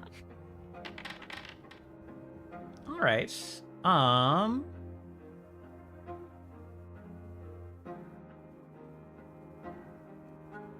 So, there's like a particular book that you guys have probably cracked open a number of times, which is just like notes on this kind of multi-named cult across time that like worships these space voids and like the vast darkness of of space, I suppose, and like black holes and things. Although they probably don't call them black holes. All-consuming stars and things like that, and the dark star and whatnot. So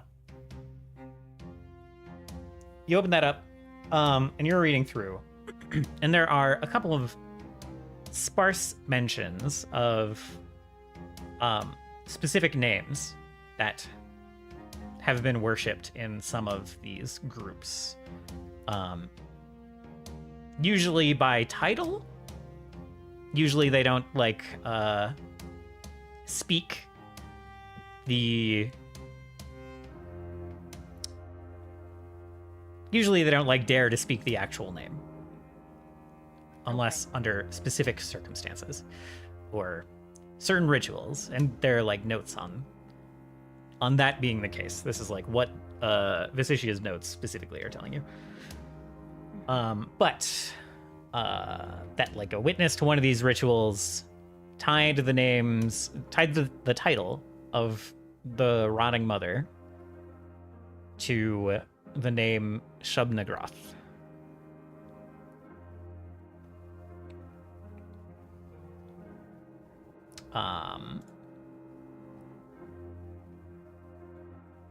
And the notes on that are like she... My game. I know that's so wrong, but that's... Indeed. Yeah, that's lore to me now. That's the song. No.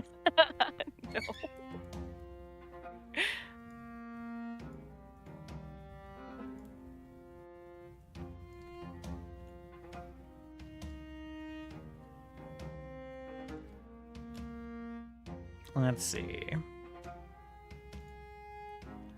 I don't think Pathfinder has an alternative spelling for this or anything. So for now, it's just the base Lovecraftian spelling.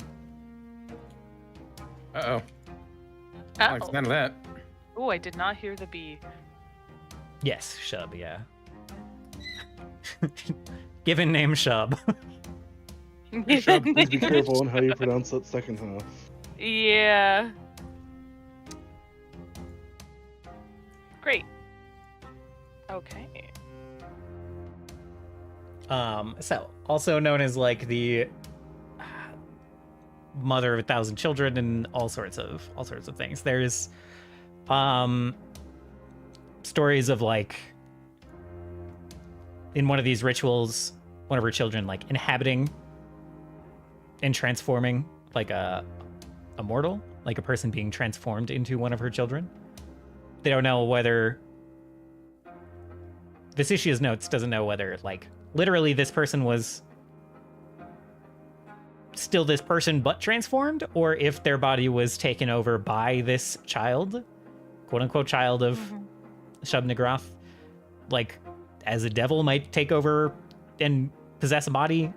Doesn't know how, if they are similar or if it's like a full-on transformation. She has not seen this in person, only has like secondhand accounts, so she's kind of speculating on which way it could be. And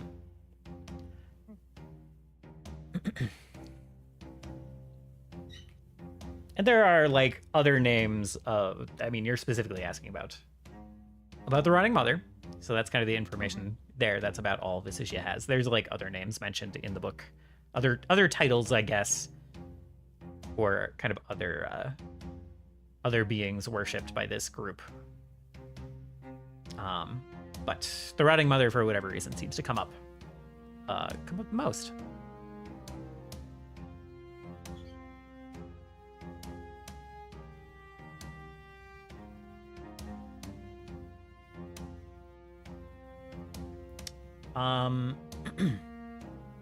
I guess there's another passage that says, the rotting mother takes great interest in, like, according to this cult's scriptures, takes great interest in helping her children hunt their prey.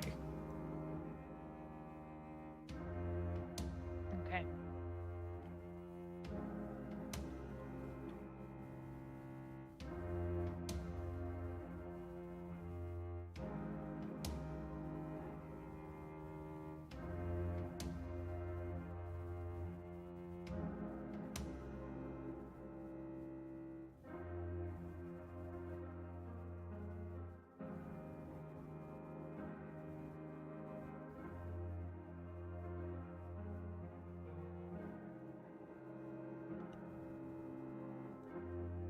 Stairs will close the book, kind of set it back on the shelf where she found it.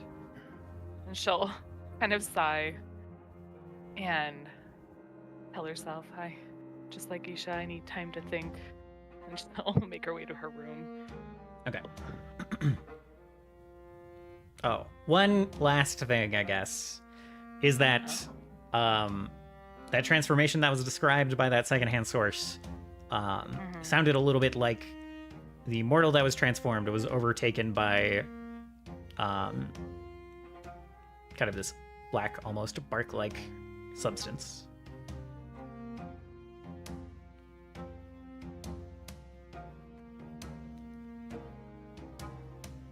That's the only thing I wanted to add. Yeah, and that will spark a connection of familiarity. Wondering if that's similar to how Sig is currently.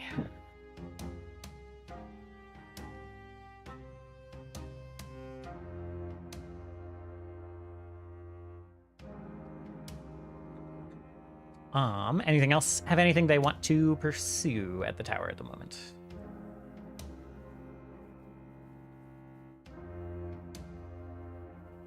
I'm trying to think of something. Okay. We can I feel like switch to Isha checking up on folks first, if you want to. yeah, that works. All right. Yeah. All right.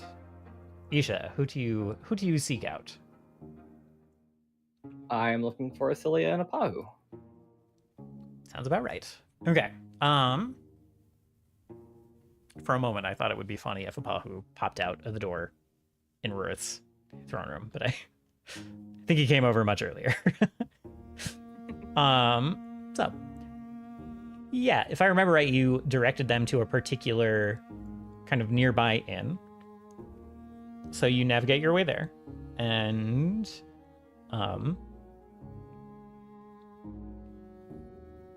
I think inside you see a disguised Apahu who's just looking like an elf. Like he's done up some makeup that you can kind of spot, but is doing a good enough job to get him by in this establishment without raising any eyebrows. And he's just like sitting at a table fully populated by locals and just chatting them up.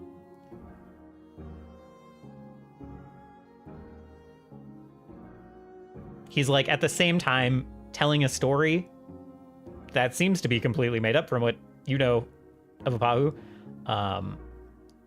about like being a sailor and traveling to all these locations and whatnot, and at the same time like kind of prompting people for little bits of like information and local rumors and stuff in between his little blips of storytelling.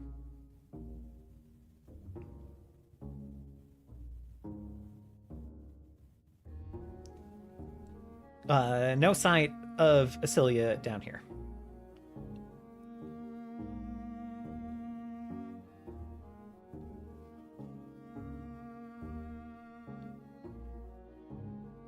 Seeing that Apahu is in the middle of something, she will not interrupt him.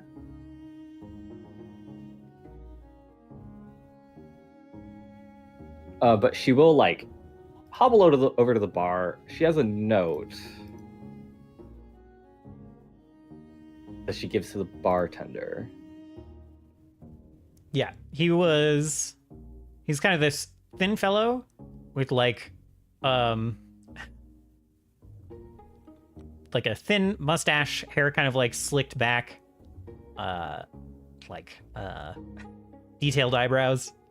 And he was like polishing a glass when you came in, and then he like stopped polishing, glass in his hand, and it was just like side eye. I will make it clear that I am walking on two legs. Oh, okay. All right. All right. Complete disguise. Yes, how does that ability work? It just halves my speed. It takes my speed from 55 to 45. I move slower. And it just I'm not really actually I'm not really trying to hide. Yeah. I'm just not obviously quadrupedal. Yeah. So like you start approaching the bar, and he's like polishing this glass, and he like gives kind of a half glance over, and he's like, "What can I?" And then kind of does a double take, and then is just like doesn't finish the sentence, and is just staring at you, holding the glass. Isha like moves a note over with a gold coin on it, and she says and she points to, she like says the elf at whatever table Apahu's sitting at comes up for her next drink. Please give him this. He stares. And then after about 5 seconds, like looks down at the note and then back at you and just gives like a hurried nod. Thank you. And then she will leave. We see him stare after her for a moment and then just give the glass a couple more swipes before setting it down. Staring at the door. So you step outside. I assume somewhere where you can kind of keep an eye on the door. What does the note say? Does it basically just say like, "Yo, I'm waiting outside"? No, what it says is that when your work is done, the door is moved, and then she'll. Basically, it's a riddle about the location of the door. Good luck at getting into the throne room.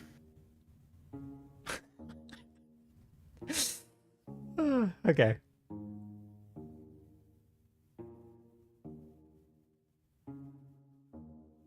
I don't think it'll be that hard for Apahu and Asilia.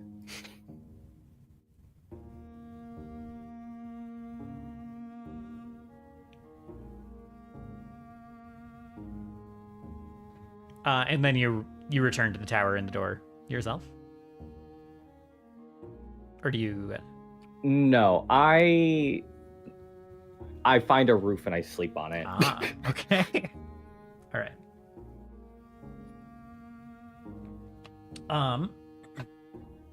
So the note doesn't read like a summons or anything. It reads as like an informative. Yeah. It's Okay. more of a, hey, this is what happens. Like, don't. Yeah. Okay. Roger. That's totally fine. All right. Back at the tower. We do the... There it is, yes. I was gonna say we get the stinger of the tower spinning from the center of the screen and full wiping the screen. And then the camera's inside the tower. All of a sudden, the tower's just a complete mess. Everything's thrown everywhere. What happened? Not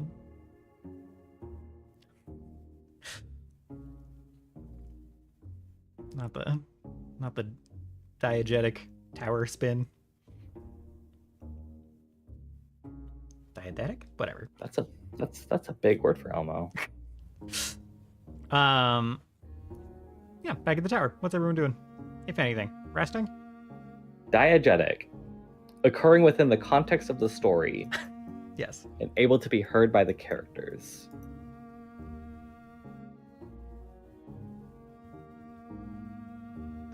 Yeah, everyone's resting. I'd probably try to figure out maybe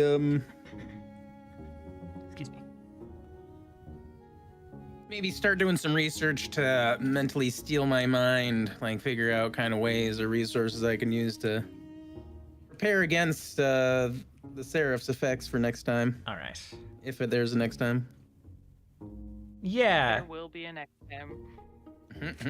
Not if Isha has anything to say about it. Okay. Well, he's just not here. You start researching some like mental tricks and stuff.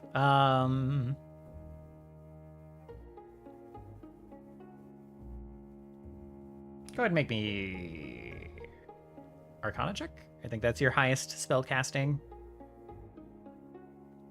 Recall knowledge. Yeah.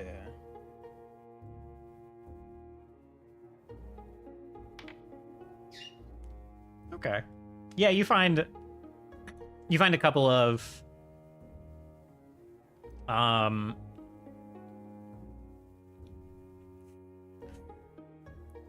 you find a couple of books about like training your mind against magical intrusion, like thought reading things, that kind of thing. There are tips about having like a phrase that when you suspect you might be under magical influence or someone might be trying to glean something from your mind, just something that you like repeat to yourself forcefully in your head to like cover what would be your surface level thoughts with another like layer. It's like a pretty basic trick from what you gather from the book. It's like the first layer of simple defense that anyone can do without any like magical aptitude to kind of protect themselves from that kind of magical intrusion. I think it is a little harder for Turris than he expects. I don't know if maybe it's talking about having this internal monologue and Turris is like, maybe Turris is one of the people who doesn't have one. And, like pictures everything as like pictures or something, or just has trouble keeping his thoughts on this phrase while thinking about other things. And like it probably tells you to like keep thinking this phrase while you're like doing other tasks to practice. And maybe Turris finds his mind wandering a little bit to like thinking about the task or thinking about other things, getting bored, or thinking about how novel everything is, how novel this idea is, how quite clever it is, and then you're like, oh shoot, I stopped thinking about the thing.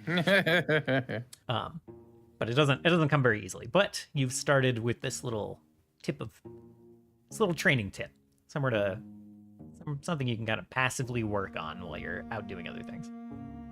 Alrighty.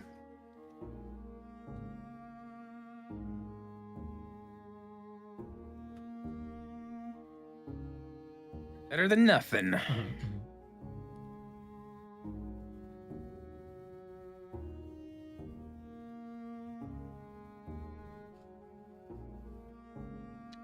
Turcon's resting. I kind of imagine everyone else is resting.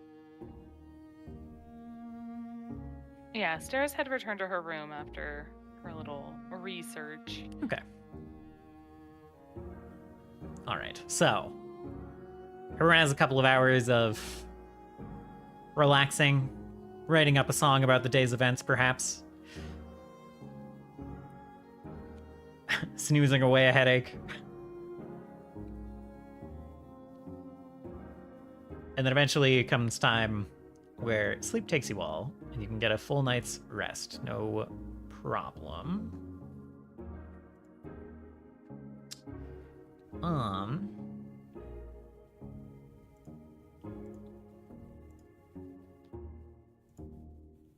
Turris, have we...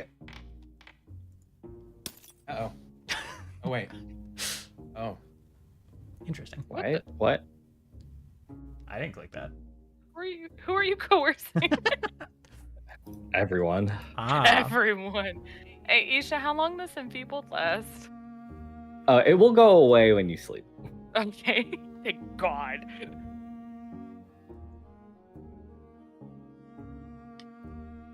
Let's see. Turris, do you usually dream, do you think? Yeah, I don't know. I almost feel like Turris might dream vividly, maybe. Okay. His dreams are just watching the security footage. Yeah. Okay. Vividly. Yes. Do you have any thoughts on what Turris's dream that night might be?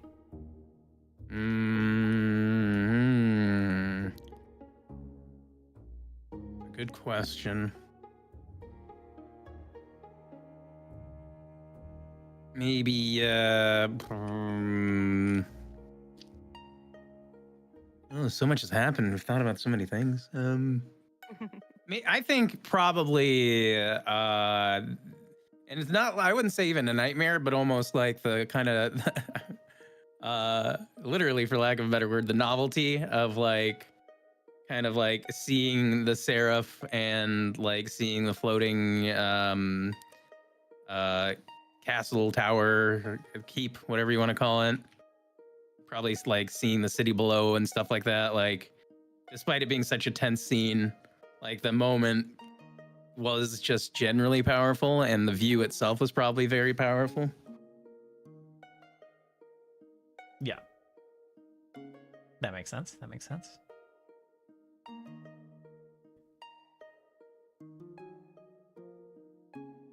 Let's see.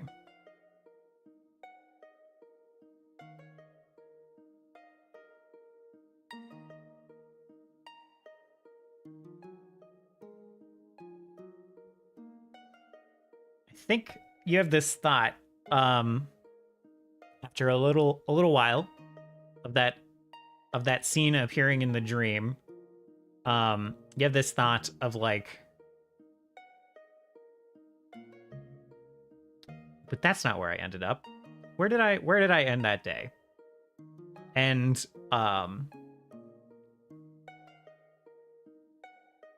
you feel in your dream, you feel your neck almost like forcefully kind of turn towards like the wall that led you into the tower where you met the Seraph. The wall where where Armis made his escape. There's like the creaking of metal, I think, as like you kind of see these kind of long kind of purple fingers with too many joints kind of like grab into wrap into Armis's peripheral vision and then like grab his head and like turn it towards the wall. And then you kind of feel Armis start like walking towards that wall that like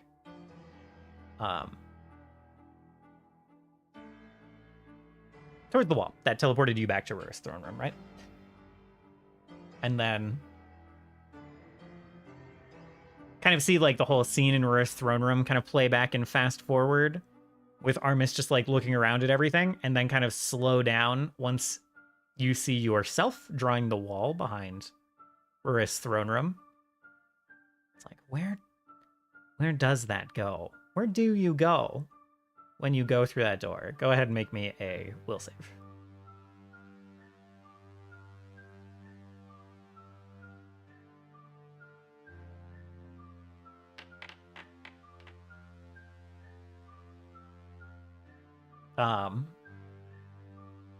Can I re-roll that? I don't know. A 15 is pretty good. There's a lot of room to fail there. There's a lot more room to go down. That's fair. All right, I'll keep it. Okay. So, still kind of like witnessing this dream as Armis, you kind of like pull yourself away and stumble away and look over to your side. Over to where that,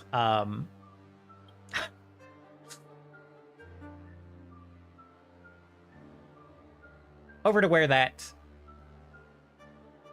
grip was coming from. And I know this figure is smiling, but you hear this scream from your peripheral vision and you look over and you just see this figure, this gaunt, purple, lanky, somewhat featureless body with this wide, sharp-teethed smile, red eyes, and like this fog of black hair around it. Kind of looking like a much darker version of the brothers from The Matrix Reloaded when their ghost forms a little bit. Just like scream in your face before disappearing, and you wake up. Maybe not in a sweat. I don't know if a tower sweats, but you wake up after seeing this visage. Oh God! Oh, that is. Oh no! I don't like that. But when you rest your dream, your nightmare back from this creature, they disappear from your dream, and then you wake with a start.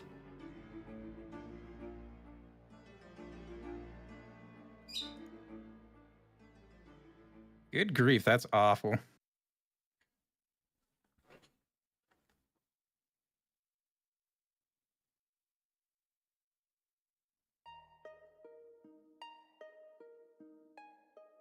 But you shake yourself of that nightmare, and you are able to finish your night's rest, no problem. Despite the rather unsettling interruption. Man. Have I seen anything like that before in my life? You can make a recall knowledge check.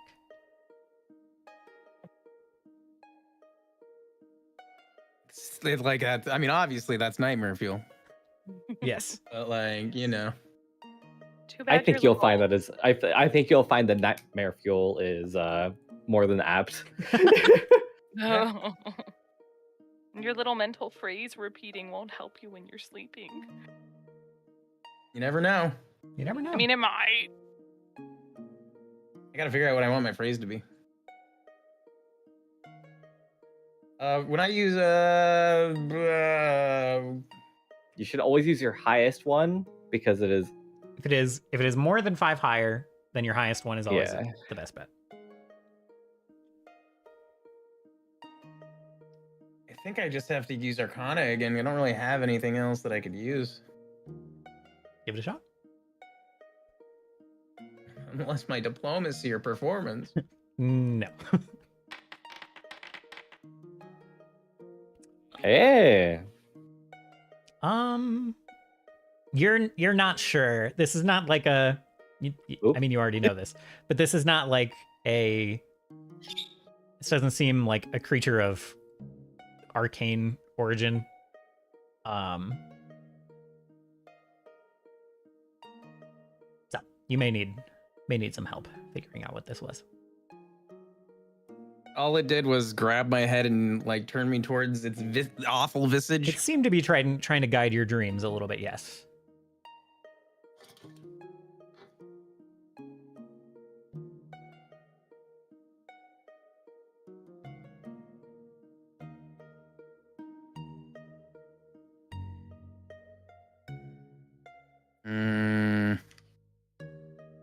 Well, I'm definitely gonna go to the library and start researching. Okay.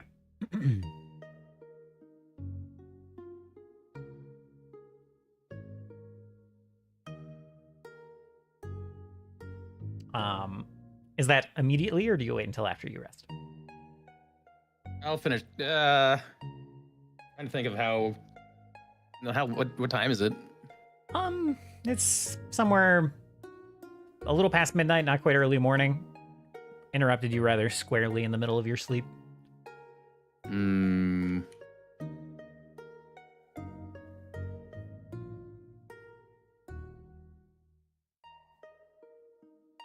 I think I don't know. I think actually, considering what happened with the Seraph, I feel as though perhaps he would probably just go straight to the library and start trying to like find books, because like the Seraph was in his brain. He doesn't know if like the Seraph like left something behind, for instance.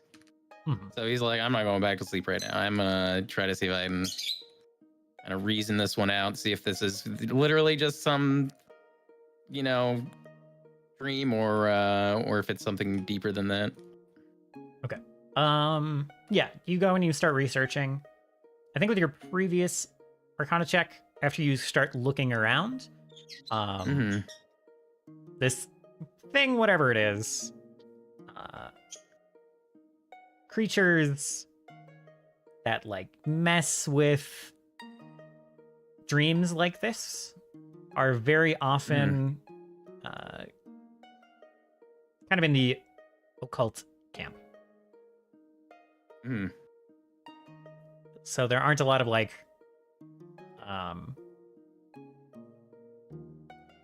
your ties to Arcana don't get you very close in this case, but you know some people who are pretty good with this occult stuff. I think Steris has the highest occult stat, right? Or is it Turkon, actually? It's probably me.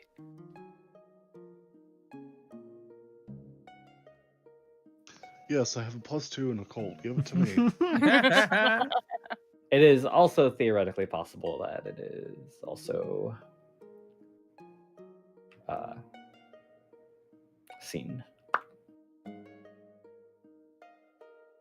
was just taking a look because I might not have as high of one as I should. Oh, I have a +9, I guess. Mine's a 14. Not to flex or brag or anything. Not to flex or brag.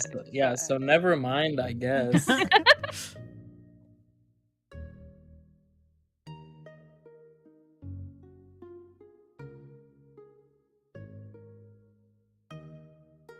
So yeah, I guess I'd go back to bed and wait for everyone to get back up then. okay.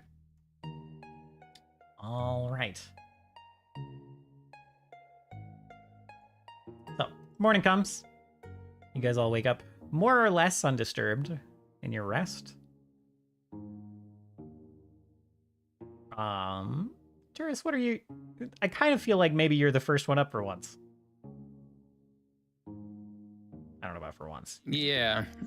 Well, definitely today. Yeah. Isha's probably also up before you, but probably isn't here.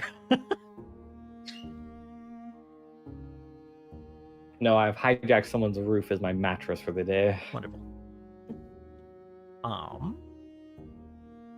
So you go find stairs. Oh yeah. Okay.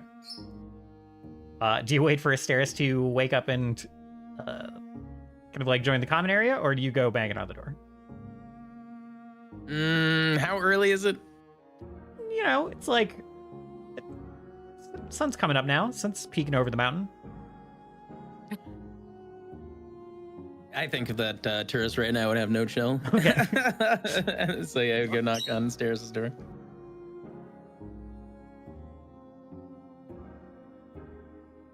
There's a very long delay before she answers. And she'll crack the door open. What is so urgent? The sun's barely rising. That's because we're on a mountain and it obscures the sun sometimes. Depending on the time of day. But that's beside the point. Literally. All the snakes are like half asleep, yeah. A little snake yawn on her head. Oh, and then it like transfers to all of them in a Yeah. wave. A little. A wave of yawn. Steris being the last.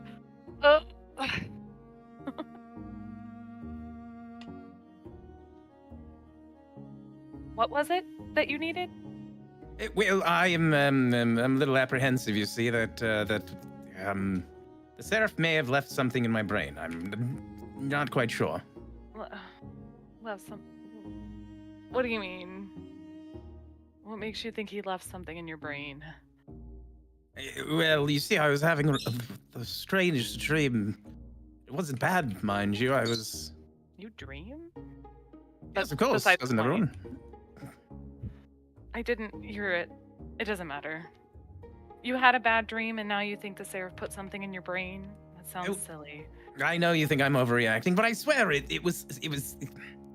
felt like it didn't belong there. It felt like it was trying to pull me somewhere or some way or something.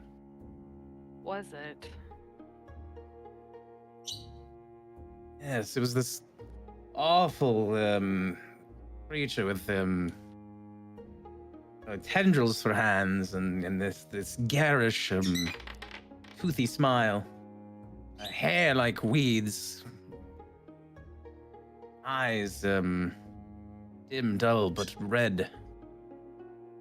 This Yeah, emaciated body. is starting to sound familiar. This is something known as an animate dream, which is a creature that can be basically born when a mortal mind kind of is like rust from a terrible nightmare, is the short version, and then they feast on fear from nightmares.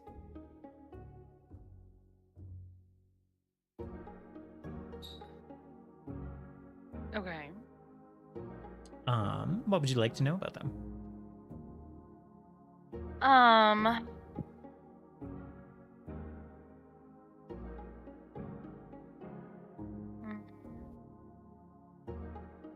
Are they known to just be kind of singular lone wolf type hunters, or are they intelligent and capable of collaborating with other Good of question. their kind and or creatures?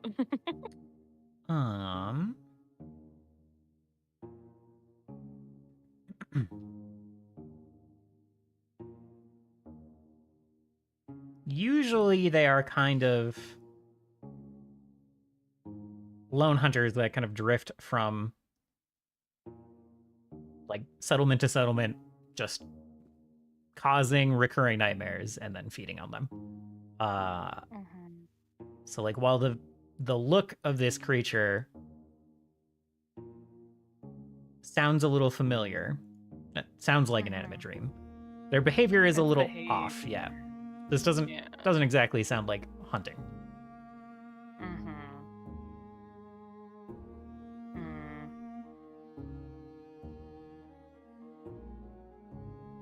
Yeah, she'll have as tourists. I imagine he's probably still talking and describing it as she's Yeah, he's thinking just about rattling it. off He's just everything. babbling, and she'll kind of like hold up a hand to quiet him. Should clarify, it does literally sound like hunting as people would do, like hunting prey or whatever, but it doesn't sound like the usual animate dream behavior. Like that's very targeted for an animate dream, and also usually yes. Well, because the manipulation of it that Turris was describing, of like kind of pulling in a certain direction, or exactly. It's not just nomming on the bad dream; it's trying to do something. Exactly. So, yeah, Steris will share with Turris. It sounds like you're visited, or well, you were the prey of an animate dream, but this one doesn't. Sounds like it's acting a bit irregularly. They don't usually look to manipulate dreams, just consume them. Are you saying it didn't consume my dream? Well, seems like it was trying to get your dream to show it something. Oh, before it consumed. It is rather disturbing. It is. Well, see, I told you I wasn't crazy. I told you it wasn't just a bad dream. Well, you're right. She'll kind of raise both her hands in defeat. Sorry. Sometimes you can rave about things that are you think are novel and I think are quite ordinary.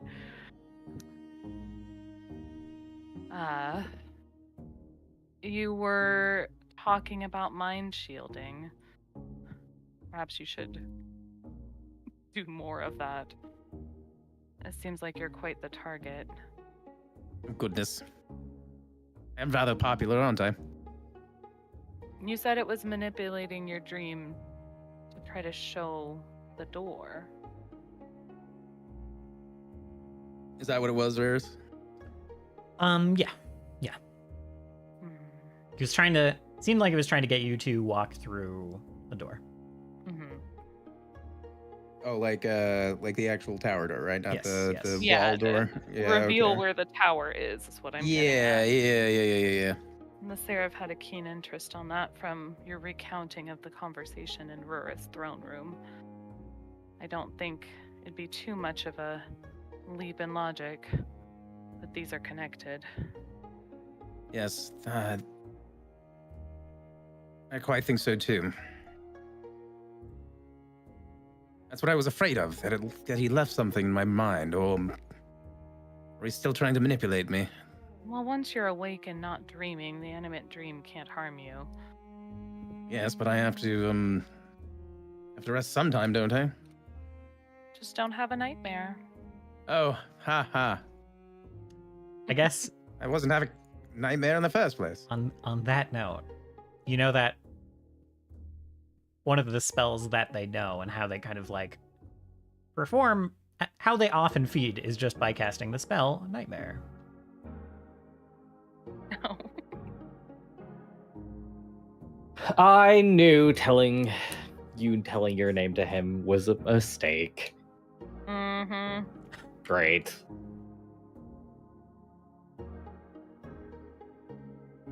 Our hubris bites us in the ass once more. It always does.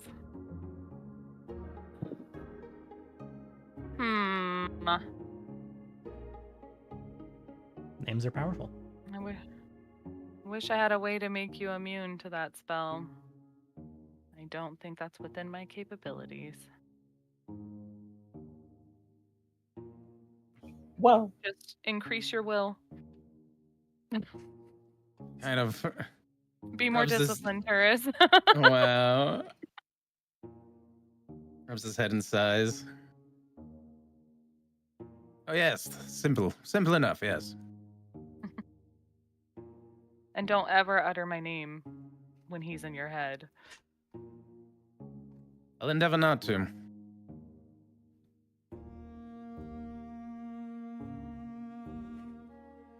Turris realizes that the entire phrase he was training on was just the names of all of his companions. He's like, shit. well, Isha would technically be immune. It's true. So would Scene, maybe. Oh! Damn. Stage I should names have all had an around. Stage names. Didn't see the value in them. We don't trust each other. Oh my Maybe goodness. for good reason.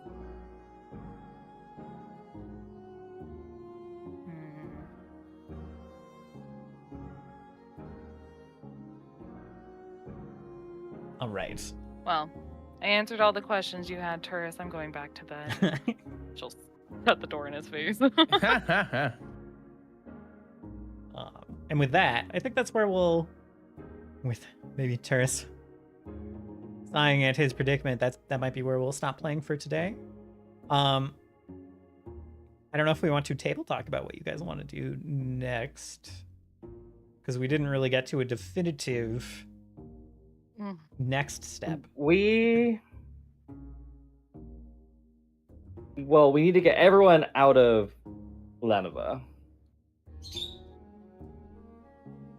Everyone, the Tamlion, entire sorry. population. I don't care about the entire population. I just meant And everyone. I meant the people I care about. I know. Right. These people belong to Rurath, and that is His responsibility. Isha believes. Isha believes that these people are his responsibility. So, Apahu, Asilia, And Isha herself. and Isha. Well, you guys know where the door is. Just get over here.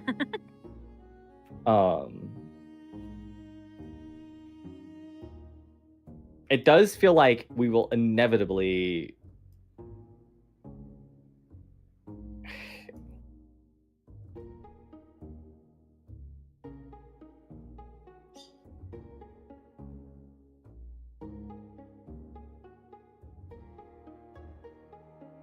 I hate to go in the same direction as Rurath.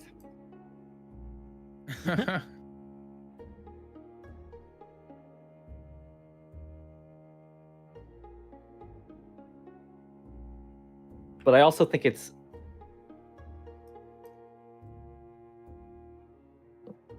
Can we go to that Can we go to the castle that that little girl's parents were going to? Hmm. That's a lead we should probably check up on. We should probably check up on that.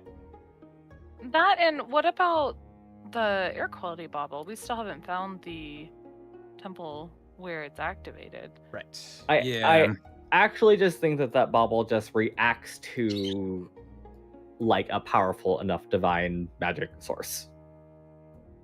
Oh. Yeah, I figured it like either locks onto an item or like something that's either an item or something that the castle, who knows, might like focus on, like If I may, just because you guys have spent a little time looking at this, a little time, it reminds Turris at least more of the ball that is supposed to be below his tower that acts as a bit of a lightning rod. Oh, for the ley lines. Yes. Oh, it's like... Which is not... Oh, it's just like the glasses, but in ball form. Correct. So it's not divine, but it's not straight divine. The framing there is a little bit different. Yeah, okay. That's fine. Yes. And it is... I mean, I guess you guys haven't compared, but it is seemingly less reactive than the glasses. It is looking for something more than... The purpose is similar but different to the glasses. Takes more of a spike.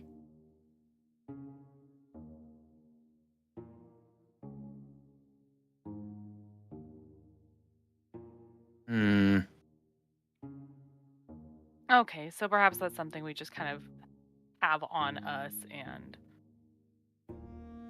see what happens along the way, rather than seeking it out directly. Yes. It might just be that whatever the four use to like fold up the dimensions around things, it might just literally involve ley lines, and this might just be like finding seams, but yeah. Who knows? Not me, clearly. But yeah, maybe speaking to Tin's parents, I can't for the life of me remember the mom's name, but Egwin is the dad, not Agawin. Right. Tithe is the mom's name. Tithe. Thank you. Perhaps talking to them. Also, it was far north when we were far south.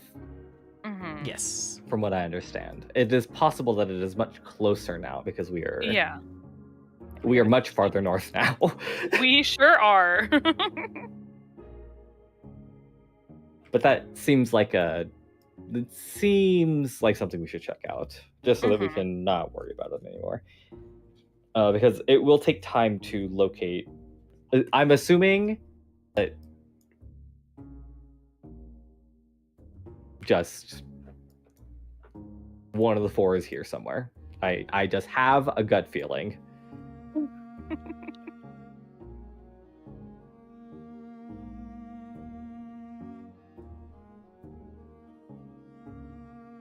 And I'm hoping it's the one I'm hoping it is.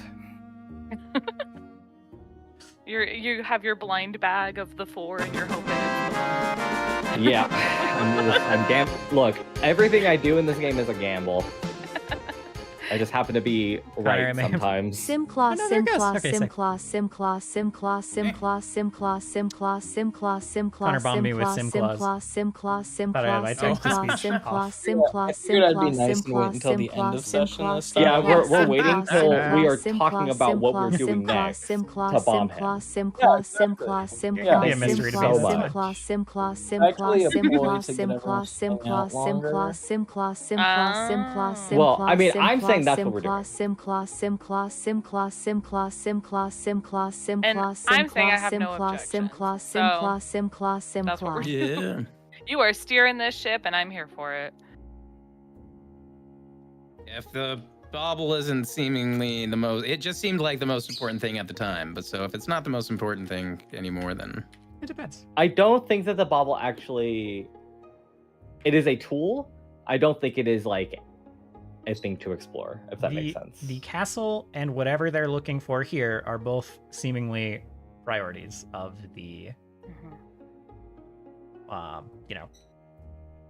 at least of Augustine's research. Who knows how that translates precisely to the Seraph's research, but both of these things were things that Augustine was putting in place and researching before the Star Dreamers were even a thing.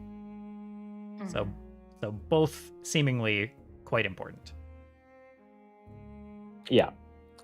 So that's what I'm going to put forward. That is what I'm going to recommend we do. I will also say, bauble is very easy to identify. Oh, what manner of speaking?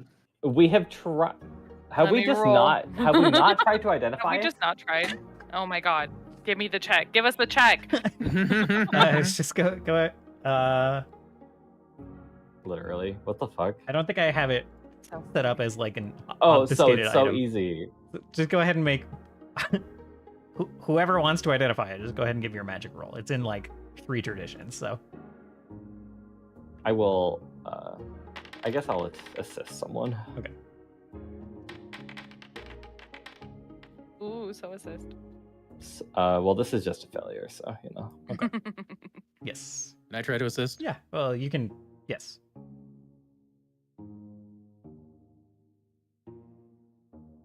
I'm gonna use beep. Okay. You still have to roll your check to aid. You are just Yeah. your aid ability is going to be better. Oh boo! Wait, hold on. I have two It is a 21, which is a success. Indeed. Oh. So between Okay. you and Stairs, looking at the bauble, whenever you looked at it, maybe it wasn't in the last 5 minutes, maybe it was a week ago. It is specifically looking for a place that is a confluence of ley lines, a nexus of them, if you will. Okay, never mind. I changed my vote.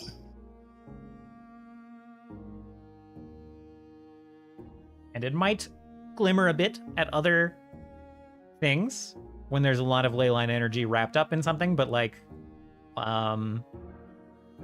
it wouldn't react too much to like energy spent on a spell unless it was a very powerful spell.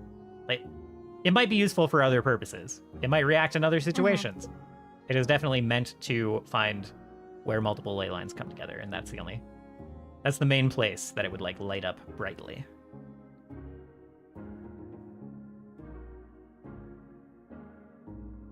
If most people want to pursue the other thing first, I'm down. But yeah, that is very keenly interesting to tourists.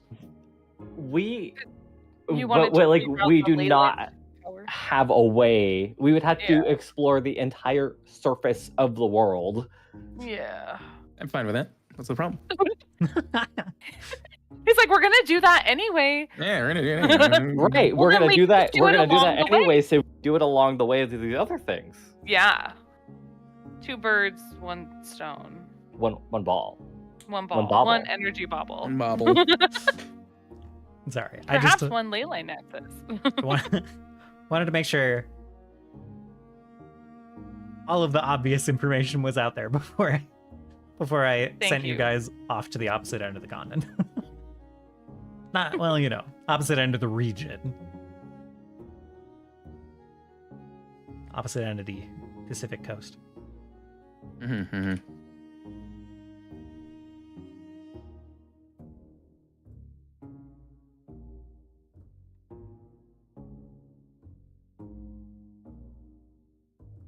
Yeah, it's fine with me. We don't have to pursue that right now. I mean, But I am glad to hear that information. also want to do that. I just don't see how we could feasibly. Like, we don't have a lead on, like, where to Yeah, start. we don't. Yeah, exactly. We don't have like a. it could be. It could be anywhere. Yeah. Well, we know The it's only in our thing I region. remember We do not know it's Wasn't- in our region. wasn't the ley line nexus also linked to like where the 4 were sealed? It also Remembering that? from Not like we know it doesn't move anymore. Yes. Right. Yes, that is true. Okay. But we also don't know if it's in our region. I don't think we were ever. That's nothing we ever had confirmed. Yeah, fair. I guess you just know. You know that Augustine was looking for it here Yeah. by way of sending the bauble here. That's all you technically know. Cool. Yeah, and we can assume that he has sent it everywhere else. Oh, so like he hired other people in other places to do the same Yes, thing? yes, Perhaps, yeah. yes. That I'm going to assume that. It is a, I'd say that's a 50-50 assumption. I don't know if don't have any He doesn't- information one way or the other, but Admittedly, he was like the head guy of a big university over here. Like, I don't see how he wouldn't have enough sway to do that, but that is okay. I mean, It is a possible, 50-50. but we don't have any He information. either did it leading or to he that. did it, and it is what it is. I'm just saying it seems more Yeah. likely than. More likely than you think. Well, it feels like it'd be more likely than 50-50 to me. I would definitely give you a 40% chance of being like. I would take 60-40 for sure. All right, I'll 50-40. Yeah, I'll 50 for it. I don't care. 50-40 and the 10% to I third said option we haven't. 60-40. No, I know. I'm just amused I at, prefer 50-40, but at leaving 10% for the third option that you don't that you weren't aware of. Yeah, I think we have ignored this castle thing for long enough. I think we need to do that. Sure, it has been an older quest for sure. We're probably super overpowered for it now too. Then you know, Right. I don't think we should worry about that.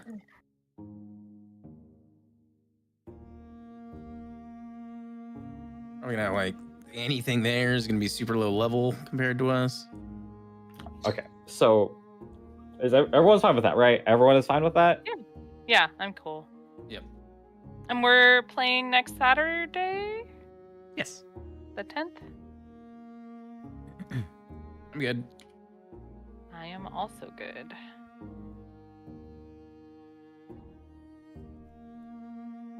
I will not be able to play on the following weekend though, the 17th. Okay. There's a possibility that this job that I just accepted earlier might require me to work Saturdays. Okay. Does it? If we end up having to move to, I kind of expect it'll be Friday, Saturday, but I don't really know what my schedule is going to be yet. If we have to permanently or sometimes play on Sunday, aka Bill's Monday, does that work or is that right out? I won't be able to in the mornings. Okay. 'Cause I have school until 3 o'clock my time. 3 o'clock your time, which is pretty late for us, yeah? Yeah, that's in 3 or 2.5 hours from now. So starting in 2.5 hours, I think that's... Okay, I will... And Friday would work okay for you, Bill? Saturday for No, I you? work. Oh, shit. If My it is Tuesday the possible, only it other is if free it is day. possible to acquire like an alternating schedule, I would be fine with this campaign moving to by like twice a month. Okay. I will... But you don't have to worry about What if that yet. So Yeah, I'll see what the schedule is. What if we I'll just try to change get the Saturday off. time? I can't...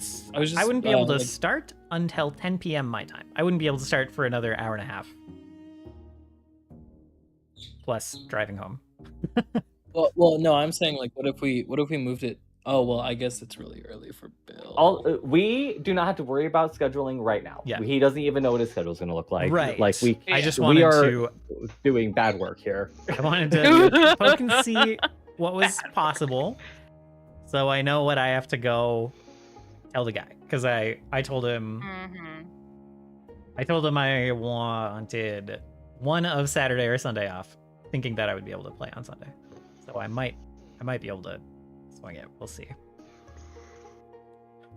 Yeah, I'm okay. I would be fine with both. Like, I know that it's fine. We'll figure out your schedule thing, and then we'll come back when we know more information. Yeah. Yeah. I will let you know that I am also okay with playing bi-monthly Sundays too. Okay. If like that's a day you have off all the time, I don't mind switching off Sundays with you for my campaign. Gotcha. Okay, I will look into what's possible with the schedule and get back to you guys. And I'm sorry if I throw a wrench in things. I've been trying really hard with these job applications to leave my weekends open, Oh, but that's hard. No, you're totally fine. You're somewhat fun. Yeah, if anything, I've only got 2 months left of school, so. Okay. Well, Yeah, okay. month and a half. Gotcha. Okay. And then, would that be like starting up again in some number of months, or would you be done? No, I'm done until I select another certificate to go for. Okay. Which I don't think I'm going to do this next semester. I might do the next one if I don't get this new job that I'm aiming for too. Gotcha. Maybe we'll just have opportunity to play a Slug Blaster mini campaign sooner than expected. The prophecy is Hell coming yeah. true. All right. Well, thank you guys for humoring that schedule talk, and I am gonna go pick up food for me and my roommate. So I will catch you guys later. All right. Thanks for running, Talk to Bears. y'all later. Yeah, thank you very much for playing. Later. Later. See ya. Bye. Bye. See ya. All right. Thank you everyone for hanging out for Pathfinder. That was a really fun session. I enjoyed that a lot. Let me just go see who's online. We will send out a raid. I think I saw Lunchbox, not the secret one, was streaming earlier. Let me see if he's still around. It might be GoTel? Could be. So let me see. Where's my friend? Oh, Rye's on. It is GoTel. And Rye is playing Crash. Let me see. I want to raid lunch if I can, because I don't get to be online at the same time. Oh, you can hear from the loud bleep bloop. He is not around. So, we will go raid Rye. Okay.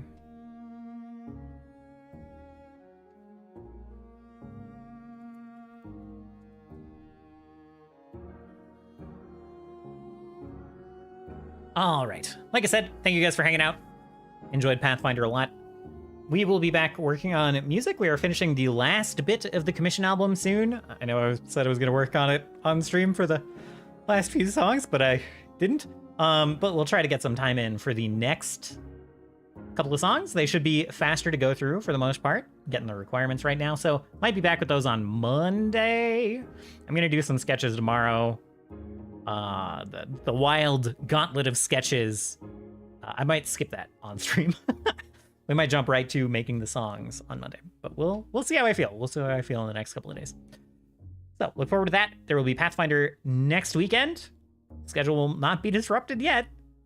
And yeah, I hope you all have a wonderful start of your week, and I'll see you all again real soon. Goodbye.